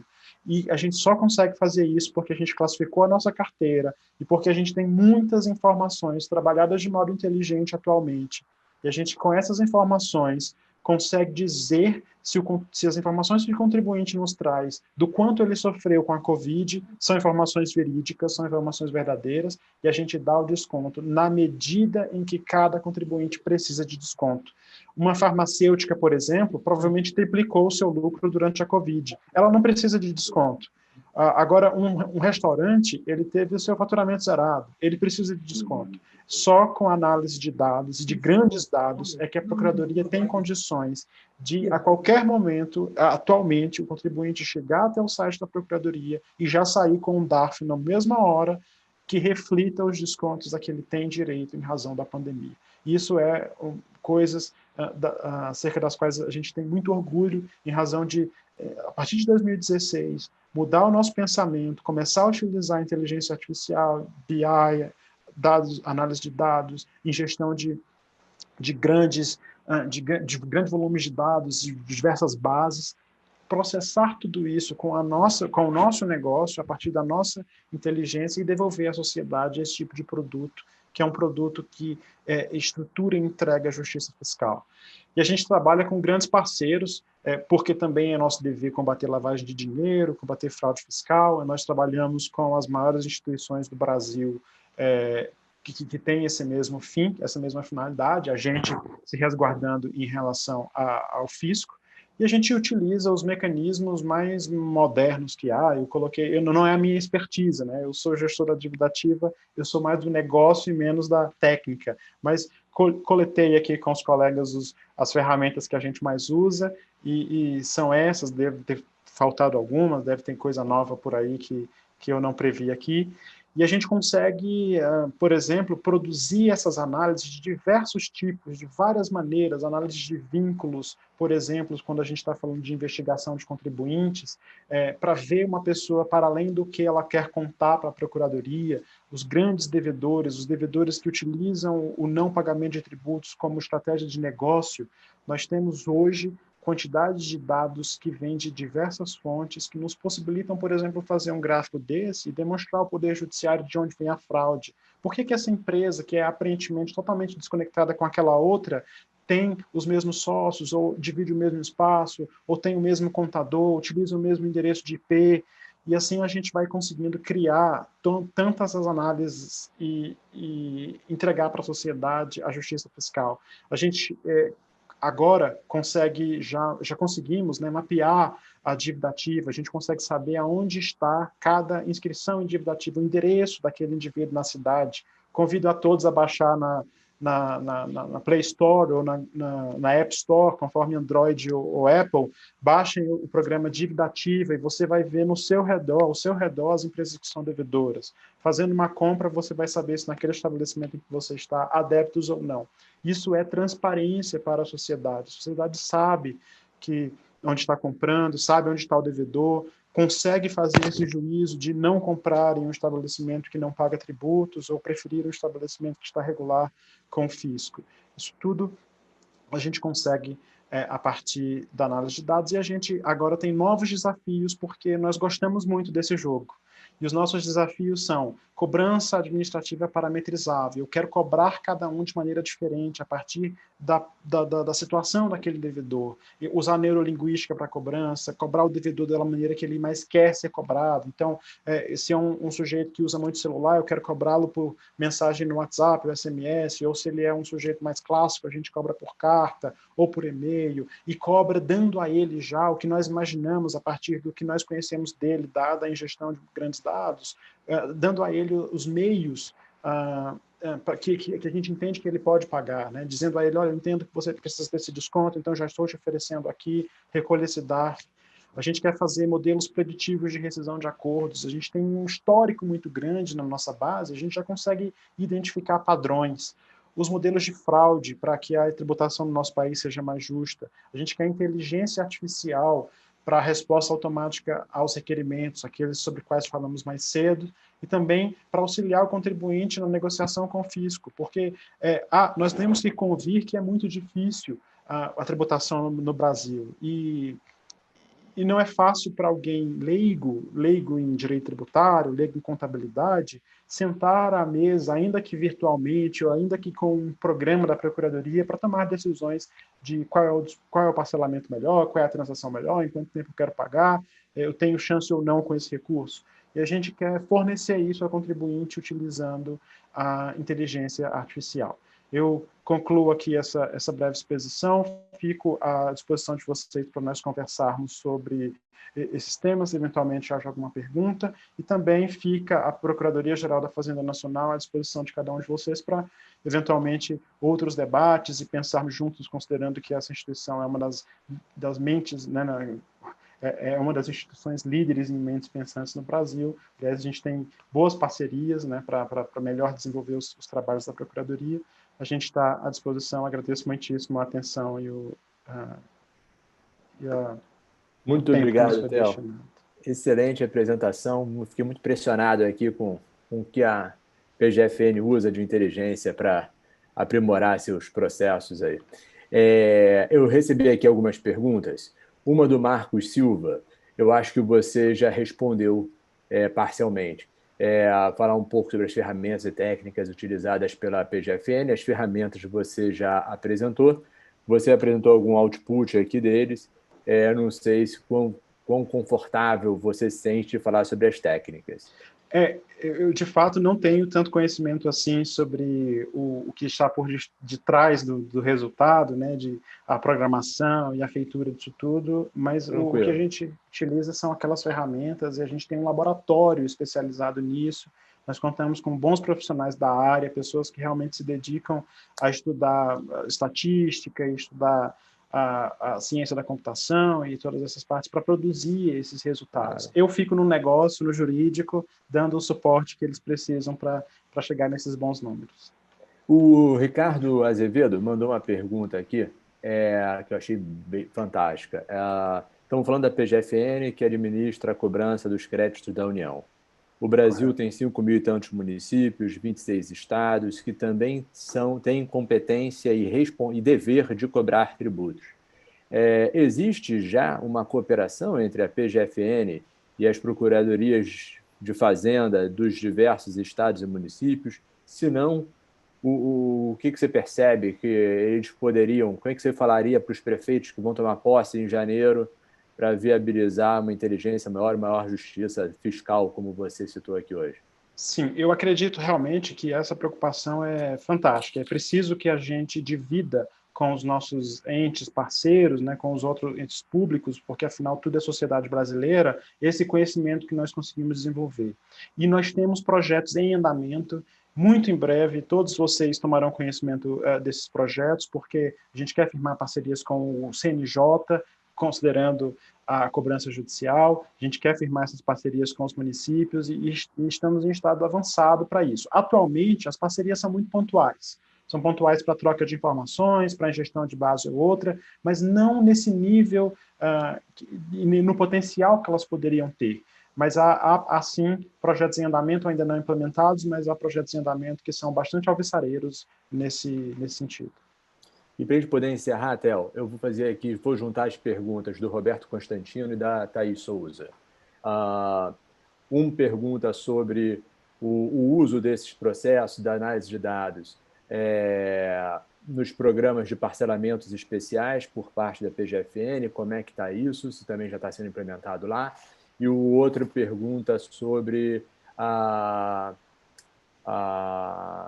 o aperfeiçoamento dos processos de gestão dos créditos junto à Receita Federal. Se existe uma troca entre a PGFN e a Receita, como é que está isso? Sobre os parcelamentos, a Procuradoria tem investido muito na transação, né, que, embora são modalidades de negociação do crédito tributário, a gente deixou de lado um pouco o parcelamento e começou a investir na transação, em razão da Lei 13.988, recém-aprovada, em que nós temos mais espaço para tratar individualmente o contribuinte conforme a sua realidade financeira.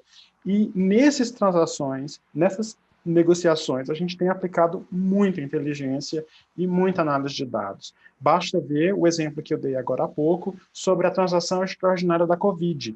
O contribuinte entra no nosso site a qualquer momento e ele faz ali, ele diz ali o que ele sofreu, qual foi o prejuízo que a Covid implicou no faturamento, no negócio dele, número de empregados. A gente avalia isso a partir do rating que nós temos e a partir dos dados que nós temos, os dados públicos do governo, né, públicos no sentido de do governo, mas são sigilosos, a que a Procuradoria tem acesso, e a gente calcula na hora, a partir de inteligência artificial, o desconto que aquele contribuinte, em razão daquele cenário, merece. Então, a gente não vai, por exemplo, conceder descontos para quem teve acréscimo de patrimônio, acréscimo de lucro, acréscimo de atividade durante a Covid. Ao contrário, a gente vai graduar o desconto a partir do nível de impacto que o indivíduo teve com a pandemia. Com a Receita tem, como a Procuradoria, laboratórios e grupos de análise, e nós, como filhos, ambos, do Ministério da Economia, estamos sempre juntos, trabalhando para o acréscimo, para a melhoria desses dados. É algo que tem constante interlocução entre Receita e PGFN para o aprimoramento dessas atividades, desses processos de trabalho. Perfeito. Miklos, eu fico imaginando aqui uma estratégia, então, de jam com cobrança do crédito tributário. Eu fiquei encantado com a quantidade de dados que eles têm. E, quer dizer, eu fiquei muito interessado, com a água na boca aqui. Eu ia conversar contigo depois. Porque, sabe, Theo, nós temos muitos recursos analíticos e muita experiência, mas é sempre difícil arranjar um lugar que tenha bastante dados para a gente aplicar. Porque tem muito dos dados, principalmente na área de machine learning, inteligência artificial, você precisa muito dado para fazer as coisas. E precisa resultado do passado para treinar os modelos. Quer dizer, eu fiquei muito interessado, eu ia ter a conversinha com o Ricardo quieto depois, mas ele disse para abrir a boca, eu abri a boca. Ora, para nós será um prazer e uma alegria recebê-los para tratar sobre esses temas. Dados nós temos bastante. Às vezes, alguma dificuldade de trabalhar com eles, mas dados nós temos muitos. Excelente. Theo, muito obrigado pela tua apresentação, foi muito esclarecedora, muito rica. Eu quero caminhar para o final. Eu tenho aqui uma última pergunta, mas essa eu vou endereçar para o Miklos, é uma pergunta que veio do Luiz Sá. E eu vou fazer o seguinte, Miklos, eu vou ler a pergunta do Luiz para você. Enquanto você reflete, que a pergunta não é muito fácil, eu vou fazer aqui o encerramento, os agradecimentos, e depois, então, você responde e a gente encerra oficialmente, tá bom? E se eu não souber responder, eu finjo que a linha caiu. Tá ótimo, combinado. A internet é péssima em Long Island. Bom, o Luiz Sá pergunta... Sabendo que o TCE do Rio de Janeiro, assim como os tribunais de contas dos outros estados, são responsáveis por auditar, fiscalizar diversos, diferentes entes, como diferentes prefeituras, só que no estado do Rio, que são 92 municípios, o TCE é responsável por fiscalizar 91 municípios. Bom, então a pergunta aqui do Luiz Sá é, sabendo dessa situação, qual seria a sugestão do professor Miklos para facilitar a uniformização dos dados para futuras análises que o Tribunal de Contas, no caso aqui o TCE do Rio, deveria fazer para efetuar essa fiscalização desses diversos entes? Mais ou menos essa pergunta, Luiz. Eu não sei se eu fui muito fiel aqui na minha interpretação, mas o professor Miklos também está lendo lá no Q&A. Enquanto isso, eu queria agradecer nominalmente a todos os palestrantes, o professor Bernardo, a contadora Maria Helena Peterson, o professor Miklos Dazzarelli, sempre parceirão aqui, corresponsável por esse evento, os oficiais da Marinha, André Augusto e Alexandre Castro, a professora Denise, desde o primeiro evento conosco, o professor Maurício Codesso, idem, PhD student Wen Hu Wang, thank you very much indeed for your presentation here. Ruby. Ubi. Ubi. E o Theo, representando a PGFN, um grande abraço também para o João. E, é claro, eu quero reiterar o que eu falei mais logo na abertura, todas as falas aqui expressam a opinião do palestrante, não necessariamente representam a posição da Fundação Getúlio Vargas, tampouco das instituições aqui representadas. E, finalmente, então, agradecer a todos em nome, eu falando em nome da Fundação Getúlio Vargas, EBAPE, da Rutgers University, do Conselho Regional de Contabilidade do Rio de Janeiro, que somos os organizadores desse evento, e agradecer, claro, aos patrocinadores CAPES, FAPERJ e CNPq. Miklos, por favor, responde aquela pergunta do Luiz Sá. Nós estamos fazendo um trabalho agora, trabalhando em inteligência artificial não supervisada, que é a área de clustering. E existe por volta de 15 algoritmos ou 13 algoritmos em Python que fazem esse tipo de coisa. O que eu faria no caso dessa discussão do Luiz, dependendo, obviamente, da disponibilidade de dados processáveis, eu jogava eles todos no mesmo modelo e deixava o modelo de clusterização separar grupos que sejam parecidos. Depois eu faria uma coisa simples, simplesmente criaria um padrão para cada um desses clusters e comparava um contra o outro, e a diferença entre um tribunal e outro, ou um município e outro, seria um proxy para o risco, seria a representação do risco. Isso é a primeira ideia. Eu acho que seria ótimo, Luiz, me mandar um e-mailzinho e a gente bater um papo pelo telefone, pela internet. Quem ainda não enviou o nome, o CPF aí no Q&A ou por e-mail, o momento final é agora para garantir o certificado. Bom, pessoal, muito obrigado. Lembrem-se que amanhã o link é outro, o link de acesso tanto para os palestrantes, é o do dia 10, quanto para a audiência. So, for tomorrow, please remind to access the Zoom meeting through the second link, the link for the 10th of December. Muito obrigado. Mais um comentário, Ricardo. O meu e-mail é miklos, miklosv, @rutgersedu. É fácil. Então, me mandem um e-mail. Eu sou mal de telefone, mas bom de e-mail. Muito obrigado, Miklos. Muito obrigado a todos. Boa noite.